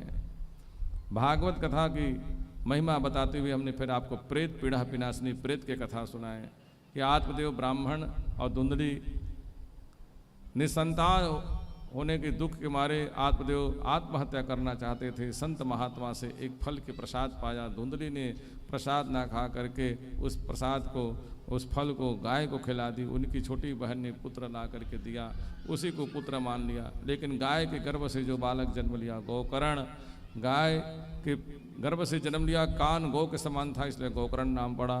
और धुंधली ने मिलता जुलता नाम अपना बेटा का रख दिया धुंधकारी। धुंधकारी बड़ा हो करके बड़ा पाखंडी धूर्त हो गया और धर्म कर्म के विरुद्ध कर्म करने लगा। लेकिन गोकर्ण बड़ा धर्मात्मा हुआ। दोनों भाई के स्वभाव में बड़ा अंतर था। धुंधकारी के स्वभाव से दुखी हो करके आत्मदेव ब्राह्मण अपने घर को छोड़ करके जंगल में जा करके फिर से आत्महत्या करने का विचार बनाया। लेकिन गोकर्ण ने यही पर ज्ञान को उपदेश दिया। 7 उन्होंने बात अपने पिताजी को बताया। मैंने आप लोगों को पहले बता चुका हूँ कि पहला बात यह है कि अपने हड्डी मांस और खून से बना हुआ शरीर का अहंकार नहीं करना चाहिए। दूसरा बात यह है कि पत्नी और पुत्र के मोह में अंतिम समय तक के व्यक्ति को फंसने नहीं रहना चाहिए। पत्नी और पुत्र के मोह को त्याग करके गोविंद का भजन का धर्म का संग करना चाहिए, तभी वृद्धावस्था में मनुष्य का कल्याण है। जो वृद्ध मनुष्य अपने पत्नी के मोह में, अपने पुत्र के मोह में, अपने पुत्री के मोह में, अपने परिवार के मोह में, अपने और किसी स्नेही जन के मोह में फंसा रहता है, ऐसे वृद्ध व्यक्ति जो भगवान का अंतिम समय तक चिंतन नहीं करता है, जाया सुता देशु सदा ममताम विमंच, सदा ममता में फंसा रहता है, बंधन में फंसा रहता है, वो कभी बंधन से मुक्त नहीं हो पाएंगे, उनके दुर्गति हो जाते हैं। ये दूसरी बात बताया। तीसरा, पश्चानी सम जगदीतम क्षणभंगुनिष्ठम, संसार जो दिखाई देते हैं उससे भी व्यक्ति को स्नेह नहीं करना चाहिए बुढ़ापा में, क्योंकि अब छोड़ने का समय आ गया है। संसार की किसी वस्तु से क्या प्रेम करना, इसको भी त्यागना चाहिए। चौथा, वैराग्य राग रसिको भव भक्त निष्ठा, वैराग्य भाव से अपने जीवन को व्यतीत करना चाहिए। 5वां, धर्म भज सत्यम तज लोक धर्माण, अपने धर्म का पालन करते हुए अपने जीवन व्यतीत करना चाहिए। कौन क्या कहता है इनके पीछे नहीं दौड़ना चाहिए। 6वां, अन्नस दोष गुणम चिंतनम मास मुक्तवा, किसमें गुण है किसमें अवगुण है छोड़िए, हम में क्या अवगुण है क्या गुण है ये देखना चाहिए। और 7वां, सेवा कथा रसमोहो नीतराम पिबत्वम, अधिक से अधिक वृद्धावस्था में अगर कान सुनाई दे रहे हैं तो कान से भगवान का कथा रस पीजिए, क्योंकि यही रस अब फायदा करेंगे। बाकी रस पीने का समय समाप्त हो गया। जवानी में खूब रस पिए हो, कई प्रकार के रस का पान किए हो, लेकिन वृद्धावस्था अब रस पान करने का नहीं है, सिर्फ एक ही रस पीने का है, वो है कथा रस पीजिए, क्योंकि इसी रस से आपका कल्याण होना है। वृद्धावस्था में अधिक से अधिक भगवान की कथा, अधिक से अधिक भगवान का दर्शन, यही करना चाहिए। ये गोकर्ण ने अपने पिताजी को ज्ञान का उपदेश दिया ना। आत्मदेव ब्राह्मण अपने पुत्र के बात को मान करके संन्यास ले लिया। उसके पश्चात गोकर्ण जो है तीर्थ यात्रा में चला गया, अपने माँ के साथ दुर्व्यवहार का धुंधकारी, और फिर माँ भी सूखे कुएं में कूद करके मर गई। धुंधकारी अनेक अत्याचार, अनेक प्रकार के पाप कर्मों को किया, 5 वेश्याओं के चक्कर में फंस करके मारा गया। उनके भाई ने अनेकों उनके सदगति के लिए उपाय किया, तीर्थ व्रत में जा करके पिंडदान किया, दान पुण्य किया, फिर भी सदगति नहीं हुई। तब धुंधकारी ने कहा कि मेरे सदगति के लिए भागवत कथा करवाओ, और भागवत कथा फिर सुनाया किसको? धुंधकारी को। भगवान सूर्य नारायण ने गोकर्ण को उपाय बताया था, भागवत कथा कराओ प्रेत पीड़ा के विनाश के लिए। तो सूर्य नारायण की आज्ञा को मान करके गोकर्ण ने अपने भाई धुंधकारी के लिए उन्होंने भागवत कथा किया। कौन सा महीना में? आषाढ़ का महीना में शुक्ल पक्ष के नवमी तिथि के दिन उन्होंने भागवत कथा सुनाया, और गुरु पूर्णिमा के दिन 7 दिन भागवत कथा सुन करके एक बांस में स्थान दिया। बांस में ठहरा 7 दिन तक के 7 भेद गांठ तोड़ करके बाहर निकला और फिर मुक्ति को प्राप्त किया। ऐसे गोकर्ण कथा में आप लोगों को सुनाया। उसके पश्चात सनकादि ऋषियों ने नारद जी को कथा भक्ति ज्ञान और वैराग्य को पुष्ट करने के लिए कथा करवाई। नारद जी ने वृंदावन में जाकर के देखा तो जर्जर अवस्था थे, उसीलिए भागवत कथा सुनाया। उसी के महिमा के अंतर्गत ये गोकर्ण उपाख्यान की कथा है। उसके पश्चात सौनक आदि ऋषियों ने प्रश्न किया कि राजा परीक्षित क्यों भागवत कथा सुना? तो राजा परीक्षित की फिर कथा सुनाया। सूत जी महाराज ने सौनक आदि ऋषियों को राजा परीक्षित को भागवत कथा इसलिए सुनना पड़ गया, पांडवों के वंश में प्रतापी राजा है। कौरवों के विनाश होने के बाद पांडव लोग राजा बना। उसके पश्चात भगवान कृष्ण कन्हैया के परम धाम जाने के पश्चात पांडव लोग भी परीक्षित को राजा बना करके चले गए। परीक्षित राजा शिकार खेलने के लिए जंगल में गया और वहाँ कलयुग से सामना हुआ। कलयुग ने स्थान मांगा, 4 स्थान दिया कि जहाँ हिंसा होगी वहाँ जाओ। पहला स्थान तो दिया जुआघर, है ना, जुआघर दिया। दूसरा वैश्यालय दिया, तीसरा हिंसा और चौथा मदिरालय दिया। 5वां मांगा तो फिर स्वर्ण में स्थान दे दिया। अनीतिपूर्वक कमाए हुए धन में भी उन्होंने स्थान दे दिया। और ये प्रातः ही एक स्वर्ण में जा कर के निवास किया। वो था जरासंध नाम के दुष्ट राजा के स्वर्ण के मुकुट, उसमें जाकर के वास किया। उसी मुकुट को पहन लिया। राजा परीक्षित की मति मारी गई। समीक महात्मा का अपमान किया। श्रृंगे ने श्राप दिया 7वें दिन तक छत नाक के काटने से मृत्यु हो। राजा परीक्षित जो है सुखदेव जी के शरण में आया। सुखदेव जी महाराज से आग्रह किया, प्रभु मुझे कथा सुनाइए। सुखदेव जी महाराज ने फिर कथा बताते हुए भगवान किस प्रकार से निर्माण किया संसार को। सबसे पहले ब्रह्मा जी बनाया। ब्रह्मा जी को आज्ञा दिया कि सृष्टि का विस्तार करो। ब्रह्मा जी ने अपने ही शरीर से फिर विभिन्न देवताओं को प्रकट किया। सनक, सनंदन, सनातन, सनत कुमार 4 कुमार प्रकट किया। 4 कुमार के बाद फिर उन्होंने फिर रुद्र देवता को प्रकट किया। रुद्राणी देवी प्रकट की। रुद्र देवता रुद्राणी को आज्ञा दिया कि सृष्टि का विस्तार करो। तो उन्होंने अपने अनुसार से बनाया, लेकिन भगवान ब्रह्मा जी को अच्छा नहीं लगा। कहा इनको अपने पास रखो, वही भूत प्रेत कहलाए। फिर ब्रह्मा जी ने अपने ही शरीर से फिर विभिन्न देवताओं को प्रकट करना प्रारंभ किया। उन्होंने 10 मानस पुत्र को उत्पन्न किया। मरीचि, अत्रि, अंगिरह, पुलह, पुलस्त, क्रतु, भृगु, वशिष्ठ, दक्ष और नारद 10 मानस पुत्र को उत्पन्न किया। फिर उन्होंने दाहिने स्तन से धर्म को प्रकट किया। दोनों हृदय से उन्होंने कामदेव को प्रकट किया। और उसके पश्चात भाव से उन्होंने क्रोध को प्रकट किया। ओठ से लोभ को प्रकट किया। और उन्होंने फिर मुख से सरस्वती देवी को जीवा से प्रकट किया। लिंग से समुद्र देवता को, गुदा से नृत्य देवता को, छाया से कर्दम देवता को, ध्यान शक्ति से चित्रगुप्त को, फिर रुचि प्रजापति को, ऐसे देवताओं को उन्होंने प्रकट किया। फिर उन्होंने 4 मुख से 4 वेद को प्रकट किया। यजुर्वेद, ऋग्वेद, यजुर्वेद और सामवेद और अथर्ववेद, ऐसे 4 वेद प्रकट किया। 4 उपवेद बनाया। आयुर्वेद बनाया, धनुर्वेद बनाया, गंधर्व वेद बनाया, स्थापत्य वेद बनाया। ऐसे 4 वेदों की स्थापना की। उसके पश्चात फिर उन्होंने मनु शत्रुपा का निर्माण किया। मनु शत्रुपा को निर्माण करके उन्होंने पृथ्वी लोक में उन्हें जो लोक बनाए थे, अतल, वितल, सुतल, तलातल, महातल, रसातल, भू, भुआ, स्वर्गलोक, महरलोक, जललोक, तपलोक और ब्रह्मा जी लोग कमल के पुष्प को 14 भागों में व्यक्त किया था। भूलोक में सभी को भेजा। भूलोक में आया। मनु शत्रुपा ने 5 संतान उत्पन्न की। 3 बेटी आकुति, देहुति, प्रसूति, 2 बेटा हुए उत्तान पाद और प्रिवर्त। आकुति के रुचि प्रजापति नाम के देवता के साथ विवाह किया। उनका बेटा यज्ञ नारायण हुआ। देहुति का कर्दम महात्मा के साथ विवाह हुआ। उनका 9 कन्या और 1 बेटा कपिल नारायण हुआ। के साथ विवाह किया। 16 बेटी जन्म ली। श्रद्धा, मैत्री, दया, शांति, पुष्टि, पुष्टि, क्रिया, उन्नति, बुद्धि, निवास, दीक्षा, धीर, भुक्ति, स्वाहा, पुरा, सती, ऐसे 16 बेटी जन्म ली। और 16 बेटी में 13 बेटी जो है धर्मराज के साथ विवाह किए। और उसके पश्चात स्वाहा के अग्नि देवता के साथ, सोना के पुत्र देवता के साथ, सती के भगवान शिव जी के साथ। लेकिन दक्ष जी को जब देवताओं का अध्यक्ष बनाया गया, भगवान शिव जी का अपमान किया। शिव जी का अपमान करने की वजह से वीरभद्र जी महाराज गया और वहाँ जाकर के, क्योंकि सती मैया जो है अपमान सहन नहीं कर पाई, जाकर के वहीं अपने शरीर का त्याग किया। तो भगवान शिव जी ने वीरभद्र जी को भेजा। सबको दंड दिया, उनके सिर को उखाड़ करके अग्निकुंड में डाल दिया। भगवान ने कृपा करके बकरे वाला सिर दिया दक्ष जी महाराज को।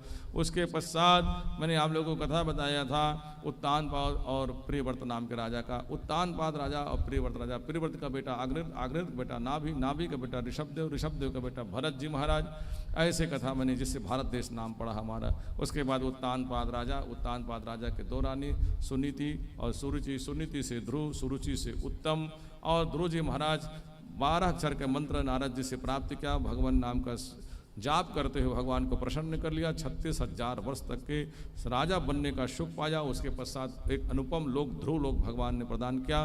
ध्रुव ने उसके बाद 2 बेटा उत्पन्न किया, उत्कल और वत्सर। उत्कल राजा नहीं बना, छोटा भाई को राजा बना दिया। वत्सर का बेटा पुष्पान, पुष्पान का बेटा विष्णु, विष्णु का बेटा सर्वतेजा, सर्वतेजा का बेटा चक्षु, चक्षु का बेटा उल्मुख, उल्मुख का बेटा अंग, अंग का बेटा बेन, और बेन साधु संतक महात्मा से मारा गया। शरीर का मंथन किया, जंघा को मंथन किया। भगवान नारायण पृथ्वी के रूप में प्रकट हुआ। बायां भाग का मंथन किया गया, अर्ची मैया प्रकट हुई। पृथु और अर्ची से विजिताश्व नाम का बेटा जन्म लिया।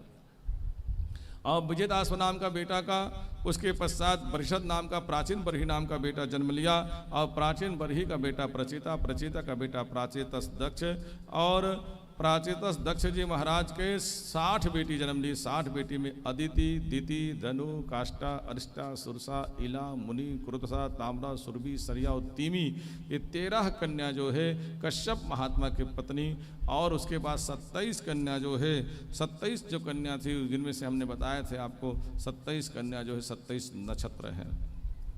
27 नक्षत्र जो पंचांग में आप देखते हो, अश्वनी, भरणी, कृतिका, रोहिणी, वृषरा, अश्लेषा, मघा, ज्येष्ठा, पूर्वा फाल्गुनी, उत्तरा फाल्गुनी, उत्तराषाढ़ा, पूर्वाषाढ़ा, जो ऐसे 27 नक्षत्र है, वो 27 नक्षत्र जो है वो चंद्रमा जी की पत्नी। 27 और 13 कितना हो गया? 40। धर्म की पत्नी 10, धर्मराज के साथ 10 पत्नी, 10 कन्या को समर्पित। भानु, लंबा, कुकुब, जामी, साध्या, मृतुति, वशु, मुहूर्ता, संकल्पा, ऐसे 10 कन्या जो है धर्मराज जी के साथ। पतंगी, यामिनी, कद्रु और विनीता, तारक्ष महात्मा के साथ। भूता और स्वरूपा, भूत के साथ में अर्मी और धृष्णा जो है कृषास महात्मा के साथ। स्वाहा और शोधा जो है अंगिरा महात्मा के साथ। ऐसे 60 कन्या का विवाह किया। 60 कन्या में 13 कन्या कश्यप की पत्नी हैं। अदिति से 12 बेटा जन्म लिया। 12 बेटा में सबसे बड़ा बेटा था विवस्वान, जिसको कहते हैं सूर्य नारायण। सूर्य नारायण अरिमा, पोखा, त्वष्टा, सविता, भग, धाता, विधाता, वरुण, मित्र, इंद्र और वामन, ऐसे 12 बेटा जन्म लिया। अदिति मैया से सब देवता का है। अदिति से आदित्य जन्म लिया। दिति से हिरण्यकशिपु, हिरण्याक्ष को भगवान ने 12 अवतार लेकर के उनका वध किया था। हिरण्यकशिपु का 4 बेटा हुए थे, अनुहराद, हराद, सरहलाद और प्रहलाद। फिर प्रहलाद को भगवान हिरण्यकशिपु ने ब्रह्मा जी की तपस्या करके बड़ा विचित्र वरदान प्राप्त किया। न दिन में मरूंगा, न रात में मरूंगा, न अंदर मरूंगा, न बाहर मरूंगा, न ऊपर मरूंगा, न नीचे मरूंगा, न अस्त्र से मरूंगा, न शस्त्र से मरूंगा, न देवता से मरूंगा, न राक्षस से मरूंगा, न मनुष्य से मरूंगा, न पशु से मरूंगा। ऐसे अद्भुत वरदान मांगा था। भगवान ने उन वरदान का पालन करते हुए भगवान ने नरसिंह रूप धारण करके प्रहलाद की पुकार से स्तंभ को फाड़ करके प्रकट हुआ। हिरण्यकशिपु का वध किया, प्रहलाद को राजा बनाया। प्रहलाद का बेटा विरोचन हुआ, विरोचन का बेटा बलि महाराज हुआ। बलि ने देवताओं को पराजित करके स्वर्ग लोक को छीन लिया। फिर ये देवता लोग जा करके भगवान के पास शरण में गया। भगवान ने समुद्र मंथन का आज्ञा दिया। समुद्र मंथन राक्षसों के सहयोग से किया। समुद्र मंथन करके जो अमृत निकला, ऐसे 14 रत्न निकला वहाँ से, और अलग अलग भगवान ने सबको बांटा। लेकिन अंत में अमृत को भगवान ने मोहिनी रूप बना करके, 24 अवतार में एक अवतार मोहिनी रूप बना करके भगवान ने बड़ी चतुराई से देवताओं को पिलाया। राक्षस लोग तो पहले से मदिरा पान करके बैठा हुआ था, इसलिए होश में था नहीं, अमृत नहीं पाया। दोनों के बीच में युद्ध हुआ, सब राक्षस लोग मारे गए। अमृत पीने देवता वालों जीत गया।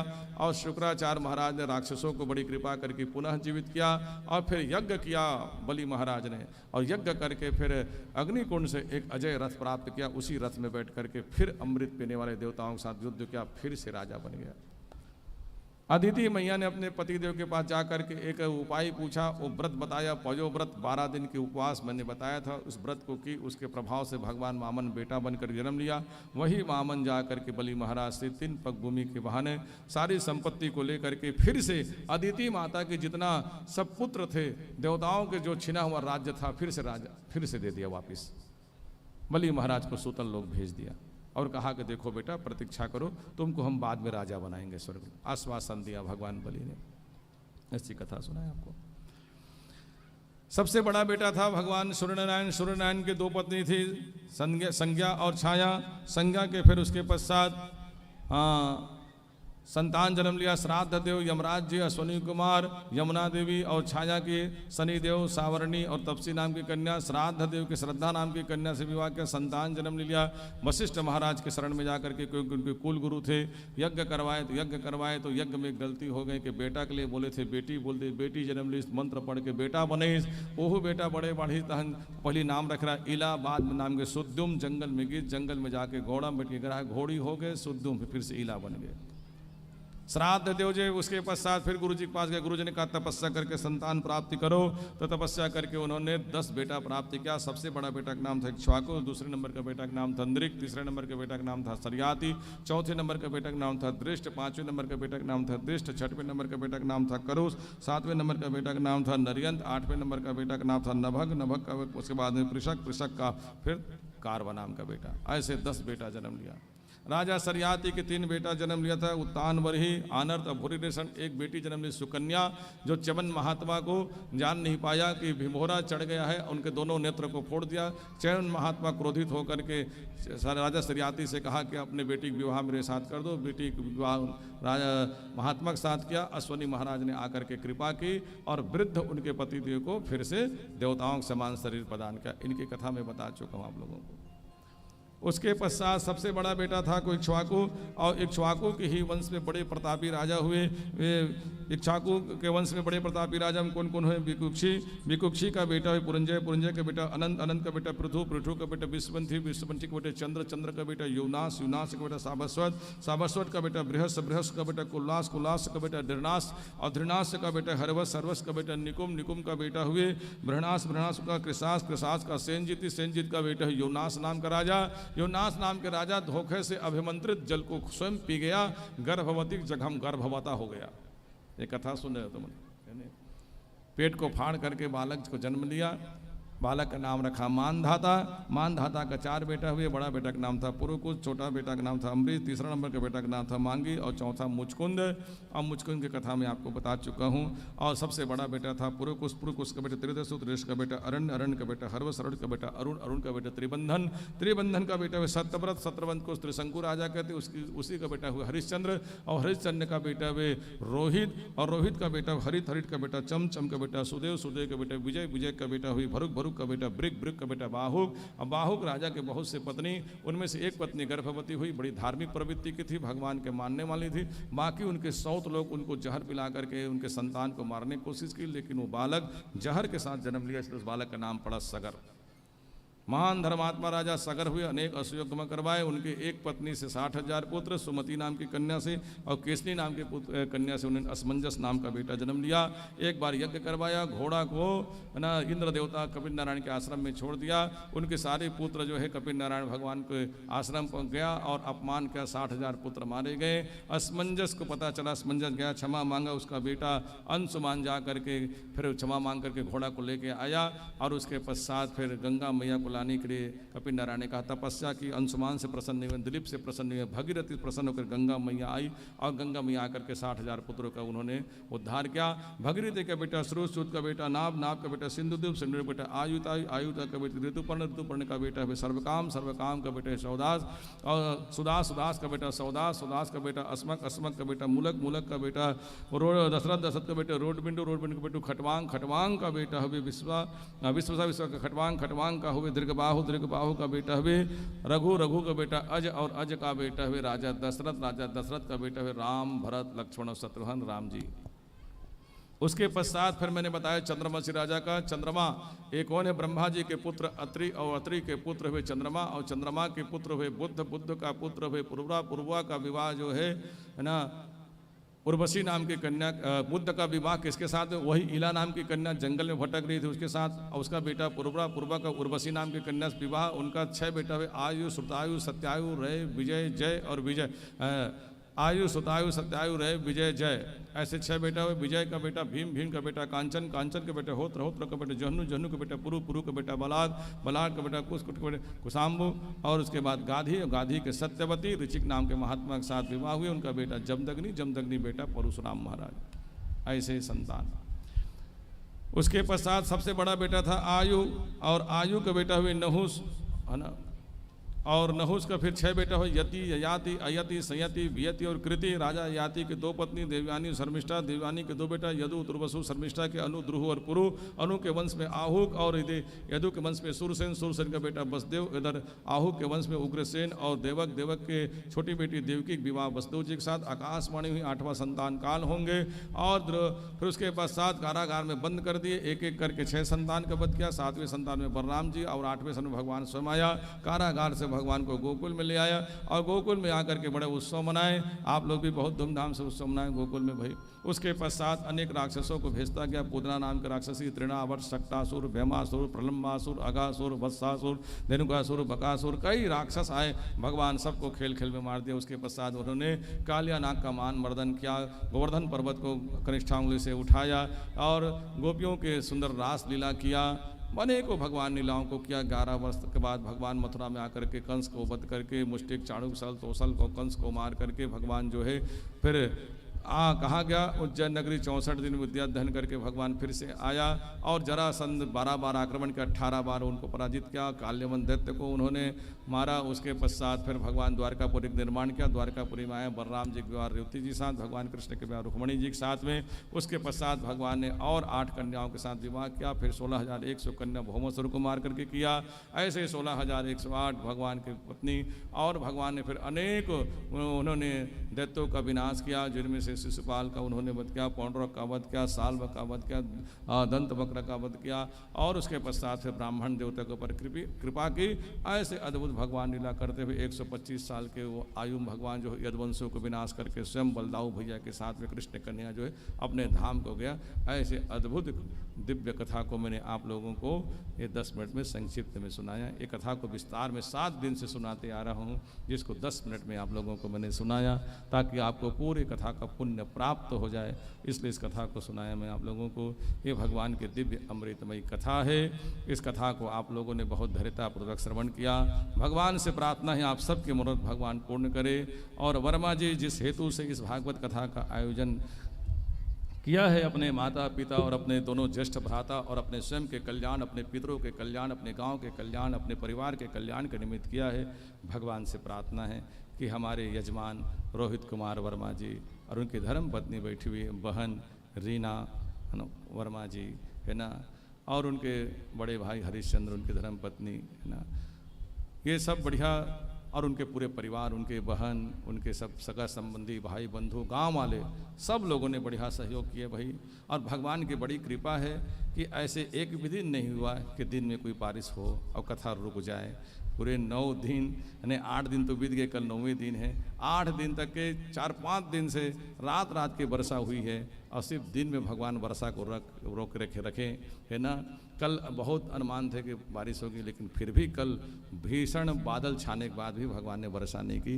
बड़ी कृपा की भगवान ने। हमारे कथा में भगवान कृष्ण ने कोई व्यवधान नहीं किया, अपने गोवर्धन पर्वत को उठा कर रखे हुए थे, और हमारे कार्यक्रम को भगवान ने सफल किया। ये सब वर्मा जी के श्रद्धा है, उनके पुण्य है कि इनके श्रद्धा को देखते हुए भगवान ने उनके कार्य को सफल किया भाई। क्योंकि जब व्यक्ति की श्रद्धा होते हैं तो भगवान उसके कार्य को पूरा करते हैं। ऐसे सुंदर भगवान कथा का आज 7 दिन कथा सुनते हुए आप लोग व्यतीत किए हैं। ब्राह्मण भला आपको क्या देगा? अपने यजमान को मैं व्यासपीठ से श्रीमान रोहित कुमार वर्मा जी को, उनके परिवार को, उनके सगा संबंधियों को व्यासपीठ से मंगलमयी आशीर्वाद प्रदान करता हूँ कि भगवान आप सबके मनोरथ पूर्ण करे। और रोहित कुमार वर्मा जी के माता जी को, पिताजी को, उनको दोनों ज्येष्ठ भ्राता को, उनको पूर्वजों को भगवान उत्तम गति प्रदान करे। उनकी दिव्य आत्मा को अपने युगल चरणारविंद में स्थान दे, और पूरे परिवार का कल्याण हो। और जिन जिन भक्तों ने इस कार्यक्रम को सफल बनाने में प्रत्यक्ष या अप्रत्यक्ष रूप से, सबका नाम लेना संभव नहीं है, जिन्होंने सहयोग किया इस कथा को सफल बनाने में, उन सब के लिए व्यासपीठ से मंगलमय आशीर्वाद, शुभकामनाएं। भगवान सबको प्रसन्न रखे। बस जो कथा मैंने बताया उनके कुछ, अरे पूरा नहीं कर सकते तो कुछ अंशों को अगर आप ग्रहण कर लेंगे तब भी आपका कल्याण होंगे, ये निश्चित जानिए। भागवत कथा अमृत है, इसको अगर पियोगे तो आपका जीवन में लाभ ही लाभ है। ऐसे भगवान के दिव्य अमृतमय कथा आपको आशीर्वाद प्रदान करते हुए हम कथा को यहीं पर विराम करेंगे। जिनको जो भी अब भागवत भगवान में अर्पण करना हो, चढ़ाना हो, जिन भी भक्तों को वो आकर के अर्पण करेंगे। हमारे मुख्य यजमान जी से है ना पहले हाँ संकल्प करवा लेते हैं, उसके पश्चात फिर गांव वाले लोग आकर के फिर जो भी आपको चढ़ाना हो, दान दक्षिणा करना हो। एक ठो माइक ले जाओ, क्योंकि कई लोग माइक से नाम पुकारने के लिए बोलते हैं, तो कोई गांव के व्यक्ति आ जाए भाई है ना, और माइक लेकर के नाम पुकारेंगे। कई लोग बोलते हैं कि हम दान किए हमारा नाम नहीं हुआ, तो नाम पुकारवा देते हैं पुकारने के लिए। एक माइक दे दो है ना। आइए आप लोग संकल्प कर लीजिए, मुख्य परिवार यजमान परिवार, उसके पश्चात उनके भाई बंधु लोग जो आना हो ऊपर मंच में आते। थोड़ा पीछे हट जाए।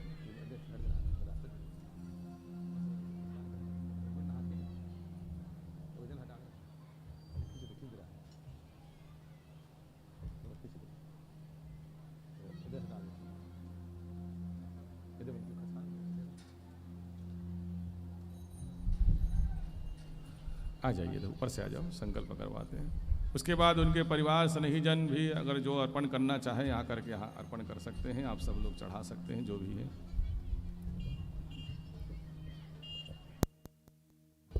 फूल चावल ले लीजिए, है फूल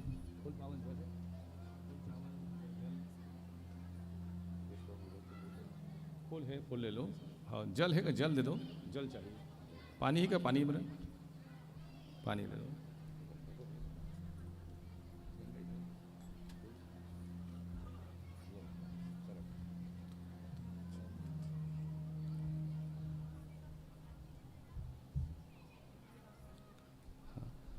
हरि ओम विष्णुर्विष्णुर्विष्णुर्नमा परमात्मने श्री पुराण पुरुषोत्तमस श्री विष्णुराज्ञा प्रवर्तमान श्री स्वेद्वारा कल्पी वैवस्वत मन मंदिर अष्टाभिसंतमि। हाँ हाथ में ले लो, पानी ले लो, एक साथ हाथ में सबके सब हाथ में। हरि ओम विष्णुर्विष्णुर्विष्णुर्नमा परमात्मने श्री पुराण पुरुषोत्तमस श्री विष्णुराज्ञा प्रवर्तमान श्री स्वेद्वारा कल्पी वैवस्वत मन मंदिर अष्टाभिसंतमे। कलियुगे कलि प्रथम चरणे जम्बुदीपे व्रतखंडे आर्यावंतर्गत ब्रह्मवर्देशे प्रजापति क्षत्रे बौद्धवतारे वर्तमाने कालयुक्त संवत्सर मासोत्तमासे उत्तम मासे यह बोलते जाइएगा। चैत्र मासे शुक्ल पक्षे चतुर्थी युक्त पंचमी तिथो। आज का दिन का नाम ले लीजिए। होवाश्री गुण विशेषण विशिष्ट्याम सकल शास्त्र श्रुति स्मृति पुराणोक्त फल प्राप्ति कामः श्रीमद भागवत महापुराण कथा श्रवण फल प्राप्ति निमित्त मम माता, माता जी का नाम लीजिए, मम पिताजी, मम ज्येष्ठ भ्राता, मम पूर्वज, हाँ मम पूर्वज बोलते जाइए है ना, मम पूर्वज बोल दीजिए बस। मम पूर्वज हाँ सद्गति कल्याण निमित्त मम कल्याण, मम परिवार कल्याण हाँ निमित्त मम स्नेही जन कल्याण निमित्त भागवत फल प्राप्ति निमित्त मम आचार्य पंडित कृष्ण कुमार तिवारी वशिष्ठ गोत्र उत्पन्नाय ब्राह्मणाय ब्राह्मण दक्षिणा महम। अपना नाम लीजिए, गोत्र का नाम लीजिए, हाँ सपरिवार दक्षिणा संप्रदाय।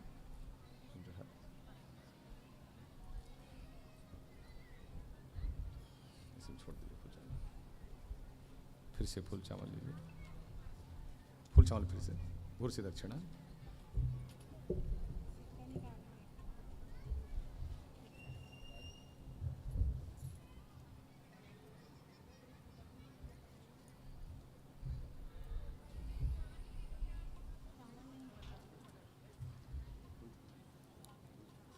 हाँ फूल चावल चढ़ा दीजिए।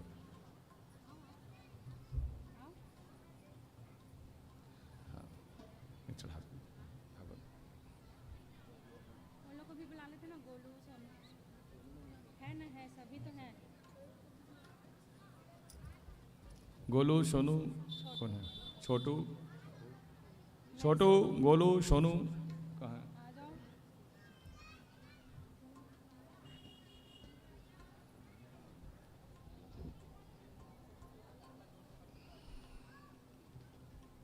सोनू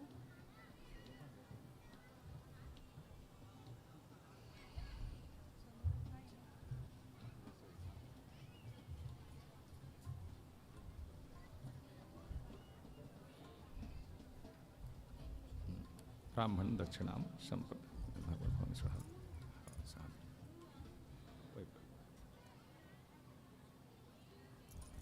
फिर से फूल चावल लीजिए।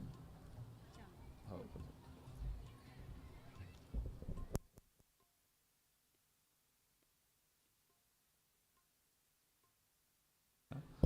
ओम बोलते जाइए। ओम शांति शांति शांति निमित्त भूर्षिम दक्षिणाम संप्रदे।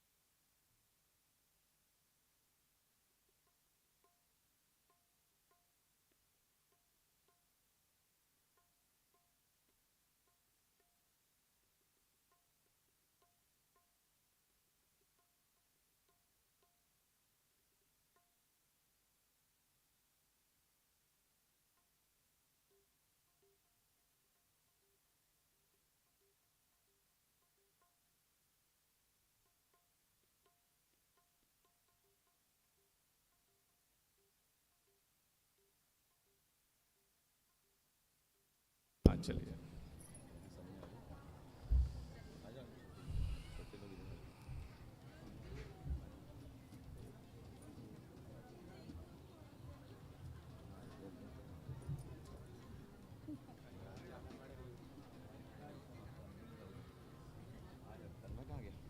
तन्मय नहीं है।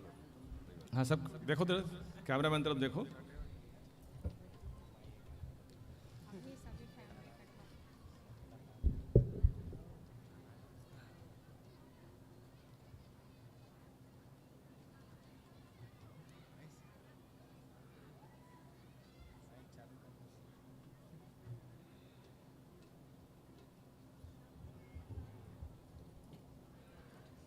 ठीक है, ठीक हो जी, बैठिए। अब जिन भी भक्तों को, परिवार के सदस्यों को जो भी अर्पण करना हो, उनके आए हुए अतिथि, परिवार, गांव वाले, जिनको जो भी भगवान में अर्पण करना हो, आप आकर के यहाँ भागवत भगवान में अर्पण करते जाइए, चढ़ाते जाइए। 10-15 मिनट आपके पास वक्त समय है, आप लोग चढ़ाइए। उसके पश्चात फिर शोभा यात्रा की भी तैयारी करके रखिएगा। बाजा वाले मतलब बुला ले रहा हो, है ना। आरती हुई, उसके बाद आरती के बाद तुरंत शोभा यात्रा। जिन जिन लोगों को जल्दी जल्दी आते जाइए, विलम्ब मत करो, है ना। और संकोच भी मत करो कि वो जाही तब मैं जाऊँ, है ना। ऐसे देखा सीखी मत करो। जैसी श्रद्धा है आकर के चढ़ाते जाओ। और माइक है, अगर माइक में बुलाना चाहो तो माइक में भी आप बुलवा सकते हो। माइक ले लो ने कहा, झन माइक से नीचे से माइक दे दो।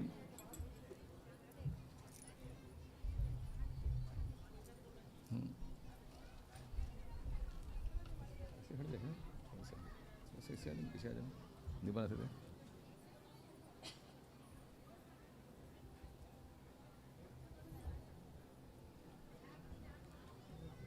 नहीं बन पाते का, थोड़ा सामान हटा दो सामने के। देखा सर,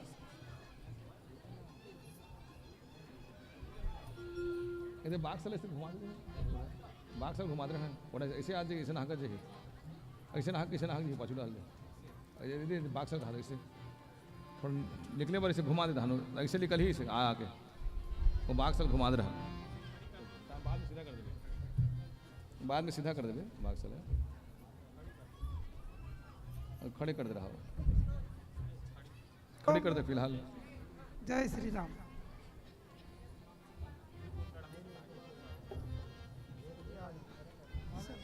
नाम बोलना है क्या? सत्तूलाल साहू, ग्राम औंधी से 110 रुपया भागवत कथा में अर्पण है।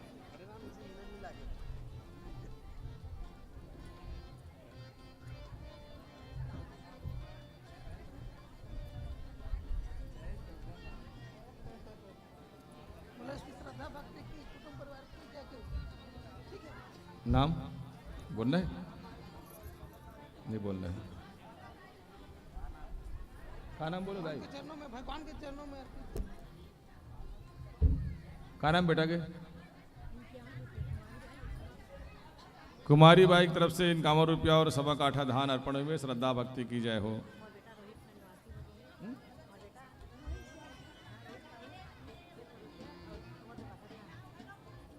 स्वर्गीय रोहित साहू जी की स्मृति में सवा काठा धान और 100 रुपया अर्पण हुए है। परिवार सवा 2 काठा धान और 100 रुपया भगवान में अर्पण हुए। श्रद्धा भक्ति की जय हो। स्वर्गीय रोहित साहू जी के पुण्य स्मृति में परिवार के द्वारा सवा 2 काठा धान और 100 रुपया अर्पण हुए। श्रद्धा भक्ति की जय हो। बोलो।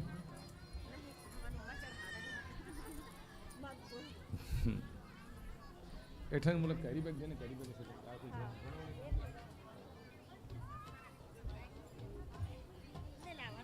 हाँ काठन दे।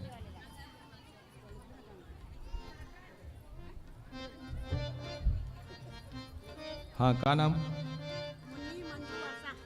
मुन्नी मंजू आशा वर्षा, इनकी तरफ से 501 रुपया और सवा 2 काठा धान भगवान में अर्पण हुए। श्रद्धा भक्ति की जय हो।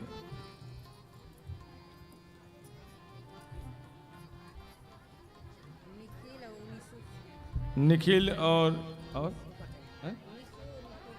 निशु और निखिल पटेल की तरफ से भगवान के चरणों में 501 रुपया अर्पण हुए। श्रद्धा भक्ति की हैं?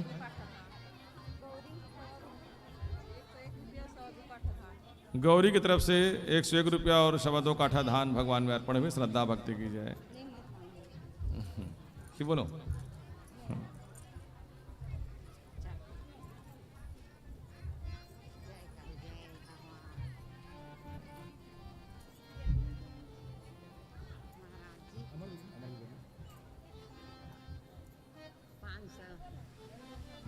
का नाम से? का नाम से? सजीवन लाल ठाकुर, उनके परिवार के द्वारा 511 रुपया अर्पण हुए। श्रद्धा भक्ति की जय हो।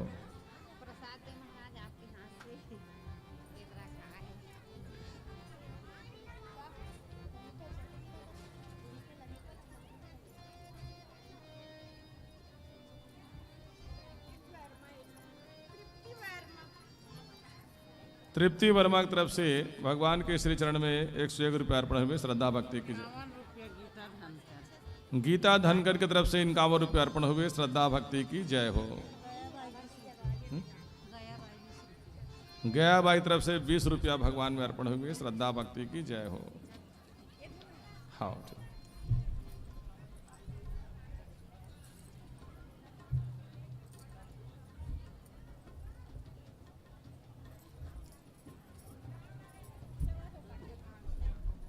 का नाम से? नीरा धनकर की तरफ से सवा 2 काठा धान भगवान में अर्पण हुए। श्रद्धा भक्ति की जय हो। का नाम? नाम नहीं।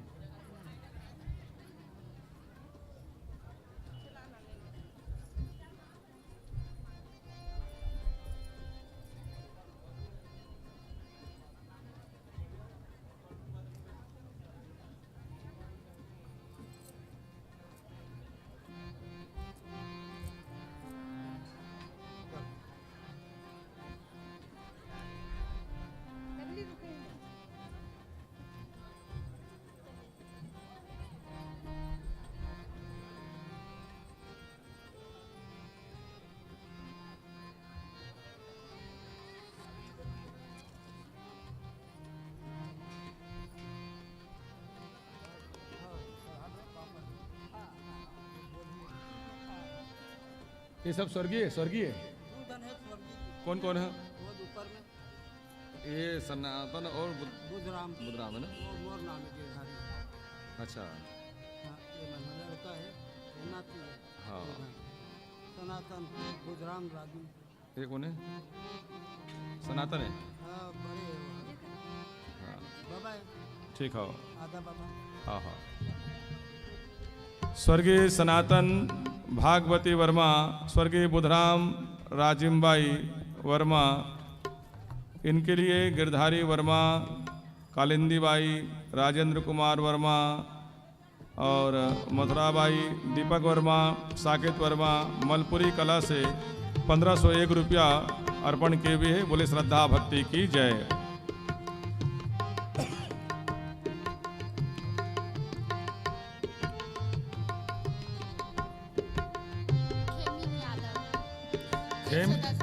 खेमिन यादव तरफ से 110 रुपया अर्पण हुए। श्रद्धा भक्ति की जय हो।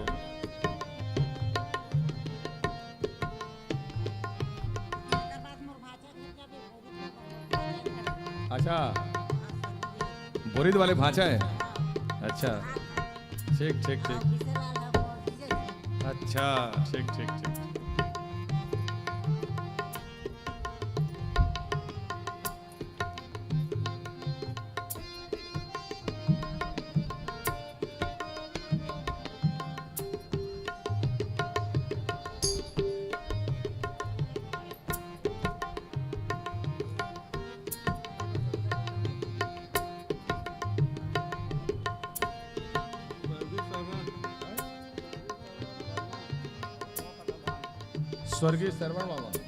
स्वर्गीय श्रवण वर्मा के स्मृति में 102 रुपया और शव का ठदान भगवान में अर्पण हुए। श्रद्धा भक्ति की जय हो।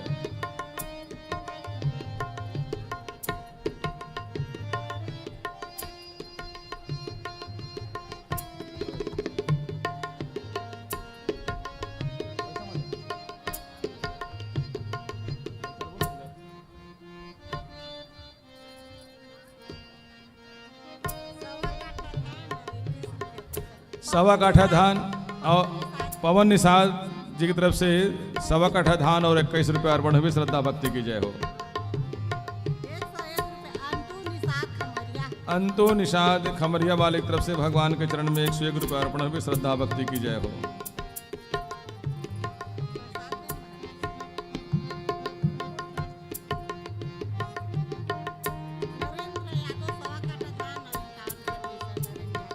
नरेंद्र यादव जी की तरफ से सवा काठा धान और 51 रुपये अर्पण हुए। श्रद्धा भक्ति की जय हो।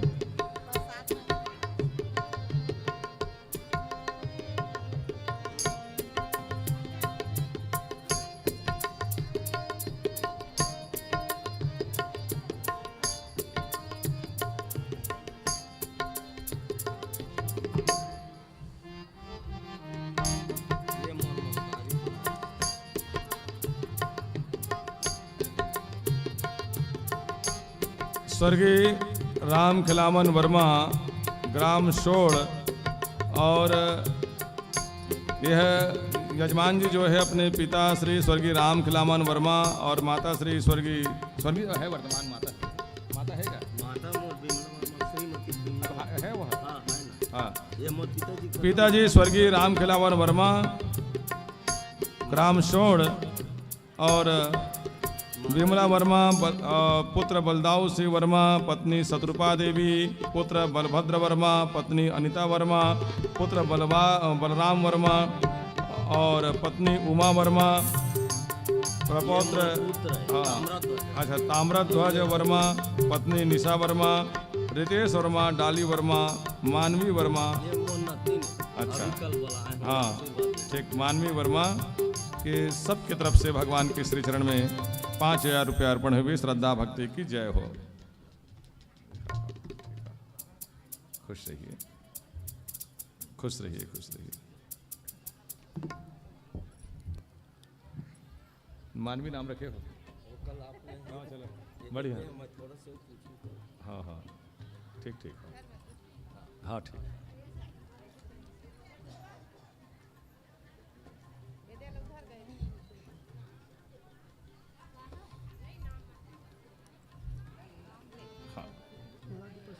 नाम नहीं बोलाना है, जी जी प्रसाद भर लेना है नाम। हाँ हाँ लिखा ले निकाल दे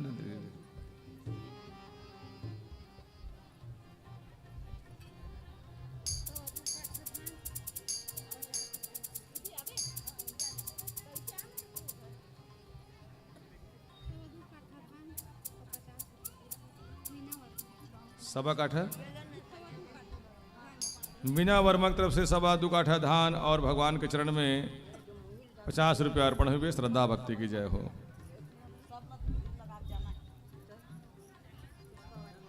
पुष्पा वर्मा जी की तरफ से भगवान के श्री चरण में 101 रुपया अर्पण हुए। श्रद्धा भक्ति की जय हो।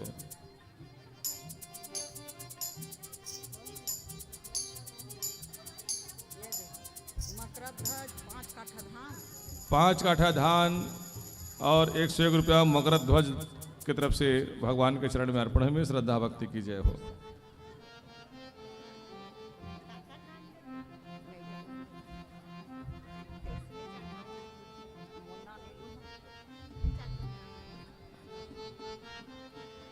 का नाम बोलो भाई? नेमा नेमा की तरफ से भगवान के श्री चरण में 1001 रुपया अर्पण हुए। श्रद्धा भक्ति की जय हो।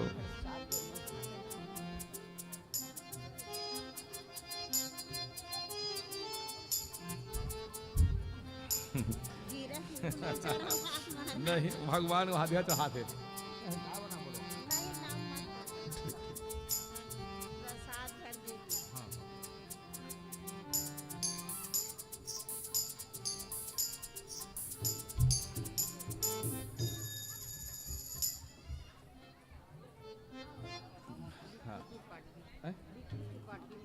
दीप्ति त्रिपाठी की तरफ से भगवान के श्री चरण में 101 रुपया अर्पण हुए। श्रद्धा भक्ति की जय हो।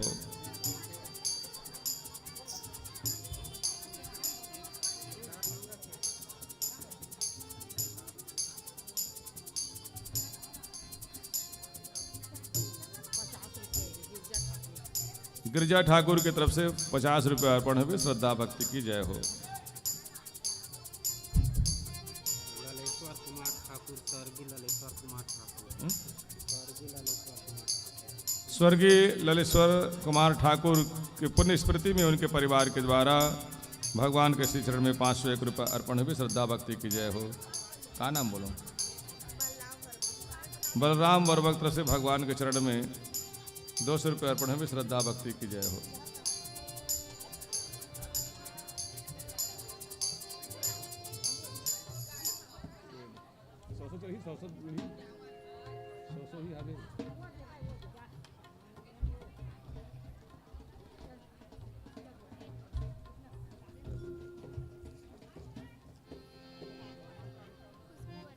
खुशबू वर्मा की तरफ से भगवान के चरण में 100 रुपया 101 रुपया अर्पण हुए। श्रद्धा भक्ति की जय हो।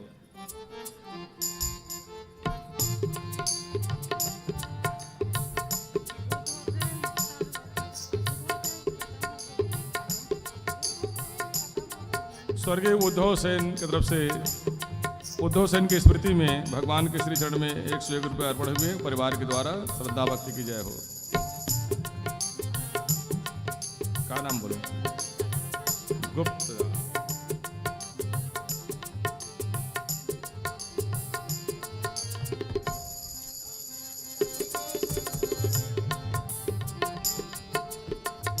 का नाम बोलो?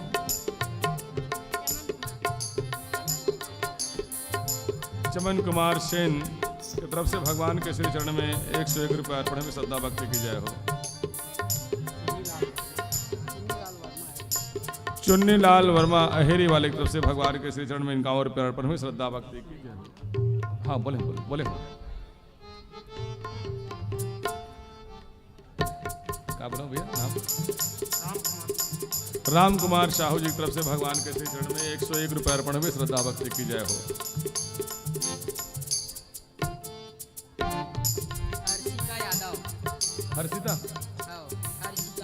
हर्षिका यादव की तरफ से 51 रुपया अर्पण हुए। श्रद्धा भक्ति की जय हो।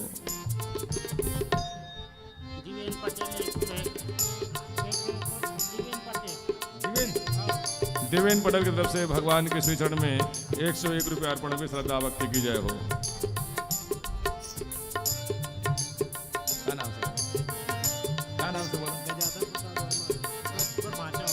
अच्छा, हमारे यजमान जी के भांजा गजाधर प्रसाद वर्मा भगवान के श्री चरण में 1000 रुपये अर्पण किए हैं। श्रद्धा भक्ति की जय हो।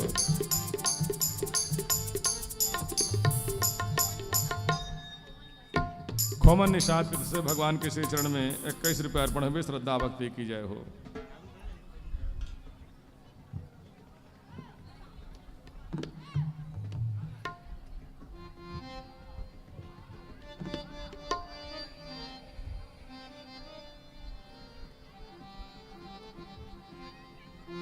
महेंद्र कहाँ गए? कहाँ?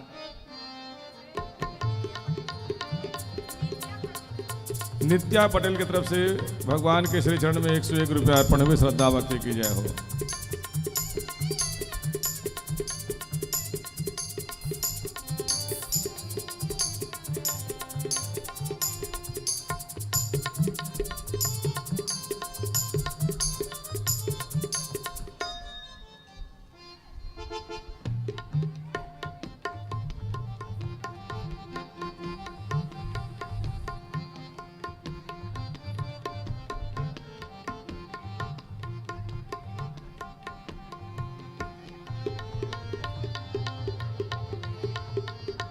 कुछ बताओ ना।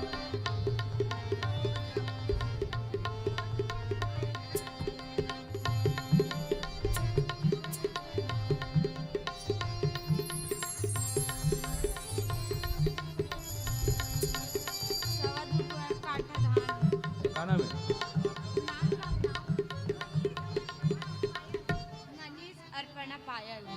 मनीष अर्पणा और पायल पटेल की तरफ से 200 51 रुपया और धान 2.25 काठा धान भी अर्पण किए। श्रद्धा भक्ति की जय हो।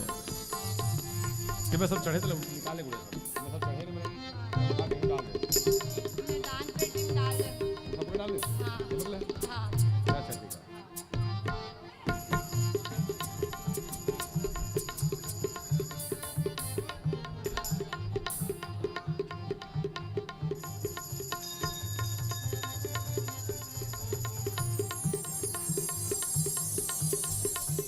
आरती की तैयारी कीजिए।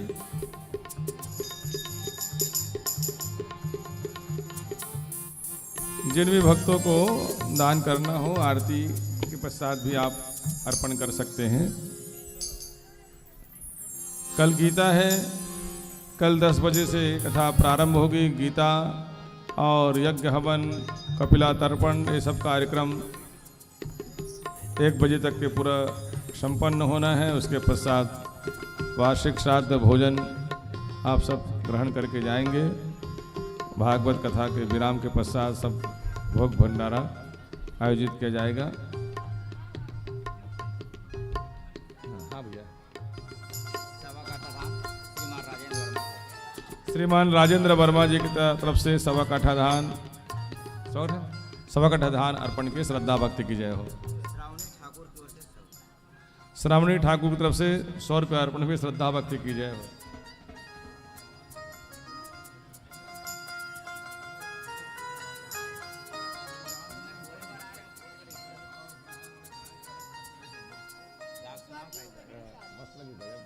हाले सर आर्थिक बात जावे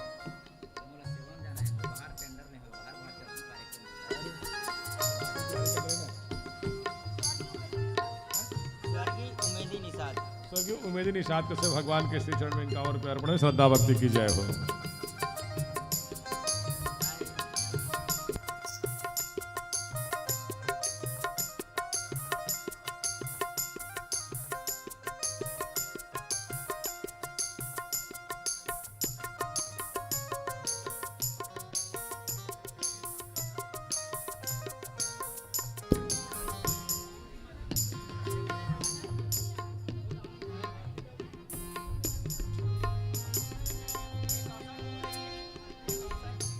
हाँ हाँ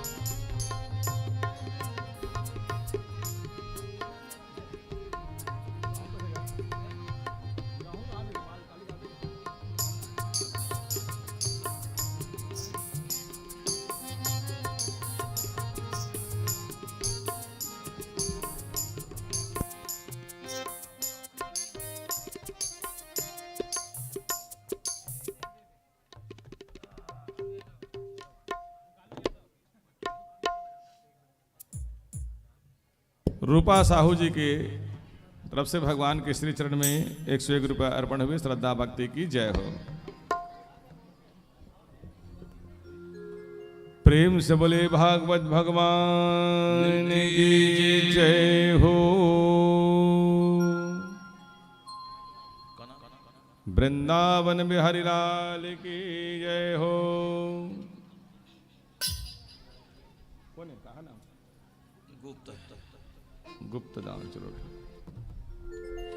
शांताकारं भुजगशयनं पद्मनाभं सुरेशं विश्वाधारं गगनसदृशं मेघवर्णं शुभांगं लक्ष्मीकान्तं कमलनयने नमः। योगविधानगम्यं वन्दे विष्णु भवभयहरं सर्वलोकैकनाथम्।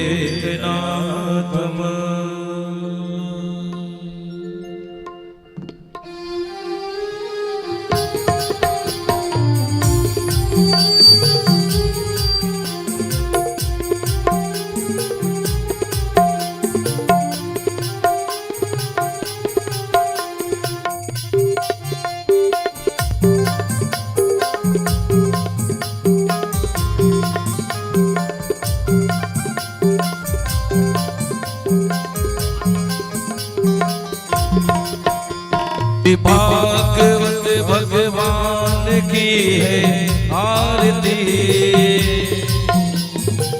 पापियों को पाप से है तार दे।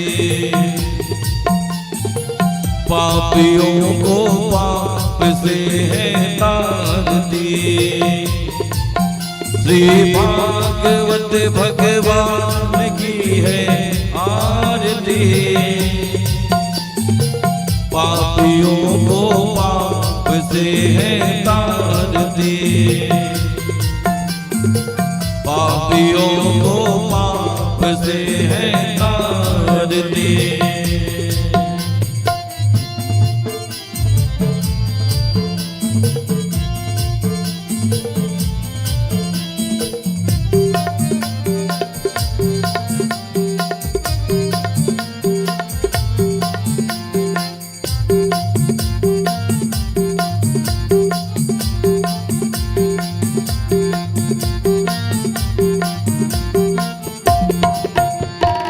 अमर ग्रंथ ये मुक्ति पंथ ये पंचम वेद निराला, नव ज्योति जगाने वाला।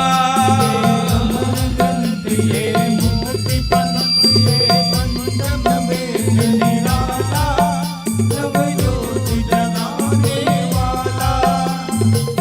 हम यही हरिधाम यही हरिधाम यही हरिधाम यही हरि नाम यही हरि नाम यही हरिनाम यही हरिनाम यही के मंगल की आरती।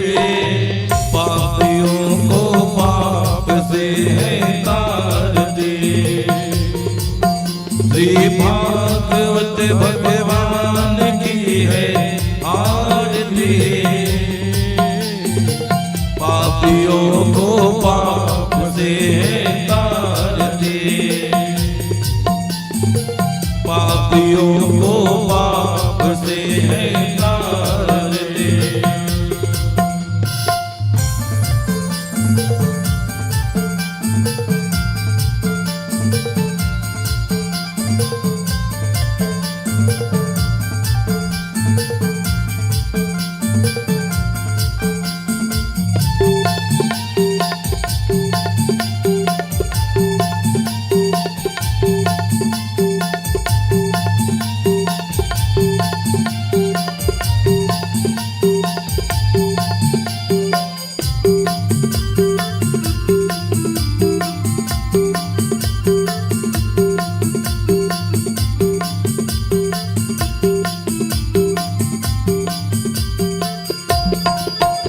ये शांति गीत पावन पुनीत पापों को मिटाने वाला, हरि दर्श कराने वाला। शांति गीत पावन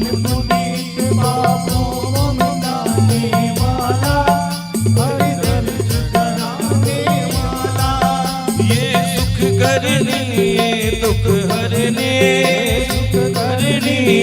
दुख हरनी श्री मधुसूदन की आरती पापियों को पाप से है तारती भागवत भगवान की है आरती पापियों को पाप से है तारती पापियों को पाप से है तारती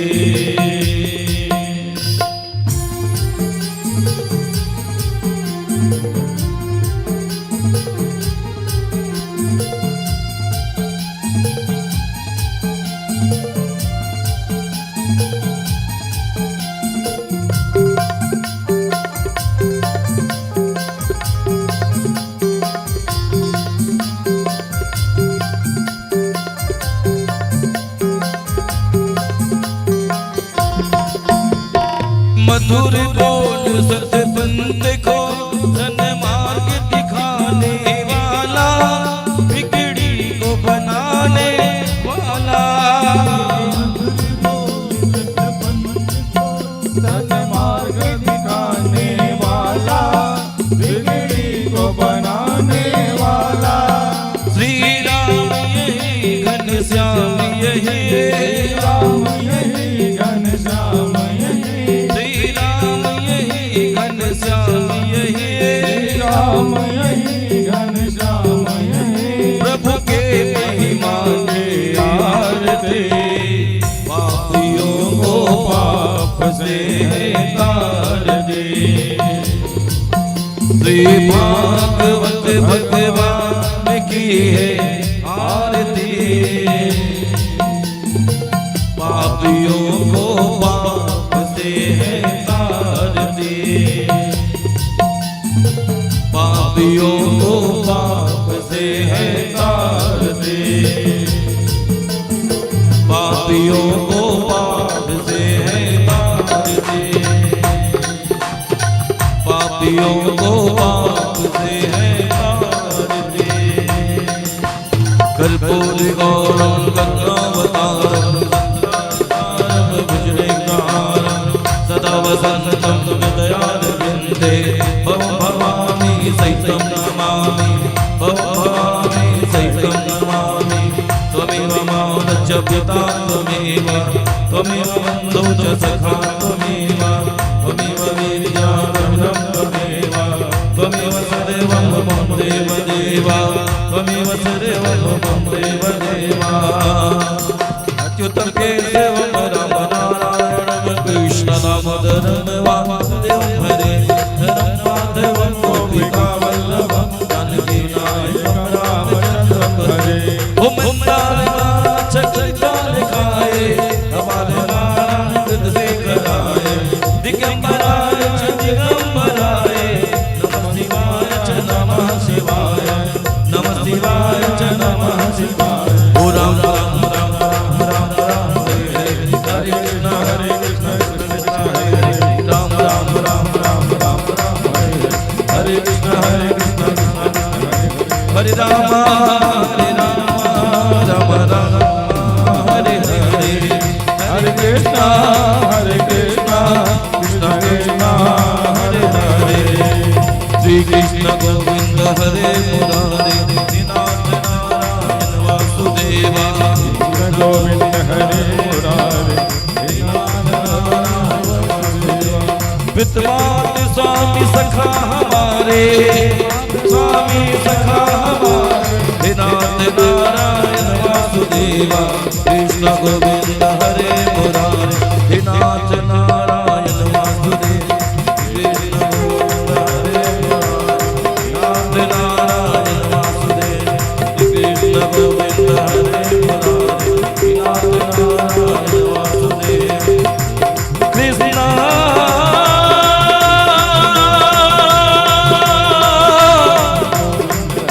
राधे कृष्ण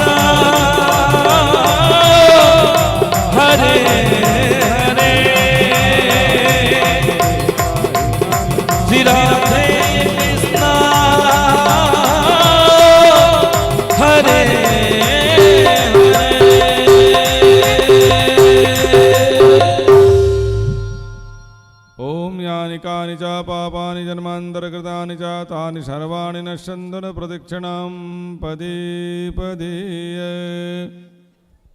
हरि ओम ओं गीर्धानि प्रचरन्ते द्रिकाहस्तानि गङ्गिणाते सागुं सहस्रयोजने वदन्वानि धन्मसि जलेन शीतलीकरणं पुष्पै देवाभिवन्दनं ओथ मन्त्रपुष्पाञ्जलि ॐ यज्ञेन यज्ञमयजन्त देवासानि धर्माणि व्रतमान्या सन्नदेहनागं महिमानः च चन्द्र यत्र पूर्वे साध्याः सन्ति देवाः।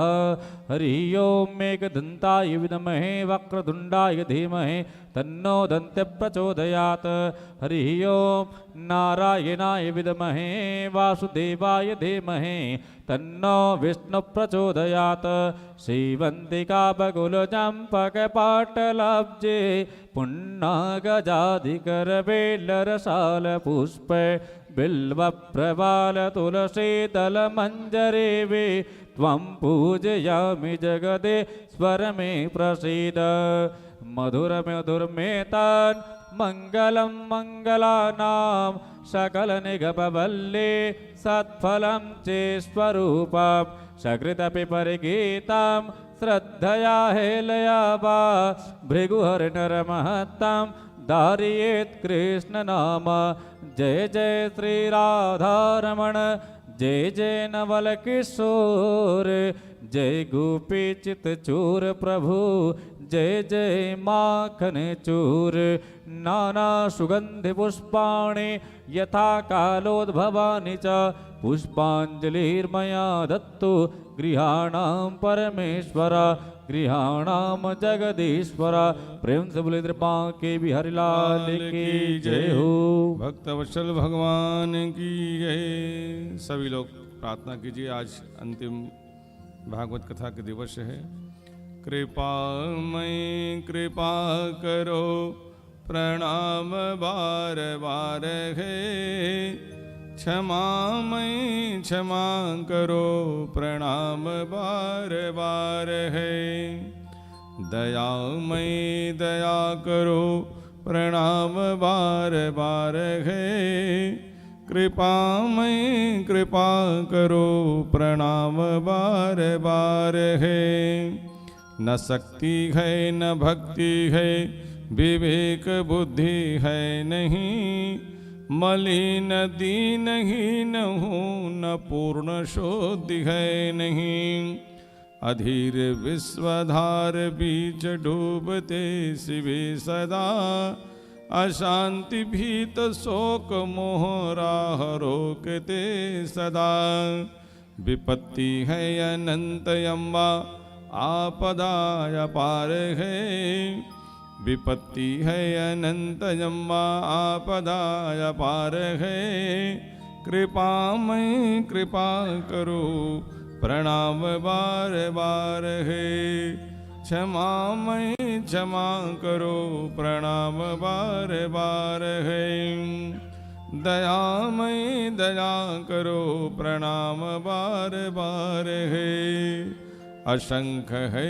विभूतियाँ अनंत शौर्यशालिनी, अखंड तेज रास युक्त देवी मुंडमालिनी, समग्र सृष्टि एक अंश से प्रखर प्रकाशिका, विवेकदायिका विमोह पाप सोल नासिका, क्षमामयी क्षमा करो उठी यही पुकार है, कृपामय कृपा करो प्रणाम बार बार है, क्षमामय क्षमा करो प्रणाम बार बार है, शिवे विनेत भावना लिए हुए खड़ा हुआ, चरण सरोज में अबोध पुत्र है पड़ा हुआ, कृपामयी मेरी सुदृष्टि एक बार तू निहार दे, मिटे अशांति शोक मोह एक बार तू पसार ले, हर एक वस्तु बीच मायापका निहाल है, कृपामय कृपा करो प्रणाम बार बार है। क्षमामय क्षमा करो प्रणाम बार बार है। दयामय दया करो प्रणाम बार बार है। तुम्हें अगर तजूं कहूँ कहाँ विपत्ति की कथा, सुने उसे गर सुनी नदी सर्वदा। सृजन विनाश स्वामिनी समस्त विश्वपालिका, सृजन विनाश स्वामिनी समस्त विश्वपालिका। अदृश्य दृश्य प्राण शक्ति एकमेव कालिका। कठोर है तू तथापि भक्त के लिए उदार है। कृपामय कृपा करो प्रणाम बार बार है। क्षमामय क्षमा करो प्रणाम बार बार है। दयामय दया करो प्रणाम बार बार है। कृपामय कृपा करो प्रणाम बार बार है। क्षमामय क्षमा करो प्रणाम बार बार है। मंत्रहीनं क्रियाहीनं भक्तिहीनं सुरेश्वरी, यद पूजितं मया देवी परिपूर्णं तदस्तु मे।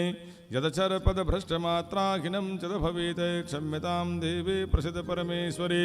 मंत्रहीनं क्रियाहीनं भक्तिहीनं सुरेश्वर, यद पूजितं मया देव परिपूर्णं तदस्तु मे।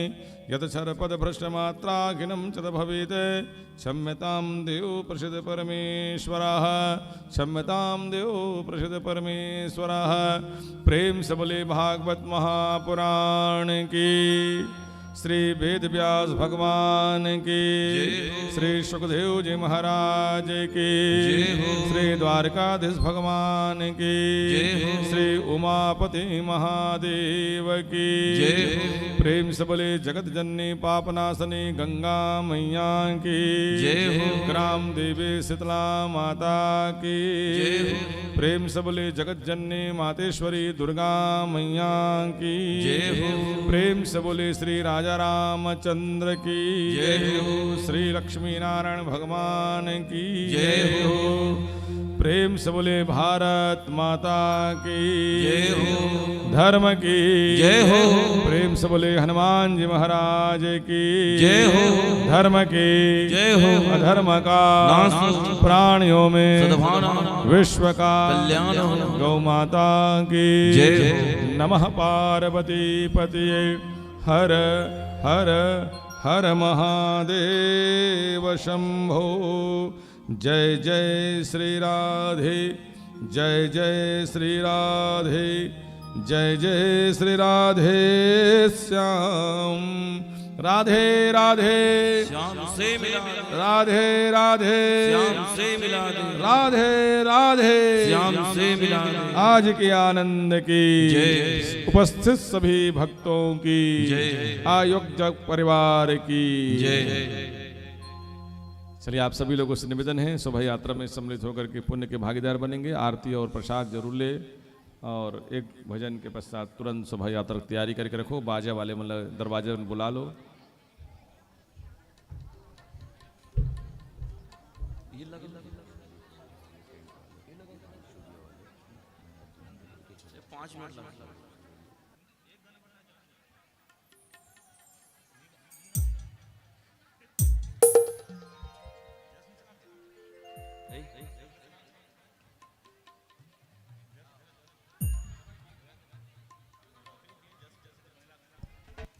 श्री राम हमारे यजमान ने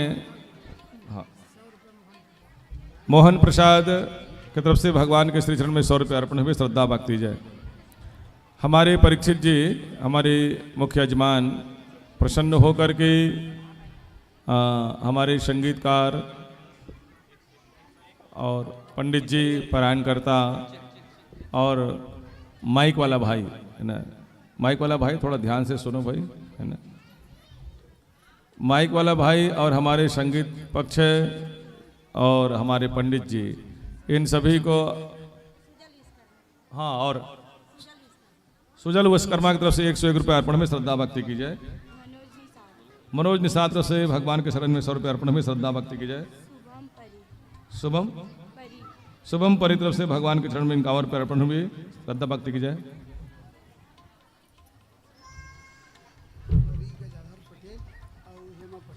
परी गजाधर पटेल और स्वर्गीय हेमा पटेल के स्मृति में घनश्याम पटेल तरफ से 101 रुपये अर्पण में श्रद्धा भक्ति की जाए हो।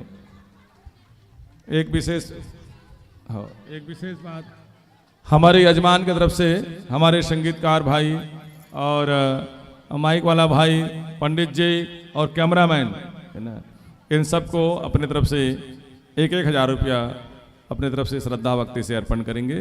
बोले श्रद्धा भक्ति की जय हो। चुनेश्वरी पटेल है 31 रुपये। चुनेश्वरी पटेल 31 रुपये। चुनेश्वरी पटेल चुनेश्वरी पटेल तरफ से भगवान के श्री चरण में 31 रुपये अर्पण में श्रद्धा भक्ति की जय हो।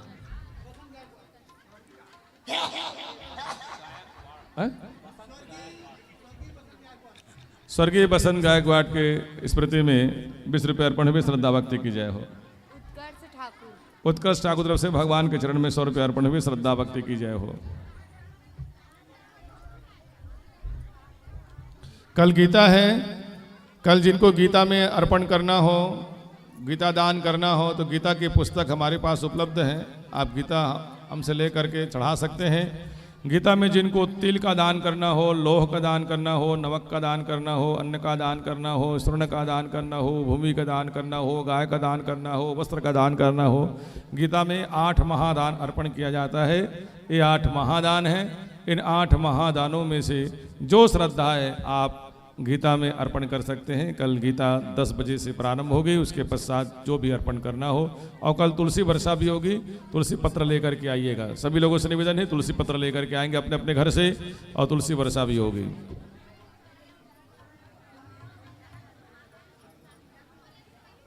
हाँ, ईश्वरी वर्मा जी गांव हरी की ओर से 101 रुपए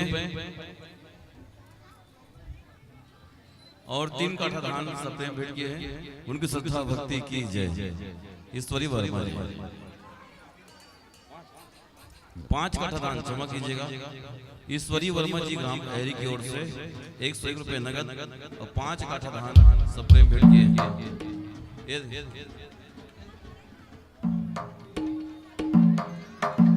वर्मा जी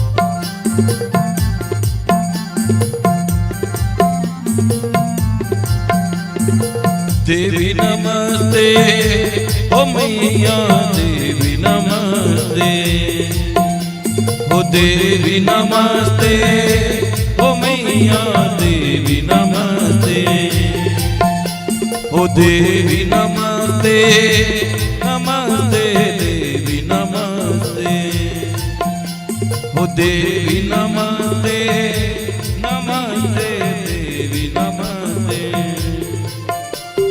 देवी नमस्ते देवी नमस्ते देवी नमस्ते, नमो तुहे सुखदाई देवी नमस्ते हो मैया देवी नमस्ते, देवी नमस्ते हो मैया देवी नमस्ते।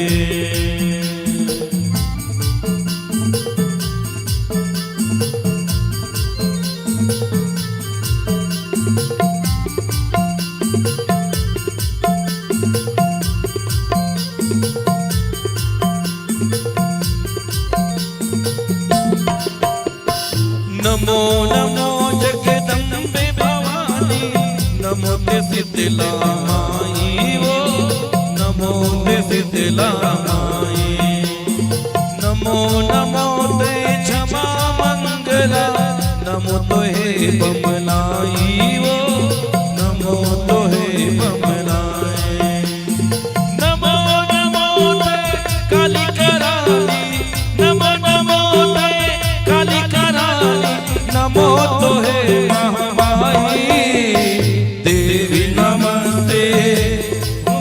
मैया देवी नमस्ते, देवी नमस्ते, हो मैया देवी नमस्ते।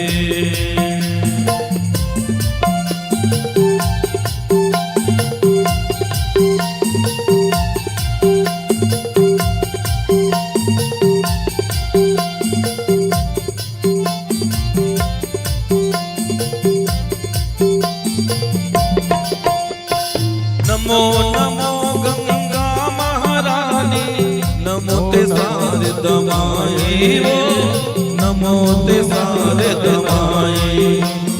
नमो नमो ते रमा राधिका, नमो ते गौरी माई वो, नमो ते गौरी माई।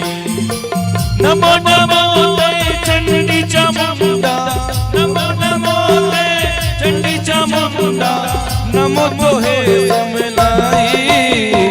देवी नमस्ते, हो मैया देवी नमस्ते, देवी नमस्ते, हो मैया देवी नमस्ते।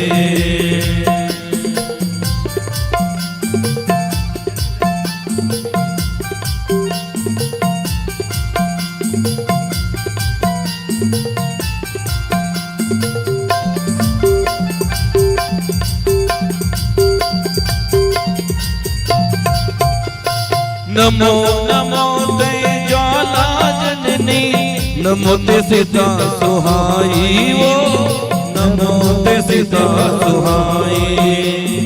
नमो नमो ते मंगल करनी, नमो ते सती माई वो, नमो ते सती माई। नमो नमो ते चामुंडा, नमो नमो ते दुर्गा तोर कमल नारायणी दाई। देवी नमस्ते, हो मैया देवी नमस्ते, देवी नमस्ते, हो मैया देवी नमस्ते। देवी नमस्ते, देवी नमस्ते, देवी नमस्ते, देवी नमस्ते, नमो तो है दुखदाई।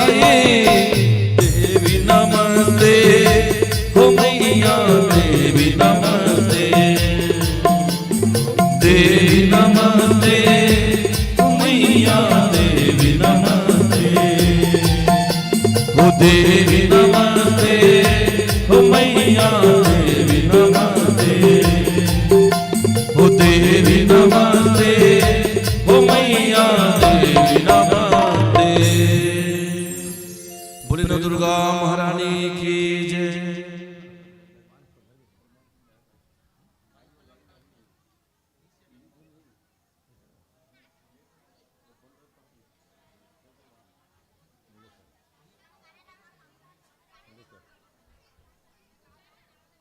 चलिए तैयारी करके रखिए।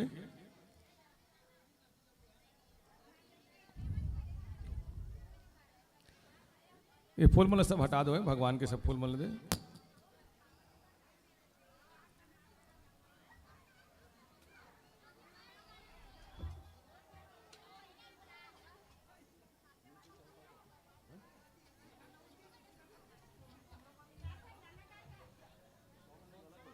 साउंड में फिट करी साउंड लग बाजा हमें गली घुमा निकाली ना साउंड लग तो साउंड में फिट करी ना देर हो जाऊ काली बार गाही ले आराम से। अभी हम फिट करी लो शोभा यात्रा में